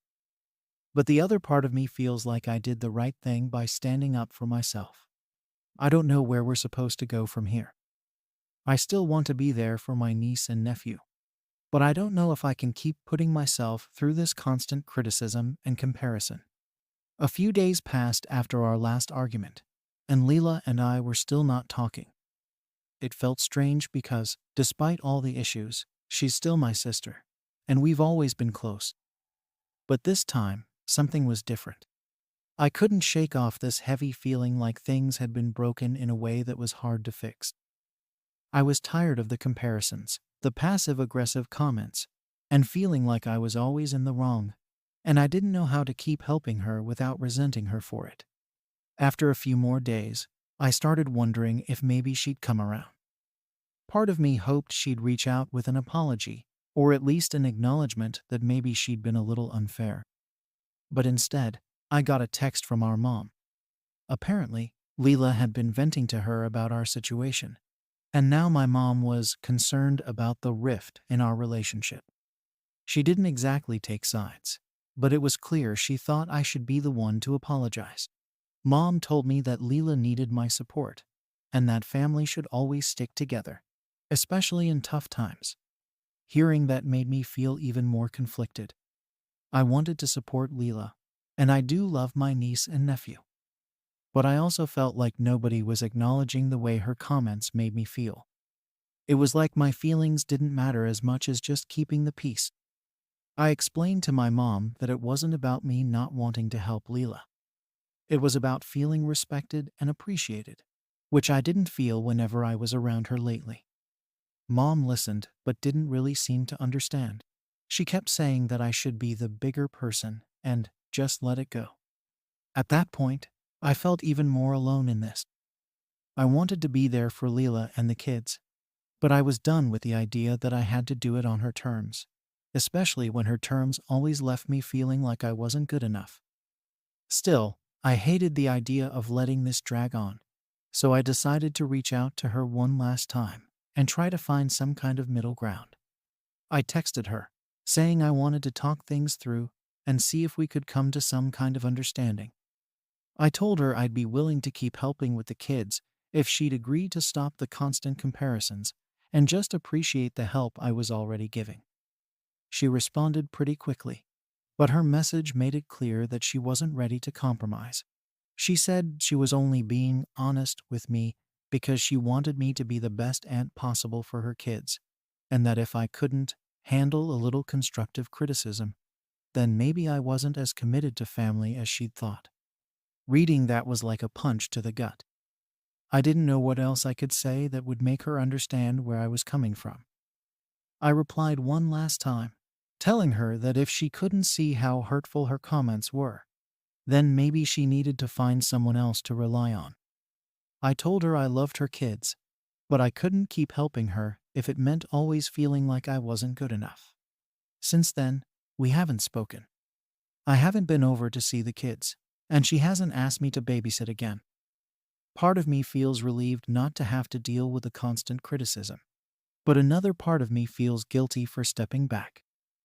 I worry about what this means for my relationship with my niece and nephew, and if they'll end up thinking I just abandoned them. I wonder if maybe I should have just swallowed my pride and kept helping, even if it meant putting up with Leela's comments. Now, I'm left wondering if I did the right thing by standing my ground, or if I should have found a way to keep helping her for the sake of the kids. Am I wrong for telling my sister I won't babysit if she keeps comparing me to her friends? Story 15. Am I wrong for refusing to move in with my boyfriend because of his family's interference? I'm a 27-year-old woman, and I've been dating my boyfriend, who's 29, for a little over 2 years. We met through mutual friends, and honestly, he's everything I thought I wanted in a partner: kind, stable, supportive. Things have always been great between us. But there's one area that started to become a huge sticking point, and that's his family. To say they're close would be an understatement. They're the kind of family that calls each other daily, celebrates even the smallest milestones together, and genuinely love being involved in each other's lives. At first, I thought it was cute, even refreshing, because I come from a family that's supportive, but not in each other's business all the time. The longer we dated, the more I started noticing just how involved his family was in his life, and by extension, in our relationship. His mom, especially, has always had a strong influence on him. She's one of those people who feels like she always knows best, and he listens to her. Don't get me wrong, she's nice, but she can be a bit much. She's very traditional, and I think she sees me as someone she needs to guide. Sometimes, she'll make comments about the way I do things or how we make decisions as a couple, which has led to some uncomfortable moments. But I brushed it off, thinking that every family has its quirks, and that it wasn't worth making a big deal out of. Everything changed a few weeks ago when my boyfriend asked me to move in with him. We'd been talking about it for a while, and I was excited. I'd been looking forward to taking that step, to start building a life together, just the two of us. But then he started talking about his family's plans for us moving in together, and that's when things got weird. He mentioned that his mom wanted to help us settle in, and that she had ideas for decorating the place.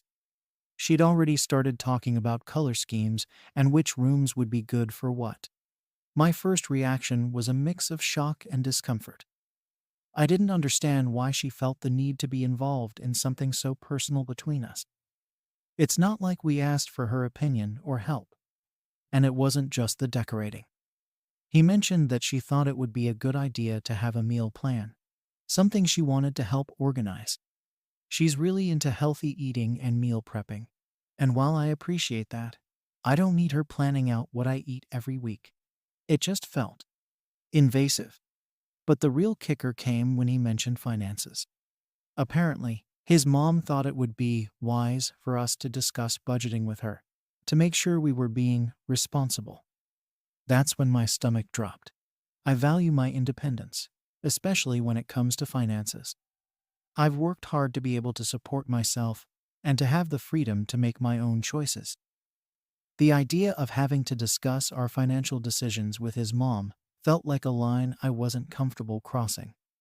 When I expressed how uncomfortable I was, he didn't seem to get it. He acted like I was overreacting, and that it was just his mom being supportive. I tried to explain that this kind of involvement felt intrusive to me, that I didn't need or want someone else, especially his mom, making decisions about how we should live our lives together. But he kept saying that his family's always been there for each other, and this was just part of that. To him, it seemed completely normal. What's bothering me is that he doesn't seem to understand my perspective at all. In his eyes, his family's involvement is something positive, something I should be grateful for. He even said I was lucky to have a partner with such a supportive family. And while I do appreciate that they care about him, I feel like they don't respect boundaries. I've had a few other experiences that made me realize just how much influence his family has over him. For example, there was this time last year when I got a job offer in a different city. I was considering taking it because it was a good career opportunity, but he was completely against it. He said that he didn't want to be too far from his family, and that it would be difficult to keep our relationship strong if we were long distance. I could tell his family had a big say in that decision. It was almost as if he'd rather miss out on certain opportunities than risk disappointing them. It's like his family is always in the background of every major decision we make, and I don't think he realizes just how much it's affecting our relationship. When he brought up moving in, I thought it would be a chance for us to finally have our own space, our own life. But the more he talked about it, the more it felt like we'd just be moving into an extension of his family. I felt like I was being pulled into a world where I'd never really have my own voice or independence. After our initial conversation about moving in, I tried to give it some thought. I wondered if I was maybe being too sensitive, if this was just part of being in a committed relationship. But every time I thought about his mom's involvement, it made me feel uneasy. I kept picturing her coming over unannounced, rearranging things, telling us what we should and shouldn't be doing. I imagined her planning our meals and sitting us down to talk about money, and the thought of that just made me feel suffocated. I even talked to a few close friends about it, hoping to get some perspective. Some of them thought I should just go along with it, saying it might not be as bad as I think. But others agreed that it sounded like a red flag, especially since he didn't seem willing to set any boundaries. One friend said, "You need to make sure you're comfortable with this arrangement before you commit. This could set the tone for your entire relationship." And honestly, that hit me hard. I realized that if I gave in now, I might be opening the door to a lifetime of his family's interference. So, I decided to bring it up with him again, to see if there was any way we could make this work without his family being so involved. I suggested that maybe we could find a place that wasn't so close to his family, somewhere that would give us a bit of distance so we could focus on building our life together. I thought it was a reasonable compromise, a way for us to have our own space without completely cutting off his family. But he wasn't having it. He insisted that living near his family was important to him, that they would be our support system, and that it would make things easier for us. He even said that he thought I was being selfish for not wanting to be closer to them. At this point, I felt like I was talking to a wall. He just couldn't see my side of things. To him, I was the one creating a problem out of nothing. He said that if I couldn't accept his family's involvement, maybe I wasn't the right person for him. Hearing him say that hurt, but it also made me question things. I didn't want to end our relationship, but I also didn't want to lose my sense of self and independence by moving into a situation where I felt like I'd be constantly monitored and judged. So now, here I am, stuck in this weird limbo, wondering if I'm making the right choice by standing my ground. After that initial conversation, things felt tense between us. I knew he was frustrated with me for not being on board with his idea, but I couldn't shake the feeling that I was being asked to compromise too much. I tried to explain my point of view to him a few times, hoping he'd understand why I felt so strongly about maintaining some level of independence. Each time I brought it up, though, he'd respond with the same reasoning about how close his family is, how they're just trying to help, and how I should appreciate their involvement instead of seeing it as a problem. It felt like we were going in circles, and honestly, I was getting tired of it. I'd hoped that he'd at least try to see my side of things or make some sort of compromise.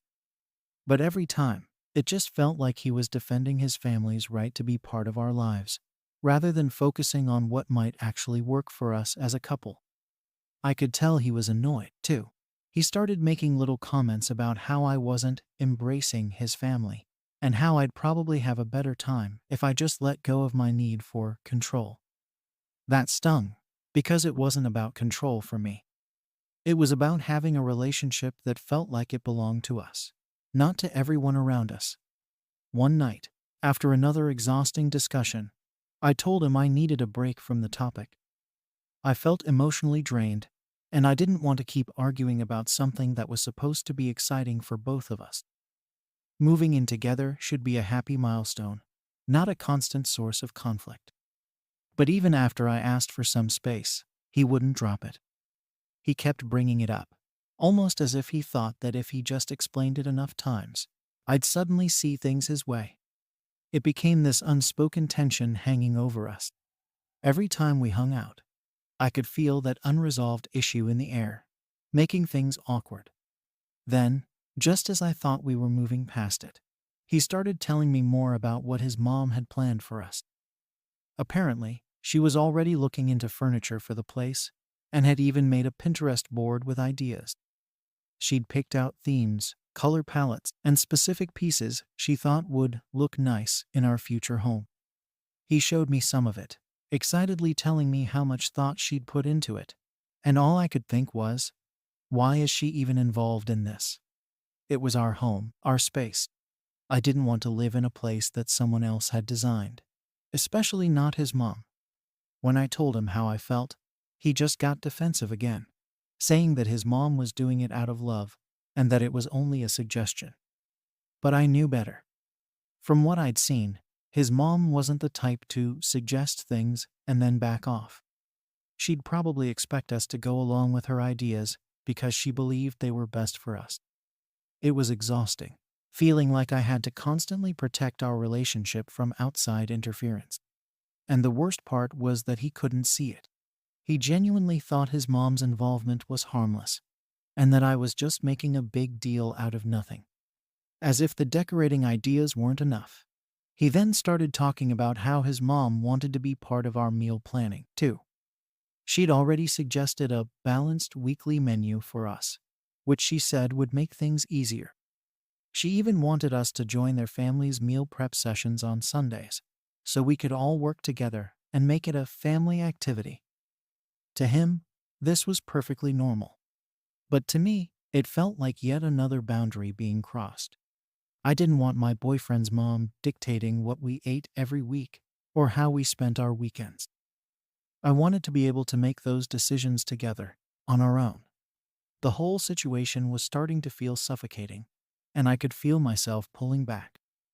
I didn't want to resent him or his family, but it was getting hard not to. Every time we talked, it felt like I was losing a little bit more of the vision I had for our future together. I wanted us to be independent, to make our own choices and build our life together. But it was becoming clear that he didn't share that vision. To him, his family was an inseparable part of everything, and if I wanted to be with him, I had to accept that. Finally, I decided to try one last time to make him understand. I suggested that we look for a place a little farther from his family. Not too far, but just enough so that we'd have some breathing room. I thought this was a reasonable compromise. We could still see his family, visit them often, and even invite them over when we wanted, but it would give us a chance to have our own space. I thought maybe this would be a way for both of us to feel comfortable with the arrangement. But he shot down the idea immediately. He said that he didn't want to live too far from his family because they were his support system, and he liked having them close by. He said that if we moved farther away, it would be isolating, and he didn't see the point. I tried to explain that it wasn't about isolating ourselves. It was about finding a balance that worked for both of us. But he just couldn't see it that way. To him, any distance was too much, and the thought of living even slightly farther from his family was unacceptable. At that point, I started to feel defeated. It was clear that he wasn't willing to budge, and he saw my attempts to set boundaries as a rejection of his family. He even hinted that maybe I was being selfish for wanting things my way and not considering his needs. But the way I saw it, I was trying to find a compromise, and he was the one insisting that everything had to go according to his family's expectations. It felt like he was putting his family's comfort over mine, and that hurt. I started to question if this relationship was something I could commit to long term. If he couldn't make room for my needs now, what would our future look like? Would I always be fighting for space in our relationship, constantly trying to defend my boundaries against his family's influence? It was a tough realization, but I couldn't ignore it. As much as I loved him, I wasn't sure if I was willing to give up my independence and sense of self just to make things work. We're still stuck in this standstill, with neither of us willing to fully compromise. I know he's upset with me, and I'm feeling increasingly uncertain about where things are headed. I'm trying to hold on to hope that we can find a solution, but I can't help wondering if I'm just delaying the inevitable. After weeks of back and forth, things started to feel like they were at a breaking point. Every conversation with my boyfriend seemed to revolve around the same issues, with neither of us budging an inch. He was dead set on us moving in together near his family, with his mom involved in everything from our daycare to our meals, and I was just as firm on wanting to keep some boundaries intact. The more we talked, the more it felt like we were speaking different languages. He saw my hesitation as a lack of respect for his family, while I saw his insistence as a refusal to acknowledge my own needs and independence. At one point, I suggested we take a step back and not rush into moving in together. I thought that maybe if we took some time to reevaluate, we could find a way forward without feeling like one of us was sacrificing too much. But he didn't take that suggestion well. He said that if I wasn't willing to commit now, what was the point of our relationship? He even questioned if I was truly serious about building a life with him, which felt unfair given how much I'd tried to make this work. I was serious, but I couldn't help feeling like he was asking me to give up a huge part of myself in the process. Around this time, his family started getting involved more directly. I'd get calls and texts from his mom, checking in on our plans, and asking if I needed help with anything for the move. She even started suggesting dates for when we could all go furniture shopping together.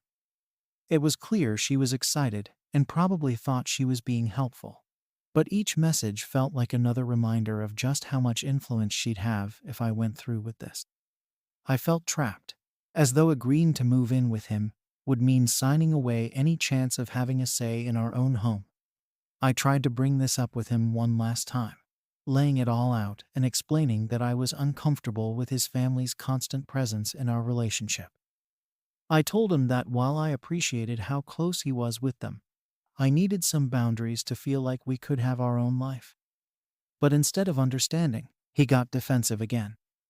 He started saying that I was overthinking everything and that I was just looking for reasons to push his family away. He accused me of being ungrateful for everything they were offering us and suggested that maybe I wasn't cut out for a serious relationship with him if I couldn't accept his family. That hurt. I'd always thought we were on the same page about our future, but now it felt like we were at a crossroads. He was making it clear that his family was non-negotiable, and if I wanted to be with him, I'd have to embrace their involvement fully. Part of me wondered if I was being unreasonable, if maybe I was expecting too much by wanting our space. But another part of me knew that I'd be miserable if I felt like an outsider in my own home, constantly having to adjust to what his family wanted for us. At this point, I felt like I was in a no-win situation. I loved him and wanted a future together, but I didn't want that future to feel like it belonged to his family.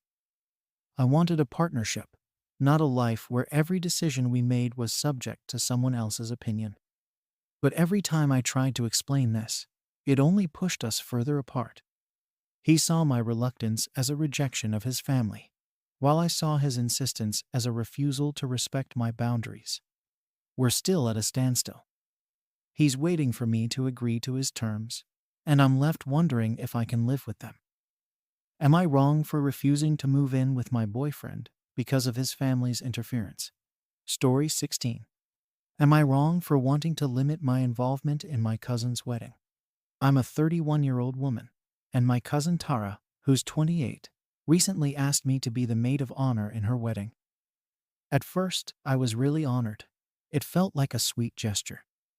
Tara and I used to be close when we were younger, practically inseparable, but as we got older, life happened. She moved away, we drifted apart, and honestly, I haven't been that involved in her life for years. I didn't think she'd even want me as her maid of honor, since we aren't as close as we used to be. But I figured maybe this was her way of bringing us back together. So I said yes. But it turns out, this wedding is going to be way more than I anticipated. Tara has always had expensive taste, She's the kind of person who orders a $15 latte without blinking, if you know what I mean. But this wedding, wow, it's basically a production. It's a destination wedding, and she wants multiple events leading up to the big day, with everyone in the bridal party involved at every turn. When she first started describing her plans, I was already a bit nervous. She mentioned a bachelorette party, bridal shower, brunches, dinners, matching outfits, all of it. At that point, I didn't realize just how much she was expecting from us financially. Then, a few weeks ago, Tara sent me the budget breakdown for the bachelorette party. When I opened it, I almost fell off my chair. She was expecting a whole weekend getaway at this luxury resort in another city, complete with fine dining, spa treatments, and a night out at a really exclusive club. She'd split the cost among us in the bridal party, and my portion alone would be a couple of $1,000s. And that didn't even include the flight or other travel expenses. When I saw those numbers, I just stared at the screen. My stomach dropped. I work a good job, but it's not like I'm rolling in cash. I've got bills, savings goals, and, a life. I just can't justify spending that much on a weekend, no matter how much I want to support her. And it's not just the bachelorette party.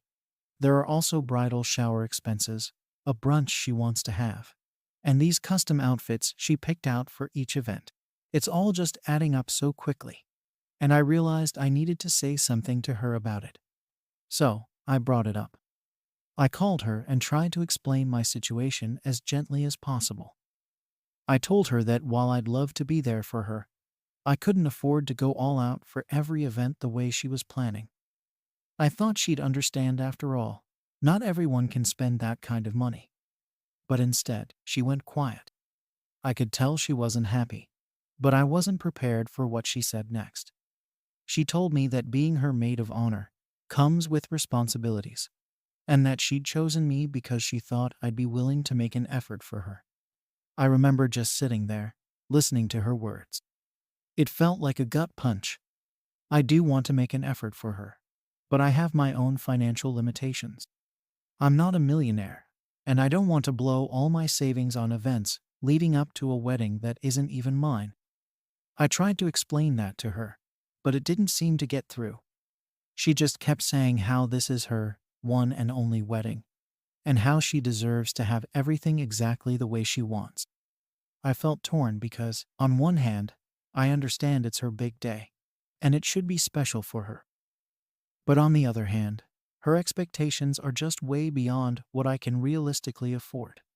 After that conversation, I started feeling anxious every time I saw a text from her. It felt like every message was another requirement or expectation she was throwing at me. She'd message me about her Pinterest boards for the bachelorette party decor, the specific outfits she wanted us all to wear, and even asked if I could help arrange transportation for the weekend. It was getting to be overwhelming, and I was starting to feel trapped.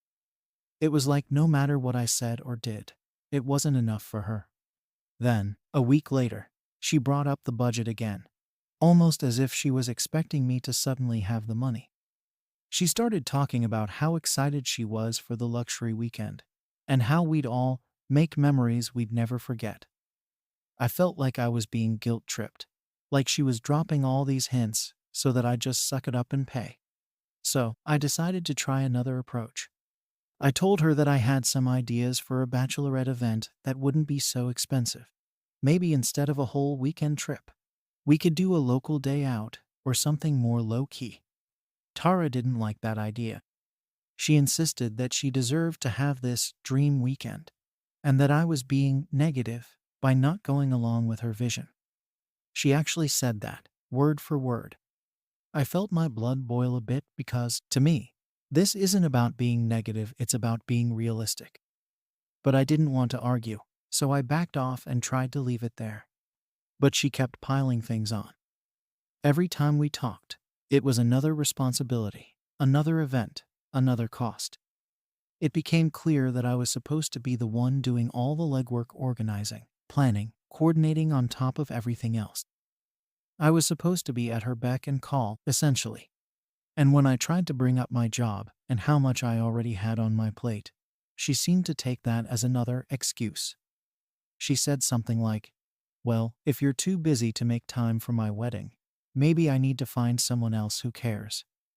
I couldn't believe it. It was as if me setting any kind of boundary was seen as me not caring about her or her wedding. I felt stuck. I wanted to support her, but I also felt like I was being put in an impossible position. And every time I tried to bring it up, it just turned into another guilt trip or an accusation that I was ruining her experience. It started to feel like nothing I did would ever be enough. After that initial conversation, I really tried to be understanding. I figured maybe Tara was just stressed about the wedding, and I didn't want to add to her stress. So, I started looking up lower cost alternatives for some of these events. I thought that if I could find a way to make her bachelorette party more affordable, maybe we could both be happy. I found some fun local places where we could still have a great time. Maybe even a day trip or a nearby resort that wasn't as expensive as her original idea. I put together a few ideas and messaged her, thinking she'd appreciate that I was putting in the effort to make this work for both of us. But she shot down every single idea I suggested. She was set on the luxury weekend getaway, and it was clear she wasn't willing to compromise. She kept bringing up how this was her only chance to have the wedding of her dreams, and that she'd been planning this day since she was a little girl. I get that, I really do. But I was beginning to feel like she expected everyone around her to just give in to her every demand, no matter how unrealistic. Every time I tried to gently explain my own limitations, she made me feel like I was being selfish or unsupportive. Then she sent out an official group chat message with all the bridesmaids, listing everything we'd need to do. It was like a full-on itinerary with dates, tasks, and, of course, costs. And not just for the bachelorette party, she added even more events. There was now a dress-fitting party, another brunch, and some fancy pre-wedding spa day. She didn't even ask if we could do these things. She just assumed everyone would be on board. I could see in the group chat that the other bridesmaids seemed to be going along with it. Or at least they weren't pushing back.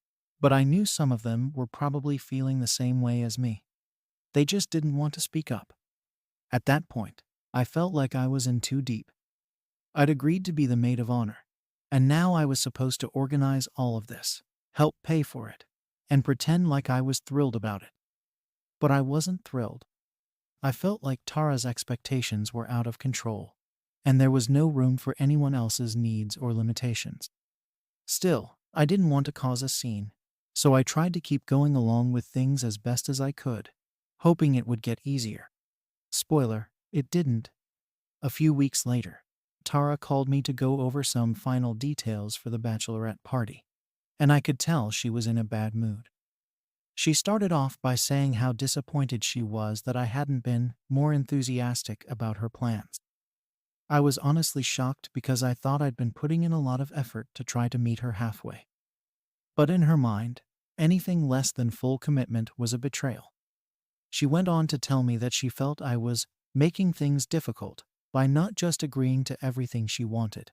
I tried to explain again that I was doing my best to support her, but I just couldn't commit to the kind of expenses she was expecting. She didn't take it well. She started talking about how she'd chosen me as her maid of honor because she thought I'd be there for her no matter what. Hearing that honestly hurt. I'd always been there for her when we were younger, and I thought that being there for her now didn't have to mean going broke. But Tara clearly saw things differently. She made it clear that if I couldn't go along with her plans, maybe I shouldn't be her maid of honor after all. She actually said that she suggested I step down if I wasn't willing to step up. I felt completely blindsided. After everything I'd tried to do to make this work, it felt like she was ready to throw me aside just because I couldn't afford her luxury lifestyle. I told her I needed time to think about it, and we ended the call on a pretty tense note. I was left sitting there, feeling like I was somehow the villain in her story. I started questioning myself, wondering if maybe I was being unreasonable. But deep down, I knew that what she was asking for was way beyond what I could realistically give. For the next few days, I was in a constant state of anxiety. Every time my phone buzzed, I dreaded looking at it, afraid it would be another message from Tara or one of the other bridesmaids. I kept replaying our conversation in my head, wondering if there was something I could have said or done differently to make her see my side of things. But no matter how I looked at it, I couldn't shake the feeling that she was the one being unreasonable. Then, as if things couldn't get worse, she started telling our family about the situation. My aunt called me out of the blue, asking why I was ruining Tara's special time. Apparently, Tara had been telling everyone that I was refusing to help with the wedding and that I wasn't supporting her vision. I felt betrayed, honestly. She didn't mention the insane costs she was demanding or how she'd refused any compromise. To everyone else, it just looked like I was being a bad maid of honor. At that point, I felt backed into a corner. I knew if I tried to explain myself, it would turn into a huge family drama, and I really didn't want that. But at the same time, I was tired of being made to feel guilty for setting reasonable boundaries. I didn't want to lose my relationship with Tara, but it was clear that she saw this as all or nothing. Either I went along with every extravagant demand, or I was a disappointment to her. When we finally talked again, I tried one last time to make things work. I offered to help organize everything, even if I couldn't afford to participate in every single event. I said I could be there for her emotionally, help her with planning, do whatever I could within my means. I thought that maybe, if I approached it from a place of compromise, she'd understand and we could find some middle ground. But Tara wasn't interested in compromise. She told me that I was missing the point, and that if I couldn't be there for the big events, then she didn't see the point in me being involved at all. She said she needed people who would give 100% for her wedding and accused me of being selfish for not putting her first. I was speechless. After all my efforts to make this work, it felt like she was giving me an ultimatum. Her way or no way. At that point, I felt like I'd done everything I could to be reasonable and supportive without going completely broke over this wedding. Tara clearly wasn't interested in anything other than her original vision, no matter how unrealistic it was for the rest of us. After that last conversation, I started seriously considering her suggestion that I step down as maid of honor. It felt like a lose-lose situation. Either I put myself into financial strain to keep her happy, or I risk damaging our relationship by standing my ground. I decided to take a few days to really think about it. I talked to some friends who had been in similar situations, and they all said the same thing, that Tara was being unreasonable, and that I had every right to set boundaries. It was comforting to hear that I wasn't crazy or selfish for not wanting to empty my bank account over a wedding. But at the same time, I knew that no matter what I chose, it would likely change things between Tara and me permanently. When I finally made my decision, I felt a mix of relief and dread. I called Tara and told her that, given everything, I thought it might be best if I stepped down as maid of honor. I explained that I still wanted to be there for her, that I'd be happy to attend as a guest, and that I'd help out wherever I could within my limits.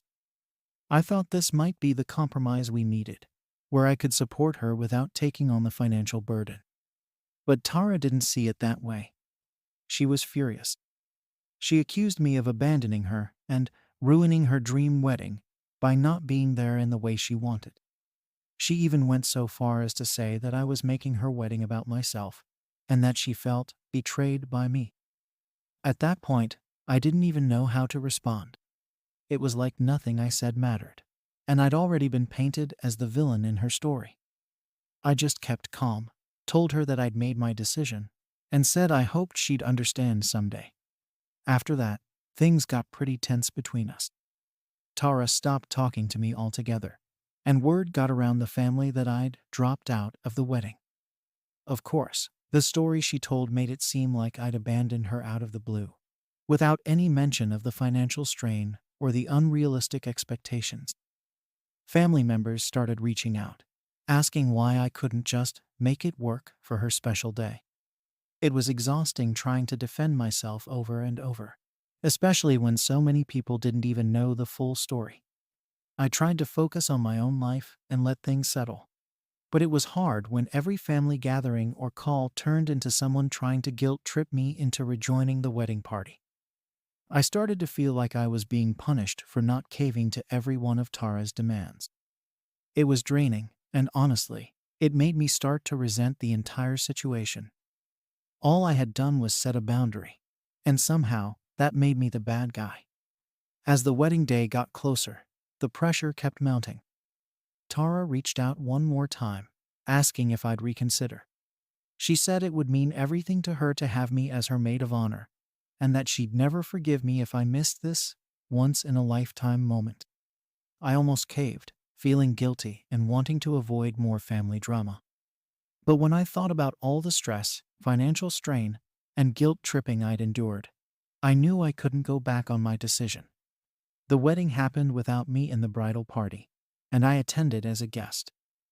The entire time, I felt like I was walking on eggshells, trying to avoid awkward conversations with family members who still didn't understand my side of the story. Tara barely spoke to me, and the whole experience felt tense and uncomfortable. I watched from a distance as her new maid of honor handled everything, and I wondered if Tara realized how much she'd pushed me away. After the wedding, things didn't go back to normal. Tara still seemed hurt, and I kept hearing from family members about how disappointed she was in me. Some of them understood my side once I explained, but others seemed convinced that I was the one who'd let her down. It felt unfair, but I knew I'd done what was best for me, even if it came at the cost of our relationship. Now, months later, Tara and I are barely on speaking terms. Our relationship has been strained ever since, and I don't know if it will ever go back to what it used to be. Part of me feels guilty, wondering if I should have just gone along with it, even though it would have been a huge financial hit. But another part of me knows that I had to set those boundaries for my own well-being. So, am I wrong for wanting to limit my involvement in my cousin's wedding due to financial constraints? Story 17.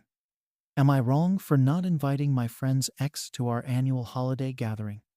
I'm a 35-year-old guy who hosts an annual holiday gathering for my close friends, something I started about a decade ago. It's honestly one of my favorite things each year, just a simple get-together with people I care about, some good food and drinks, and a chance to relax before the holiday chaos really sets in. It's usually just the core group, with a few people rotating in and out depending on everyone's plans. But for the most part, we've had a pretty steady group for years. One of my closest friends, Mike, has been coming to this thing from the beginning. He and I go way back, and our friend group has become pretty tight over the years. Mike's the kind of friend I can count on, someone who's always been there for me. So I guess I felt a little more pressure to handle things right this year. Because this time, there was a bit of a wrinkle that I didn't see coming. Mike and his longtime girlfriend, Sarah, broke up earlier this year. This breakup wasn't just a small, mutual parting of ways. It was one of those drawn-out, messy splits where everyone in the friend group felt it in some way. Sarah had been with Mike for close to 5 years, and she was essentially part of the group. She'd been at every gathering, every event, every weekend outing. People genuinely liked her, and she was just around. So, when they broke up, it was a bit of a shock to the whole friend group, especially because it didn't end well. From what I know, there were issues around trust, and Mike was really hurt by how things ended. Since the breakup, Mike's been trying to move on, and the rest of us have been doing our best to support him. But there was still that lingering question of where Sarah stood with everyone else. Personally, I've got no bad feelings toward her. She was always nice to me, and I honestly don't know the full details of what went down between her and Mike. All I know is that he was hurt, and as his friend, I didn't want to make things harder for him by keeping her in the picture if it made him uncomfortable. So, I planned the holiday gathering like I always do, same date, same place, same invite list, minus Sarah. To me, it just seemed easier to keep things simple and avoid any unnecessary drama. I figured that since Mike was part of the core group, it only made sense to put his comfort first. Sarah, as much as she'd been part of the gatherings before, was no longer with him. And in my mind, that meant she didn't really need to be there. I didn't think much of it until, out of the blue, I got a text from her. I hadn't heard from Sarah since the breakup, so seeing her name pop up on my phone was a surprise. The message was pretty straightforward. She asked if she was still invited to the gathering and said she hoped things hadn't changed between us just because she and Mike had split up. Reading that message put me in an awkward spot. On one hand, I didn't want to be rude or make her feel alienated, but on the other hand, I felt like inviting her would be disrespectful to Mike. It was his ex, after all. And this wasn't just any gathering. It was our annual thing, our tradition. I sat with it for a bit, weighing the pros and cons.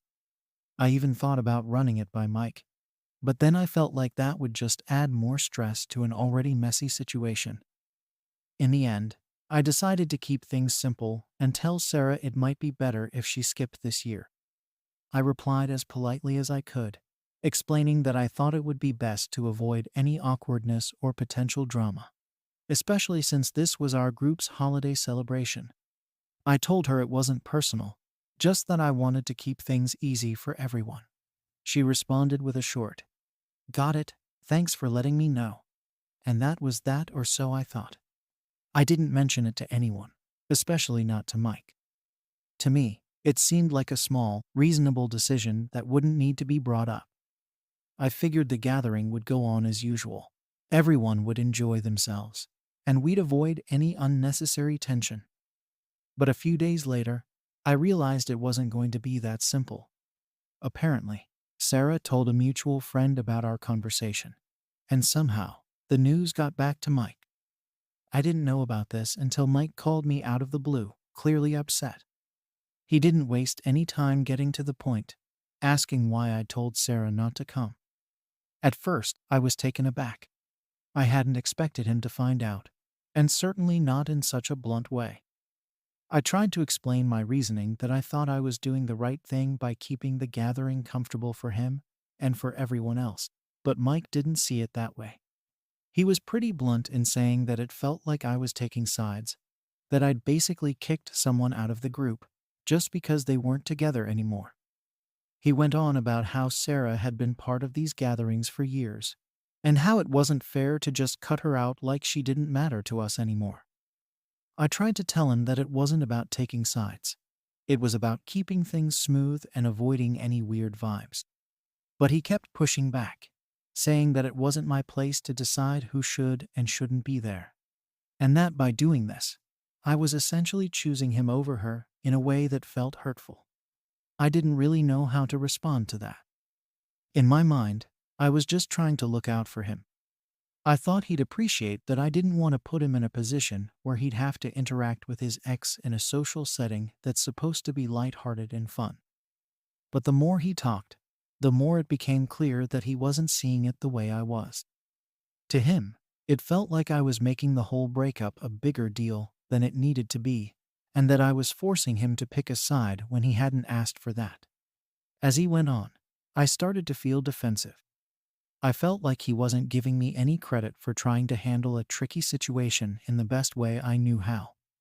I'd been friends with him longer, and yeah, maybe I did feel a certain loyalty to him because of that. But that didn't mean I was trying to shut Sarah out or disrespect what she'd meant to the group.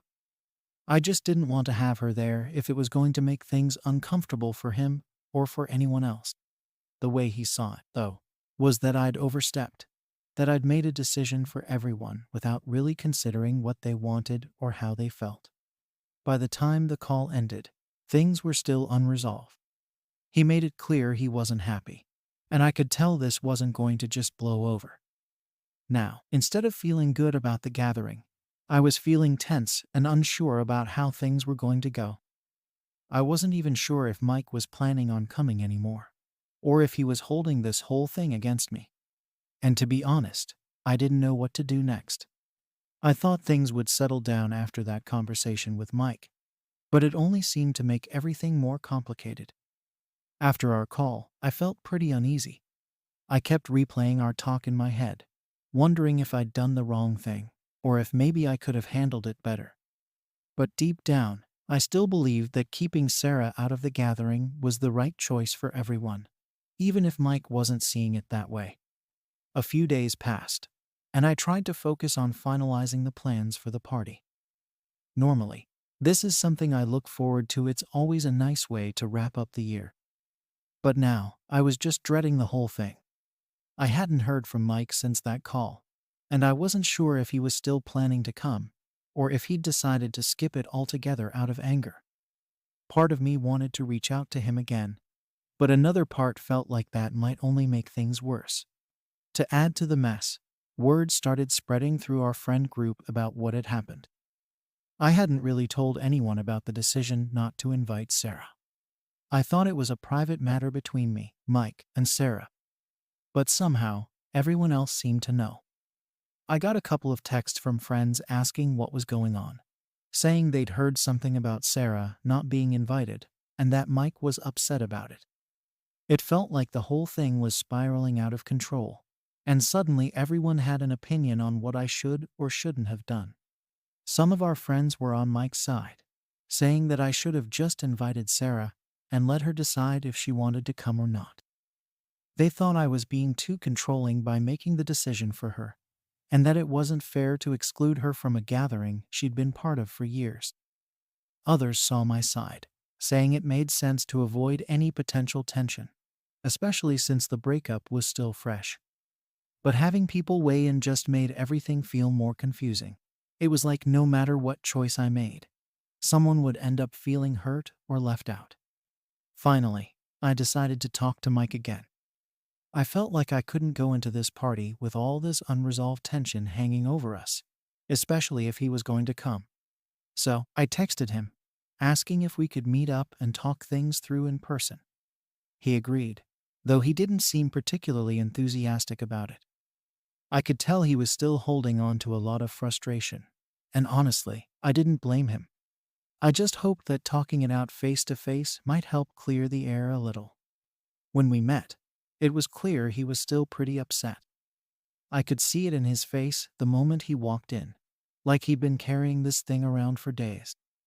I tried to start things off by explaining my side again, saying that my intention was never to hurt him or make anyone feel unwelcome. I just wanted to keep things simple and avoid any unnecessary drama. But Mike didn't seem interested in hearing my reasoning. He jumped straight to telling me how hurt he was by my decision. He felt like I'd chosen to exclude someone we all care about just because of his personal issues. And he said it made him feel like I wasn't respecting the friendships we'd all built together. I tried to offer a compromise, suggesting maybe we could all get together with Sarah another time, like a casual hangout outside of the holiday gathering. That way, she wouldn't feel cut off from the group entirely, but we could still keep the holiday gathering drama-free. I thought it was a decent solution, a way to show him I wasn't just brushing Sarah off. But Mike wasn't having it. He said it felt like I was trying to compartmentalize things in a way that only suited me, and that I was making this whole situation more complicated than it needed to be. To him, the whole thing was simple. She should have been invited, and it should have been her decision whether or not to come. At that point, I started feeling frustrated, too. I felt like I was bending over backward trying to make everyone happy, but nothing I did seemed to be enough for him.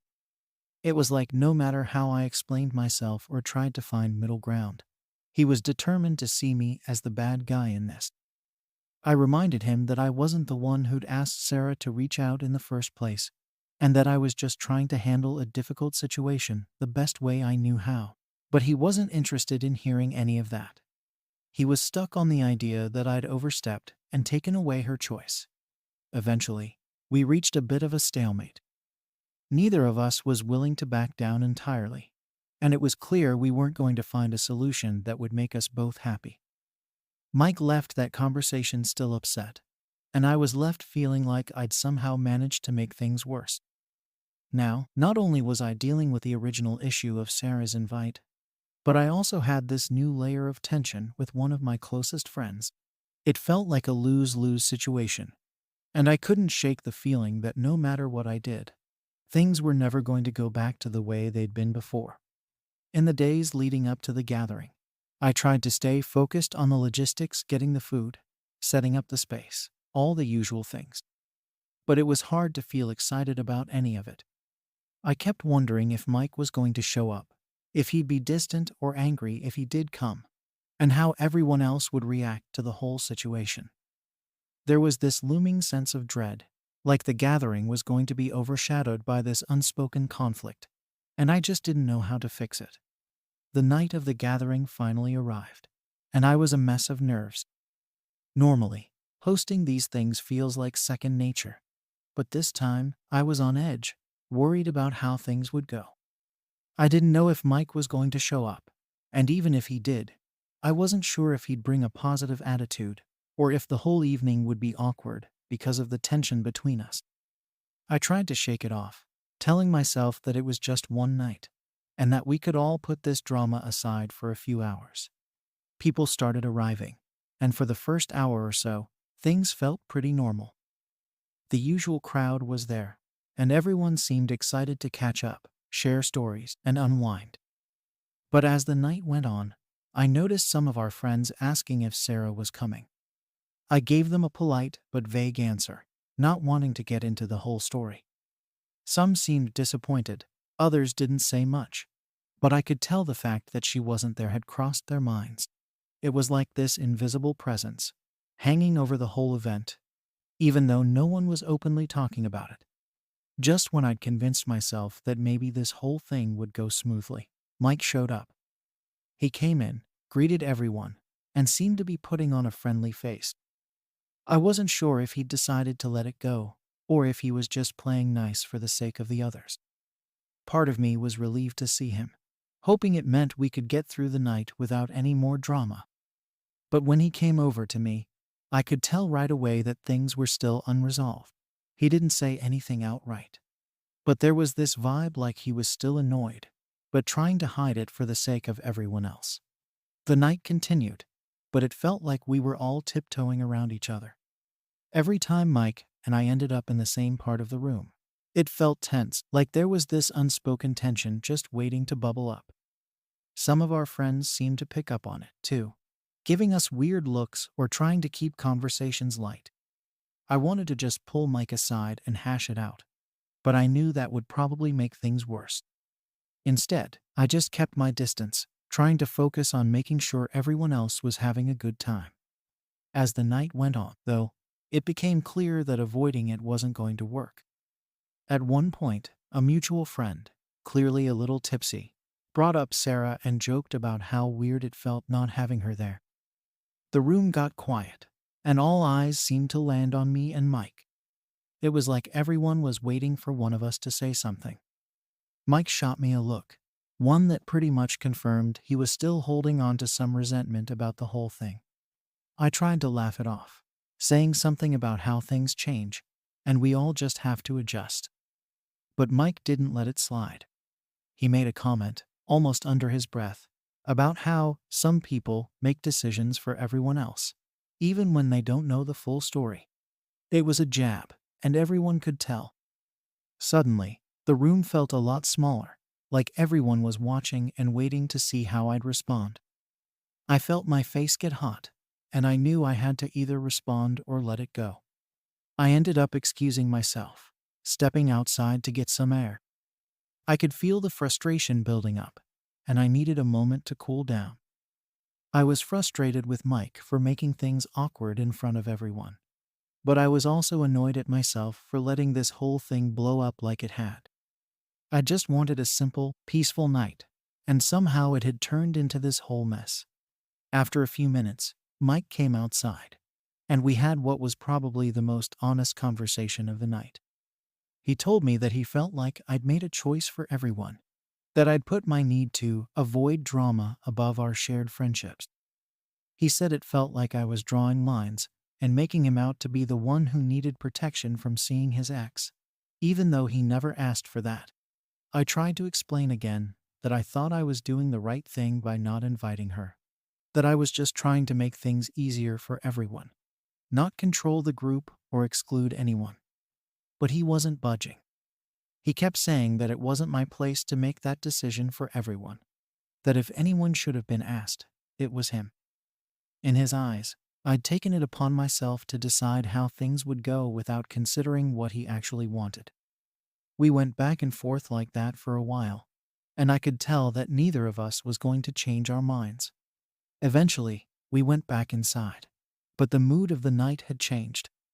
People were quieter, and the laughter and lightheartedness that usually fill these gatherings felt strained. It was clear that everyone felt the tension, even if they didn't know the full story. I felt this heavy weight, realizing that maybe I'd made the wrong call after all, and that the decision I'd made to avoid drama had, in some strange way, caused even more of it. As the night wrapped up, people started saying their goodbyes, and I could feel this weird distance from some of my friends. It was like they weren't sure where they stood in all of this, and I could sense that Mike's view on the situation had influenced them. As I cleaned up, I couldn't shake the feeling that maybe I'd been wrong, that maybe trying to keep things simple had only complicated everything. Now, I'm left wondering if I did the right thing, or if I let my own need to control the situation ruin what should have been a fun night. Am I wrong for not inviting my friend's ex to our annual holiday gathering to avoid potential drama? Story 18. Am I wrong for saying I won't join my family's business? So, I'm 24, fresh out of college, and all I've been thinking about for the past couple of years is moving abroad and starting a career in my field. Ever since I was a kid, I've always been curious about working in different places, seeing new things, meeting new people. I've worked hard for it, and everything I studied has been leading up to getting an opportunity to build a career on my own terms, away from home. But my family seems to have completely different expectations for me. Ones that I never really agreed to but feel like they decided on without asking. My parents run a small business. It's been in the family for a while, and they've put a ton of effort into it, building it up from scratch. They started it together right after they got married, and for as long as I can remember, they've both been totally dedicated to it. I think part of them always assumed I'd join them eventually. I mean, they brought me in to help out here and there during school breaks and summer vacations, and they taught me a lot about how things work. But for me, that was just temporary, something to do to make some extra money and help out. I never saw it as my future, but I guess they did. For the past few months, I've been weighing my options. I got a job offer that would let me work in my field and live overseas, something I'd been aiming for since college. It's not like I got it right away. I had to apply, interview, and hustle to even get this chance. And when the offer came in, I knew I had to tell my family. They had no clue I was even considering working abroad. I knew they had hopes I'd stick around, but I thought maybe if I explained it right, they'd understand. Last Sunday, my whole family got together for dinner. It was one of those big gatherings with my parents, my aunts, some cousins, pretty much everyone close by. I figured it was as good a time as any to bring it up. I waited until things were a bit quieter, after everyone had settled in and was chatting about their weeks. I tried to get a read on everyone, and honestly, I was nervous. I had no idea how they'd react, but I was hoping that, at worst, they'd just be a bit disappointed, maybe ask a few questions. But I couldn't keep putting it off. So I took a deep breath and just went for it. I told them that I'd gotten an offer to work abroad, and I was seriously considering it. Silence. I didn't expect the room to go so quiet so fast. My mom just looked at me, and I could already tell she was upset. My dad had this look on his face like he'd been slapped. I could see them both processing it, trying to make sense of what I just said. My aunts and cousins looked back and forth between me and my parents, waiting for someone to speak up. Finally, my dad broke the silence, saying something like, "I thought we agreed that you'd be joining us here after you finished school." That hit hard because I realized they genuinely thought this was set in stone. My aunts jumped in, backing my parents up, saying things like, "Your parents have worked so hard to build this for you. And this business is part of the family." Don't you feel any responsibility to help keep it going?" I didn't even know what to say. I'd gone into that dinner feeling confident in my decision, and now I was starting to feel like I'd blindsided them. But at the same time, it wasn't like I'd ever actually agreed to stay and take over.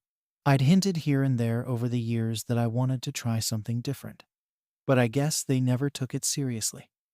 One of my cousins, who's closer to my parents' age and has helped out with the business a few times, chimed in, telling me that family comes first and that if my parents need me, it's my duty to be there for them. That's when I started feeling cornered. I'd always had a decent relationship with my family, and I wasn't prepared for them to turn on me like this. It was like everything I'd ever done for them or with them meant nothing if I wasn't willing to join the business.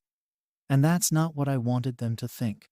I never meant for it to seem like I didn't care about them or didn't respect what they'd built. As the night went on, I tried to explain where I was coming from. I told them that I had my own dreams and ambitions, and that this offer was something I'd worked hard for. But every time I tried to make my case, they'd come back with something like, "Is your career really more important than family?" Or, "This is a once-in-a-lifetime opportunity to continue the family legacy." I kept getting the same response, over and over, that I was being selfish, that I was putting my own goals ahead of the family's needs. They made me feel like I was somehow abandoning them just by wanting to do my own thing. It didn't seem fair, but at that point, I was outnumbered. At the end of the night, I left feeling more conflicted than ever. Part of me felt guilty, like maybe they were right, and I was being self-centered for wanting something different.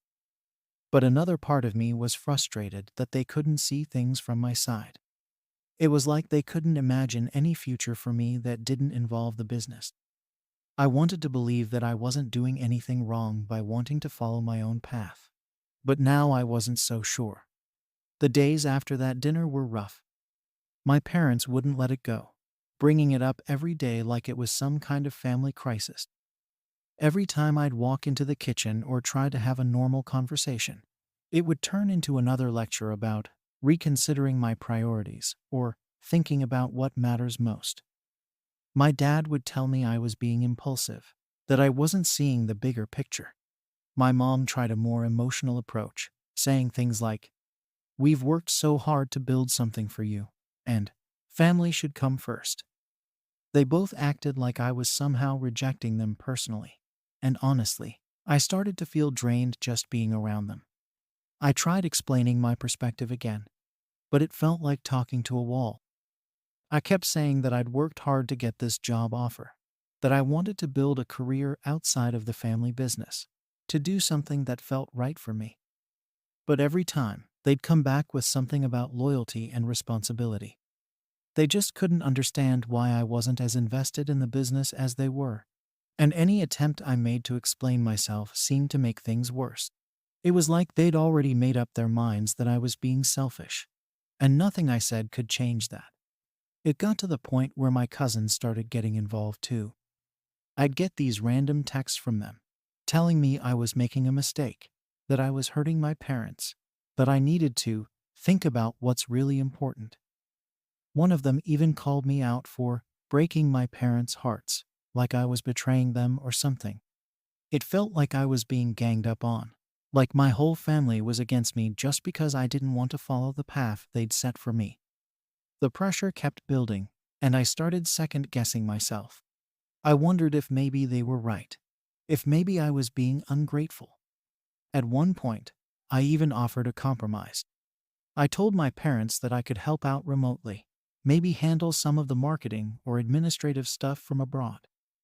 I figured that way, I'd still be involved, but I wouldn't have to give up my plans. I thought they'd at least appreciate that I was trying to meet them halfway. But they shut that down immediately. My dad just said it wasn't the same, that being there in person was what mattered. He said that working remotely showed I wasn't really committed, that it just proved I was looking for an easy way out. My mom didn't say much, but I could tell she was disappointed. It was like they'd only accept me if I gave up everything else to join them. The worst part was, they made it sound like I owed it to them. Every time we talked about it, they'd bring up how much they'd sacrificed for me, how they'd given me so many opportunities. They'd say things like, "We did all of this for you," or "All we want is for you to carry on what we started." And while I get that they've put a lot into the business, I don't see why that automatically means I have to take over. It's like they can't separate the idea of me being part of the family from me working at the business. I don't think it's fair, but whenever I tried to push back, it just made things more tense. After a while, I stopped trying to reason with them. Every conversation just turned into the same argument, and I was tired of defending myself. It was like they'd turned me wanting to work abroad into some kind of moral failure, like I was doing something wrong by wanting to live my own life. I started avoiding them just to keep the peace, but even that didn't help much. They'd bring it up in passing, little comments here and there that reminded me they weren't happy with my decision. My dad would mention how hard things were getting at the business, how they could really use an extra hand, and then look at me like I was supposed to feel guilty. My mom would talk about family values and how disappointed she was that I didn't seem to share them. The guilt was constant. Even my friends noticed that I was stressed out. I'd vent to them about the situation, and they'd tell me to stick to my guns, to do what felt right for me. They'd say that it wasn't fair for my family to pressure me like this, and that I had every right to make my own choices. And while that helped a bit, it didn't make things easier at home. No matter how much I tried to convince myself that I wasn't doing anything wrong, there was still this nagging feeling that maybe I was letting my family down. It was like I couldn't shake the guilt, even though I knew I wasn't being unreasonable. Now I'm just trying to figure out what to do next. Eventually, I decided to sit down with my parents one last time to try and find some middle ground. I was tired of the tension, the guilt trips, and the constant feeling that I was somehow failing them just by wanting to pursue my own path. I figured that if I could get them to understand why this job meant so much to me, maybe we could work something out that would let me chase my goals without feeling like I was betraying my family. So, one evening, I approached them in the living room and told them I wanted to talk. Right away, I could tell they were expecting me to back down, to say I'd thought it over and decided to join the family business. But that wasn't what I was there to say. I took a deep breath and told them that working abroad was something I'd dreamed about for years, something I felt I needed to do for myself. I tried to explain that it wasn't about abandoning them or turning my back on the family. It was about building my own future, the way I'd always imagined it. My dad's expression stayed the same, disappointed and a bit angry. He didn't seem to hear any of what I was saying. My mom just looked sad, like I was breaking her heart by even bringing it up again. I could feel the weight of their expectations pressing down on me, and it took everything I had to keep my voice steady. I told them I'd thought about it a lot, and even offered to help out in ways that wouldn't require me to be physically present. I suggested that maybe we could reevaluate in a few years, once I'd had a chance to pursue my own goals, but they weren't having it. My dad repeated what he'd said before, that remote work just wasn't the same, that being here in person was what mattered most. He kept saying that if I really cared about the family, I'd be willing to make some sacrifices. He even threw in a line about how he'd sacrificed plenty for me over the years, like this was the least I could do in return. My mom said that family should come first, that putting my career ahead of them was selfish. Hearing that hurt, because I'd always thought of myself as someone who valued family. But in their eyes, that didn't seem to count, unless I was willing to give up everything to join the business. I realized then that there was no convincing them. They'd made up their minds, and no matter how much I tried to explain myself, they were never going to see it from my perspective. They were stuck in this idea that I owed it to them to take over, that anything else was just me being ungrateful. And as much as it hurt to see them disappointed, I knew that staying and joining the business wasn't what I wanted for myself. I wasn't going to let their expectations dictate my life. So, I told them I'd made my decision. I was going to accept the job offer and move abroad. The silence that followed was heavy. My dad just shook his head, and my mom looked down, refusing to meet my eyes. I could feel the tension between us, this unspoken disappointment that was now hanging over everything. They didn't say anything, and honestly, I didn't know what else there was to say. I got up, feeling like I'd just burned a bridge I wasn't sure I'd ever be able to rebuild. Since then, things have been awkward at home. My parents barely talk to me, and when they do, it's short and to the point. They've stopped bringing up the business, but I can feel their disappointment every time I walk into the room. My cousins have mostly stopped texting, but I know they're on my parents' side. I hear bits and pieces through the family grapevine, little comments about how I'm going off on my own and leaving them to handle everything. It's like my decision is some kind of family scandal. I'm still moving forward with my plans, and part of me feels relieved that I've made a choice.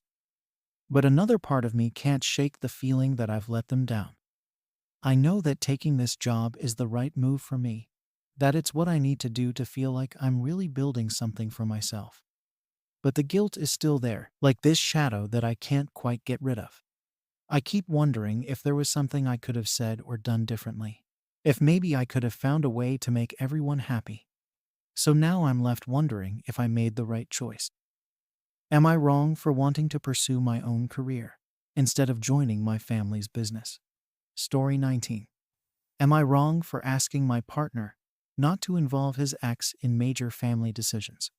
I 39F have been with my fiancé, Josh 42M, for almost 3 years now. We've been engaged for about a year, planning to get married in the next few months.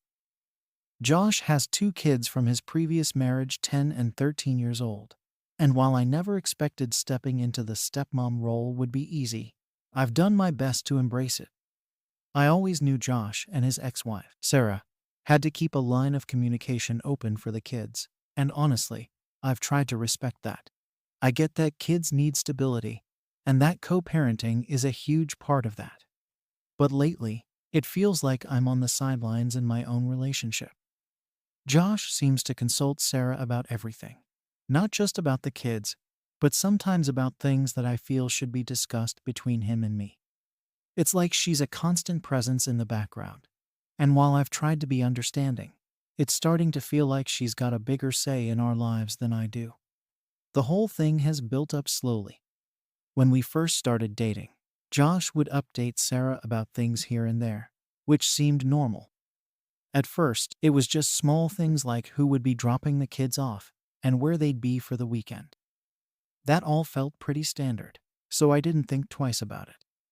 But as our relationship got more serious, Josh's habit of running decisions by Sarah only seemed to grow. I started noticing that any time something major came up, he'd call her first. Whether it was decisions about the kids' school, extracurriculars, or even how holidays would be split, he'd almost always reach out to Sarah before even talking to me. I could understand it to an extent, especially if it was something that directly involved the kids, but there were times I felt like a bit of an outsider. The worst part was how casually he'd mention it, like it was just the most natural thing in the world. For instance, last Christmas, we were planning the holidays together for the first time, which felt like a big deal to me. I was excited about making it special for everyone and trying to blend our traditions. But just as I was getting everything organized, Josh tells me that Sarah wanted to keep Christmas morning at her place, so he'd agreed to pick the kids up in the afternoon. It felt like he'd made this big decision without even considering how I'd feel about it. He barely gave me a heads up, and I was left to adjust my plans around their arrangement. These kinds of situations have kept happening, and I've tried to shrug them off, telling myself it's just part of being in a relationship with someone who has kids.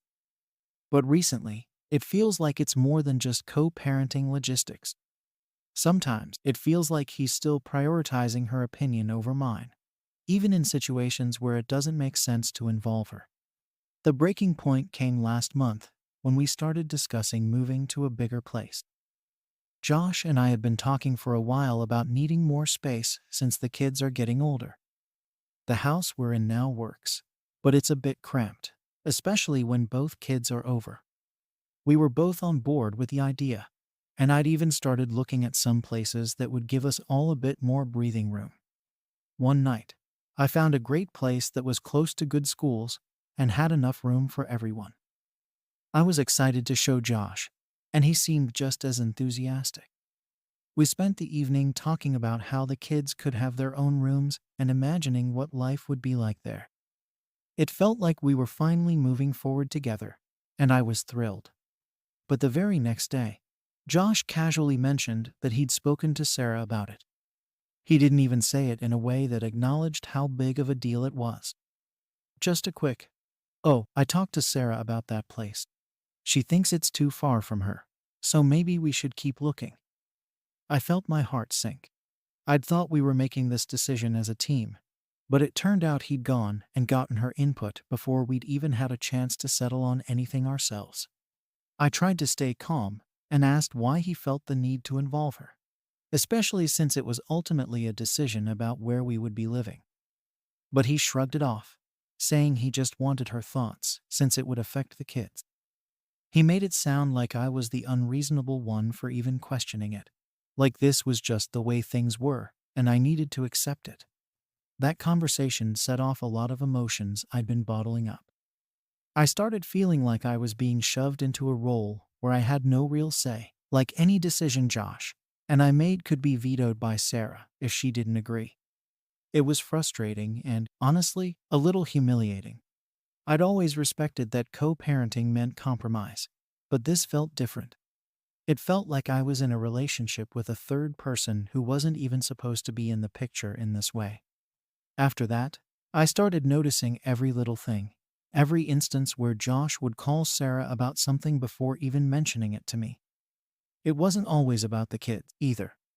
One time, I was planning a birthday dinner for him and was excited to make it special. Out of nowhere, he told me that Sarah wanted to take the kids that night instead and asked if we could work around it. It was like he was checking with her before even considering my plans. I'm not saying I want him to cut her out completely or ignore her input where it really matters for the kids. I get that she's their mother and that they have a history together. But I can't help feeling like there should be some boundaries, especially when it comes to decisions that affect our life together. I don't think it's unreasonable to want to feel like a partner rather than a secondary figure who has to go along with whatever his ex thinks. It's gotten to the point where I feel anxious anytime we have a big decision to make. I wonder if he's already talked to Sarah about it, or if he's going to run it by her as soon as we finish talking. I've tried to push those thoughts aside, to remind myself that it's about the kids, and that I need to be understanding. But it's hard when it feels like her opinion matters more to him than mine does. This move, though it's just too big of a deal for me to ignore. This is where we're going to be building our life together, the home where we're supposed to make our own memories, and I feel like I don't even have a full say in it. I'm torn because I love Josh, and I want to make this work. But I also feel like I'm being forced to accept a dynamic that doesn't sit right with me. When I finally brought this up with Josh, it didn't go well. I told him I felt uncomfortable with how much he involved Sarah in decisions that impacted our life together. I tried to explain that it wasn't about me wanting to shut her out completely, but that it would be nice if we could decide on some things ourselves first, then maybe loop her in if it was necessary. He didn't take it well. He looked at me like I just suggested he stop co-parenting entirely. Right away, he accused me of being insecure and unsupportive of his relationship with his kids. That hurt. I've been doing my best to be understanding, to respect the balance he has to keep with Sarah, and to find a way to fit into their family dynamics. But instead of listening, he brushed it off like I was making a huge deal out of nothing. He kept insisting that he had to keep things smooth for the kids, and that part of that meant making sure Sarah was on board with anything that could affect them. I tried to be as calm as possible, but it felt like he wasn't really hearing me. I wanted him to see that it wasn't just about co-parenting. It was about our partnership. We're supposed to be building a life together, and I feel like any time a big decision comes up, he's already decided it's best to get Sarah's input first. I'm left to adjust around it, even if it means putting my own feelings and opinions on the back burner. What really got to me was how quickly he dismissed my concern. He kept saying it was just the way things have to be because of the kids, as if there were no other option. I asked him if we could set some boundaries, maybe talk through things privately before looping her in, or at least come to a consensus between us before considering her opinion. To me, that seemed like a reasonable compromise, a way for both of us to feel heard and respected. But Josh wasn't having it. He said he didn't see the point in changing how things were, and that he'd been co-parenting with Sarah long before I came into the picture. That stung. It was like he was saying that no matter what, she would always come first in these matters, and I just had to deal with it if I wanted to be with him. The more he talked, the more I felt like I was in some kind of competition, one that I hadn't signed up for. After that argument, things were tense between us. I kept trying to move past it, telling myself that maybe I was overreacting, that maybe this was just a part of being with someone who has kids. But every time another situation came up where he ran to Sarah before talking to me, it was like a slap in the face. I couldn't shake the feeling of being sidelined in my own relationship. It didn't help that he seemed oblivious to how much it hurt me. For example, a week after our talk, he mentioned, almost casually, that he'd talked to Sarah about an upcoming family trip we'd been planning. We'd talked about taking the kids to a national park for a few days, and I'd been excited about planning something special. But apparently, he'd gone ahead and run the whole idea by her without saying a word to me. He came back saying Sarah wasn't comfortable with it because it was too far from home, and that she preferred we do something local instead. I don't think he realized how much that hurt. It felt like we weren't even a team, like I was just a bystander in decisions that were supposed to be ours to make together. He kept saying it was for the kids, but all I could think was, what about us? It's like he's forgotten that our relationship is supposed to matter too, not just his relationship with Sarah. Eventually, I tried bringing it up again, hoping we could find some middle ground. I told him I wanted to feel like his partner, that I wanted to be included in decisions that shape our lives together. I wasn't trying to step on Sarah's role as their mom, but I also wanted him to respect mine as his fiancé. I thought if I framed it like that, he'd understand that it wasn't about undermining his co-parenting, but about respecting the relationship we were building. But instead of understanding, he doubled down. He told me I needed to stop making this about myself. He said that if I truly cared about him and the kids, I'd trust him to make the best decisions, even if that meant consulting Sarah first. He made it sound like I was being selfish for wanting some say in things that affected me directly. I couldn't believe it. I didn't know how to get through to him or how to explain that I wasn't trying to interfere with his parenting. I just wanted to feel like a priority too. That conversation left me feeling defeated. I started questioning whether this was something I could live with long term. Every time I thought about it, I felt this weight in my chest, like maybe I was asking for too much, or maybe I just wasn't cut out for this kind of relationship. But at the same time, I couldn't ignore how much it hurt to feel sidelined in my own life. Since then, it's been a constant internal struggle. I want to be there for him and the kids, to support his co-parenting, and to be a positive influence in their lives. But I also want to feel like I matter, like I have a say in the things that shape our future together. I hate feeling like I have to take a backseat to his ex-wife in order to make things smooth for everyone else. It's reached a point where I'm questioning what role I even play in this relationship. Am I just supposed to accept that Sarah will always have a bigger say, that my opinions will always come second? Or is it reasonable to expect some boundaries, to want a relationship where I feel like an equal partner? I honestly don't know anymore. Right now, it feels like I'm stuck between wanting to be supportive and needing to stand up for myself. I started pulling back after that last conversation. I felt like every time I tried to bring up my concerns, it ended in an argument, or, even worse, just felt ignored. I didn't want to keep fighting about it, but I also didn't know how to make peace with the way things were. I didn't sign up to be a side character in my own relationship. So I tried to focus on things I could control. I put more energy into planning our wedding and making our home feel like ours, hoping that if I just gave it time, maybe things would balance out. But it wasn't long before another situation came up that brought everything back to the surface. Josh and I had been talking about rearranging the rooms so the kids could each have their own space when they were over. I was excited about the idea because it felt like a way to make our home feel more permanent and settled. I wanted the kids to feel like this was their space too, not just somewhere they stayed on weekends.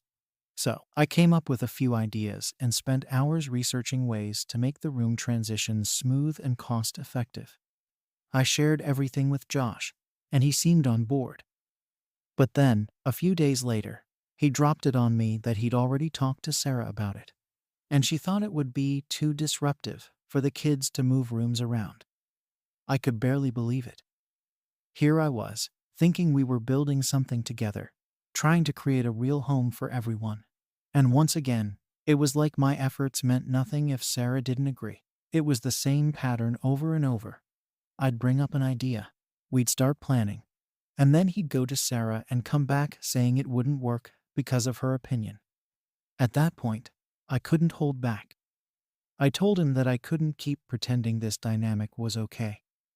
I wanted a life with him, but I didn't want to feel like a visitor in my own home. I wanted to feel like my ideas and my role as his partner were just as valuable as what Sarah thought.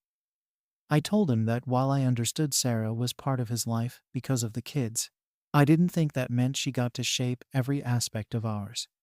Josh just looked at me, almost like he didn't know what to say. He repeated his usual line about keeping things smooth for the kids and how important it was that Sarah felt comfortable with our arrangements. He said it was about making things easier for the kids, not about choosing her over me. But at that point, it didn't feel like that anymore. It felt like he was choosing to make her opinion the priority, over and over, and expecting me to be okay with it.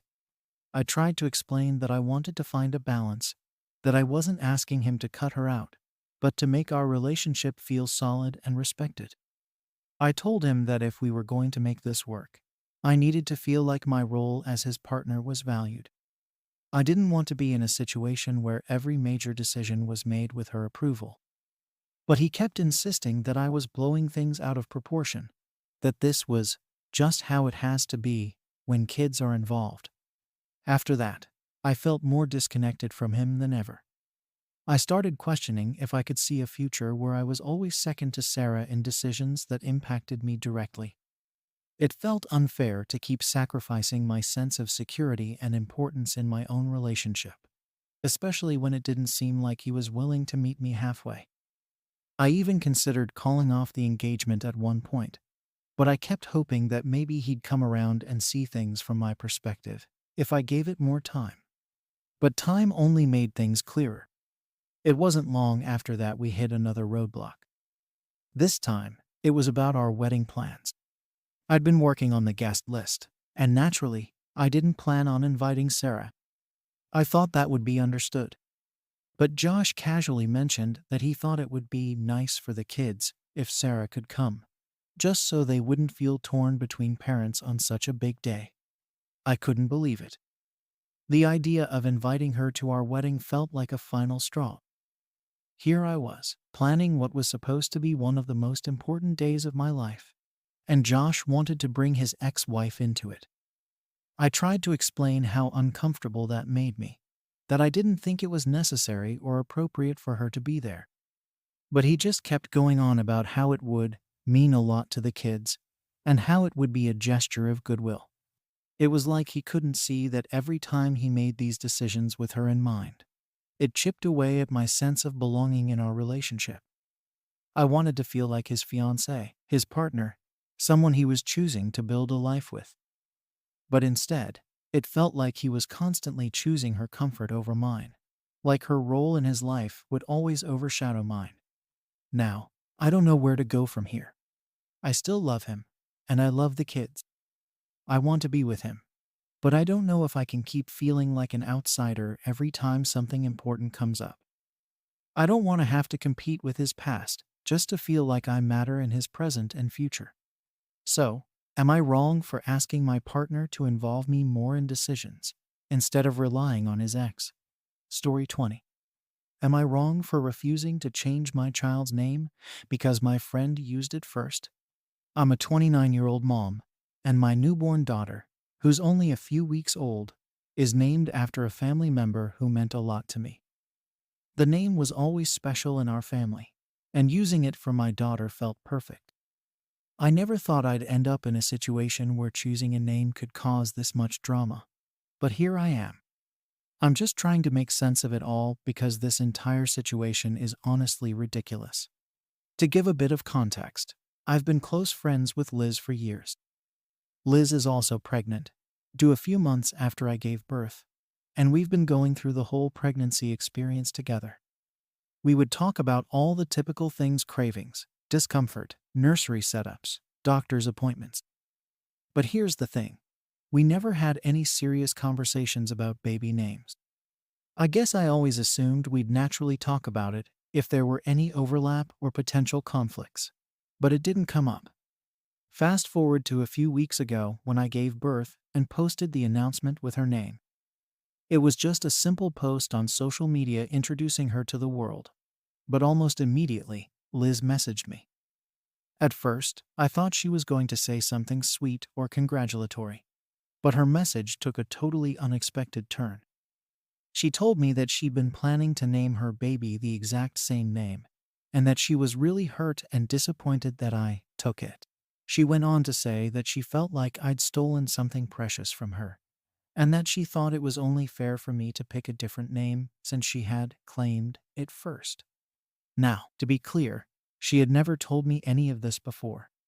She never mentioned the name, never hinted at it, nothing.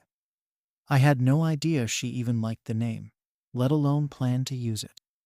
But according to her, that didn't matter because she'd supposedly had it in her mind before my daughter was born, so that made it hers. She went on about how she'd already pictured her future with her daughter having that name and how it was meaningful to her. I just remember sitting there, staring at my phone, trying to process what she was saying. It was such a bizarre conversation, and honestly, I thought maybe she was joking at first. But no, she was dead serious.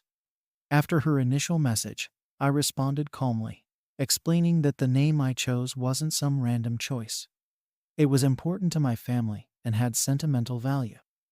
I told her I hadn't known she was even considering it, and that, honestly, I wouldn't have changed anything even if I had known.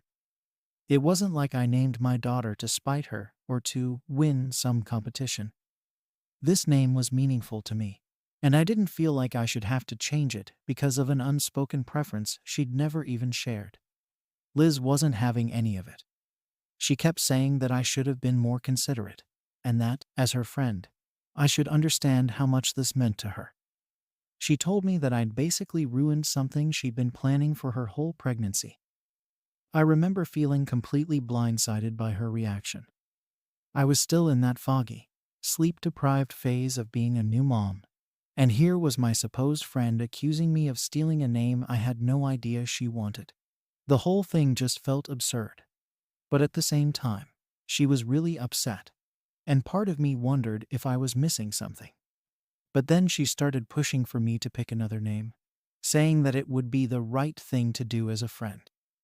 This is where things started feeling surreal. She actually expected me to go through the whole process of finding a new name for my daughter, getting it legally changed, and redoing all the paperwork just because she wanted it to. I just couldn't wrap my head around how she thought this was a reasonable request. It wasn't like I'd named my daughter something completely unique or one of a kind. It was a pretty classic, traditional name. And in any case, even if we did end up using the same name, it's not like it's unheard of for people to share names. Despite how irrational this all felt, I tried to be understanding. I thought maybe her pregnancy hormones were making her a bit more sensitive or emotional, and I didn't want to escalate things or hurt her feelings. So I tried to be reasonable and suggested that I could use a nickname when we're around each other. I thought this was a decent compromise. It wasn't like I was asking her to change her choice, or not use the name. I just didn't see why my daughter should lose her name over this. I figured that if we could use nicknames or just agree to let it be, we could both have what we wanted without any drama. But Liz wasn't satisfied with that. She told me a nickname wasn't enough, and that she felt like my daughter having the name at all would taint it for her, as if my child's existence was somehow ruining her plans. She said that I needed to do the right thing by our friendship and give her the name completely. That's when I started feeling like I was in the twilight zone. It's one thing to be disappointed, but demanding that I legally change my daughter's name because of a preference she never even mentioned. It felt beyond unreasonable. After that conversation, things got even more tense. She stopped messaging me as often and started canceling plans, and I could tell that something had shifted in our friendship.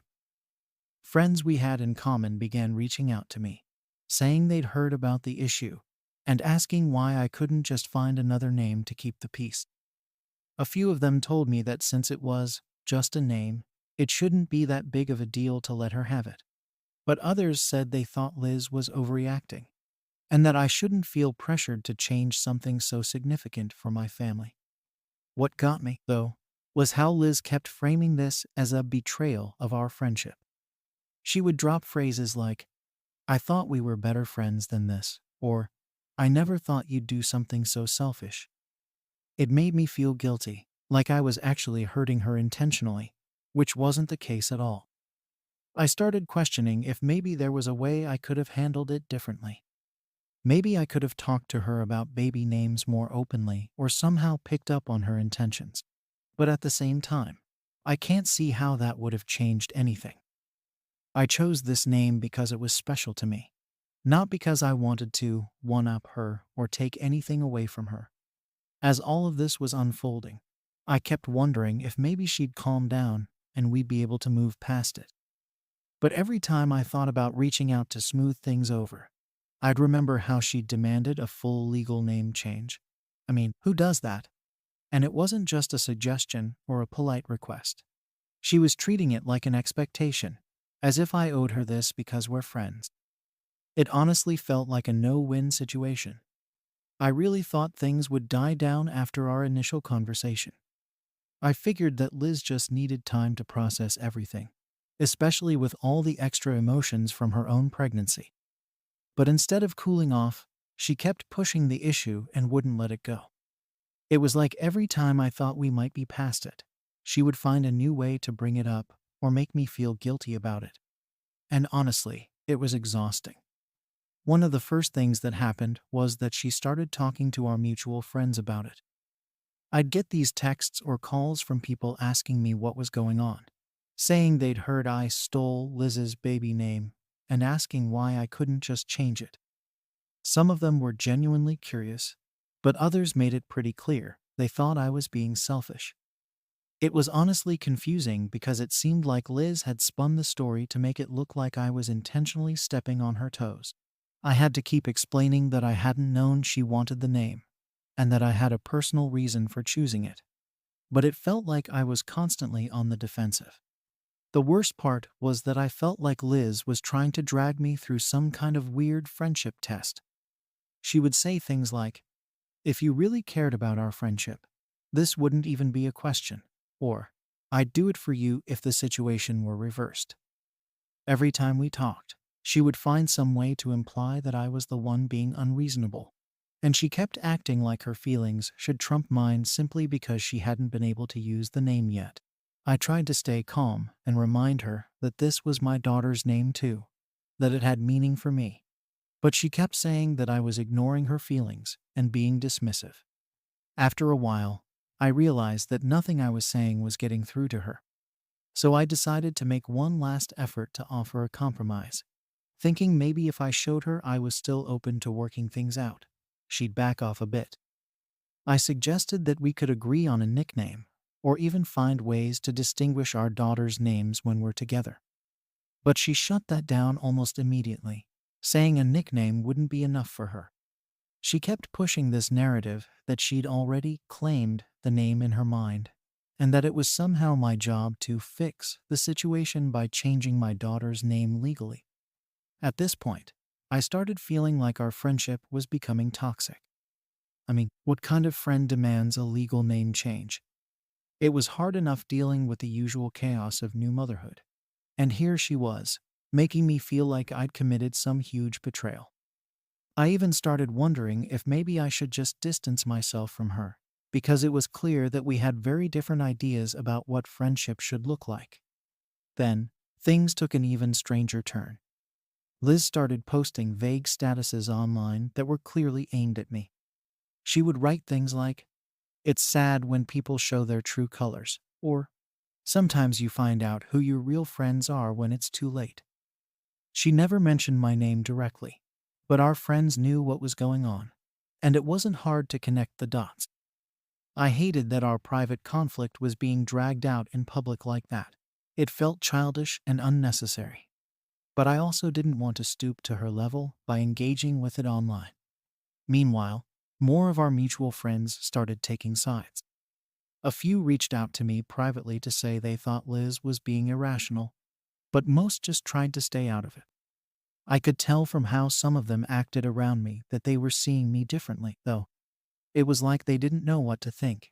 And I can't blame them. I wouldn't know what to think either if I was just hearing Liz's version of the story. Still, it felt unfair. I was being painted as the villain for something that felt so trivial in the grand scheme of things. I wasn't about to change my daughter's name, but at the same time, I didn't want to lose friendships over it either. I kept hoping that Liz would come to her senses, that maybe once her baby was born, she'd see things more clearly. But as time went on, it only seemed like she was getting more bitter. She even started telling people that I was intentionally hurting her by keeping the name. It was like nothing I did or said mattered anymore. She had her narrative, and she was sticking to it. At some point, I just stopped engaging. I figured if I didn't give her more fuel, maybe she'd eventually let it go on her own. But every time I thought we'd hit rock bottom, she found a way to take it further. I even started wondering if I'd ever really known her as well as I thought I did. It was surreal seeing this side of her, and it was hard not to feel hurt and disappointed by how easily she seemed to throw our friendship under the bus over a name. Looking back, I don't regret my decision to stand my ground, but I wish things hadn't gotten this messy. I never expected something like this to tear us apart, and it's honestly left me questioning who I can trust. I'm not sure if there's any way to repair our friendship at this point, but part of me still hopes she'll come around eventually. I wish I could say things just blew over, but honestly, the situation only got worse. Liz didn't just hold on to her resentment, she escalated it. By the time her baby was born, she wasn't even speaking to me anymore. She didn't send any kind of announcement, didn't reach out to say how things went, nothing. I found out she'd given birth because I saw a few of our friends commenting congratulations on one of her social media posts. And here's the kicker, she didn't use the name. After all the arguments, accusations, and passive-aggressive remarks, she ended up going with a completely different name. Finding that out was such a mix of emotions. On one hand, I felt a bit of relief because it meant there wouldn't be any awkwardness with our kids sharing a name if we ever found a way to be friends again. But on the other hand, I felt frustrated because all of this drama, all the damage to our friendship, seemed like it was for nothing. She'd pushed so hard to make me feel guilty, made a huge deal out of me stealing her name, only to choose something else in the end. At that point, I decided to move on. I focused on my daughter and my family and tried to let the whole ordeal go. But even though I was ready to put it behind me, Liz apparently wasn't. She started making things even more difficult, like subtly trying to isolate me from our mutual friends.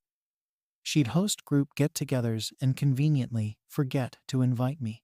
Or she'd arrange plans and then tell everyone that I was the one who couldn't make it. Friends started to notice the tension, and while most didn't take sides, it was obvious things were strained. I couldn't avoid Liz completely because of our overlapping friend circles, but every time I saw her, there was this awkward, tense energy. She wouldn't even look me in the eye, and if we did end up talking in a group setting, she would be short with me, or make little digs that only I would catch. At first, I thought it might just blow over with time, but it became clear that she was holding on to this grudge like her life depended on it. At one point, I decided to reach out and try to smooth things over one last time. I sent her a message saying I was sorry that things had gone this way, that I valued our friendship and wished we could get back to a good place. I even acknowledged that maybe we both could have handled things better, hoping that if I took some responsibility, she might be more open to moving forward. But she just sent back a curt response, basically saying she'd already moved on and that she didn't need people in her life who couldn't respect her. That was it for me. I realized that no matter what I did, Liz wasn't going to forgive or forget, and I had to accept that. I couldn't keep bending over backward for someone who was determined to see me as the villain. So I decided to let her go. I stopped trying to reach out and stopped letting her passive-aggressive behavior get to me. If she wanted to hold a grudge, that was her choice, but I wasn't going to keep letting it affect me. Over time, things settled down a bit. Our mutual friends gradually adjusted to the new reality, and while some of them remained closer to her, others stayed neutral or maintained their friendship with me. It's still awkward at group events, but I've learned to just focus on the people who are there for me and not let her presence ruin things. I sometimes wonder if there was anything else I could have done to prevent all this, but at the end of the day, I made a choice that felt right for me and my family, and I can't regret that. So now I'm left with this lingering question. Was I really wrong for refusing to change my child's name because my friend wanted to use it first?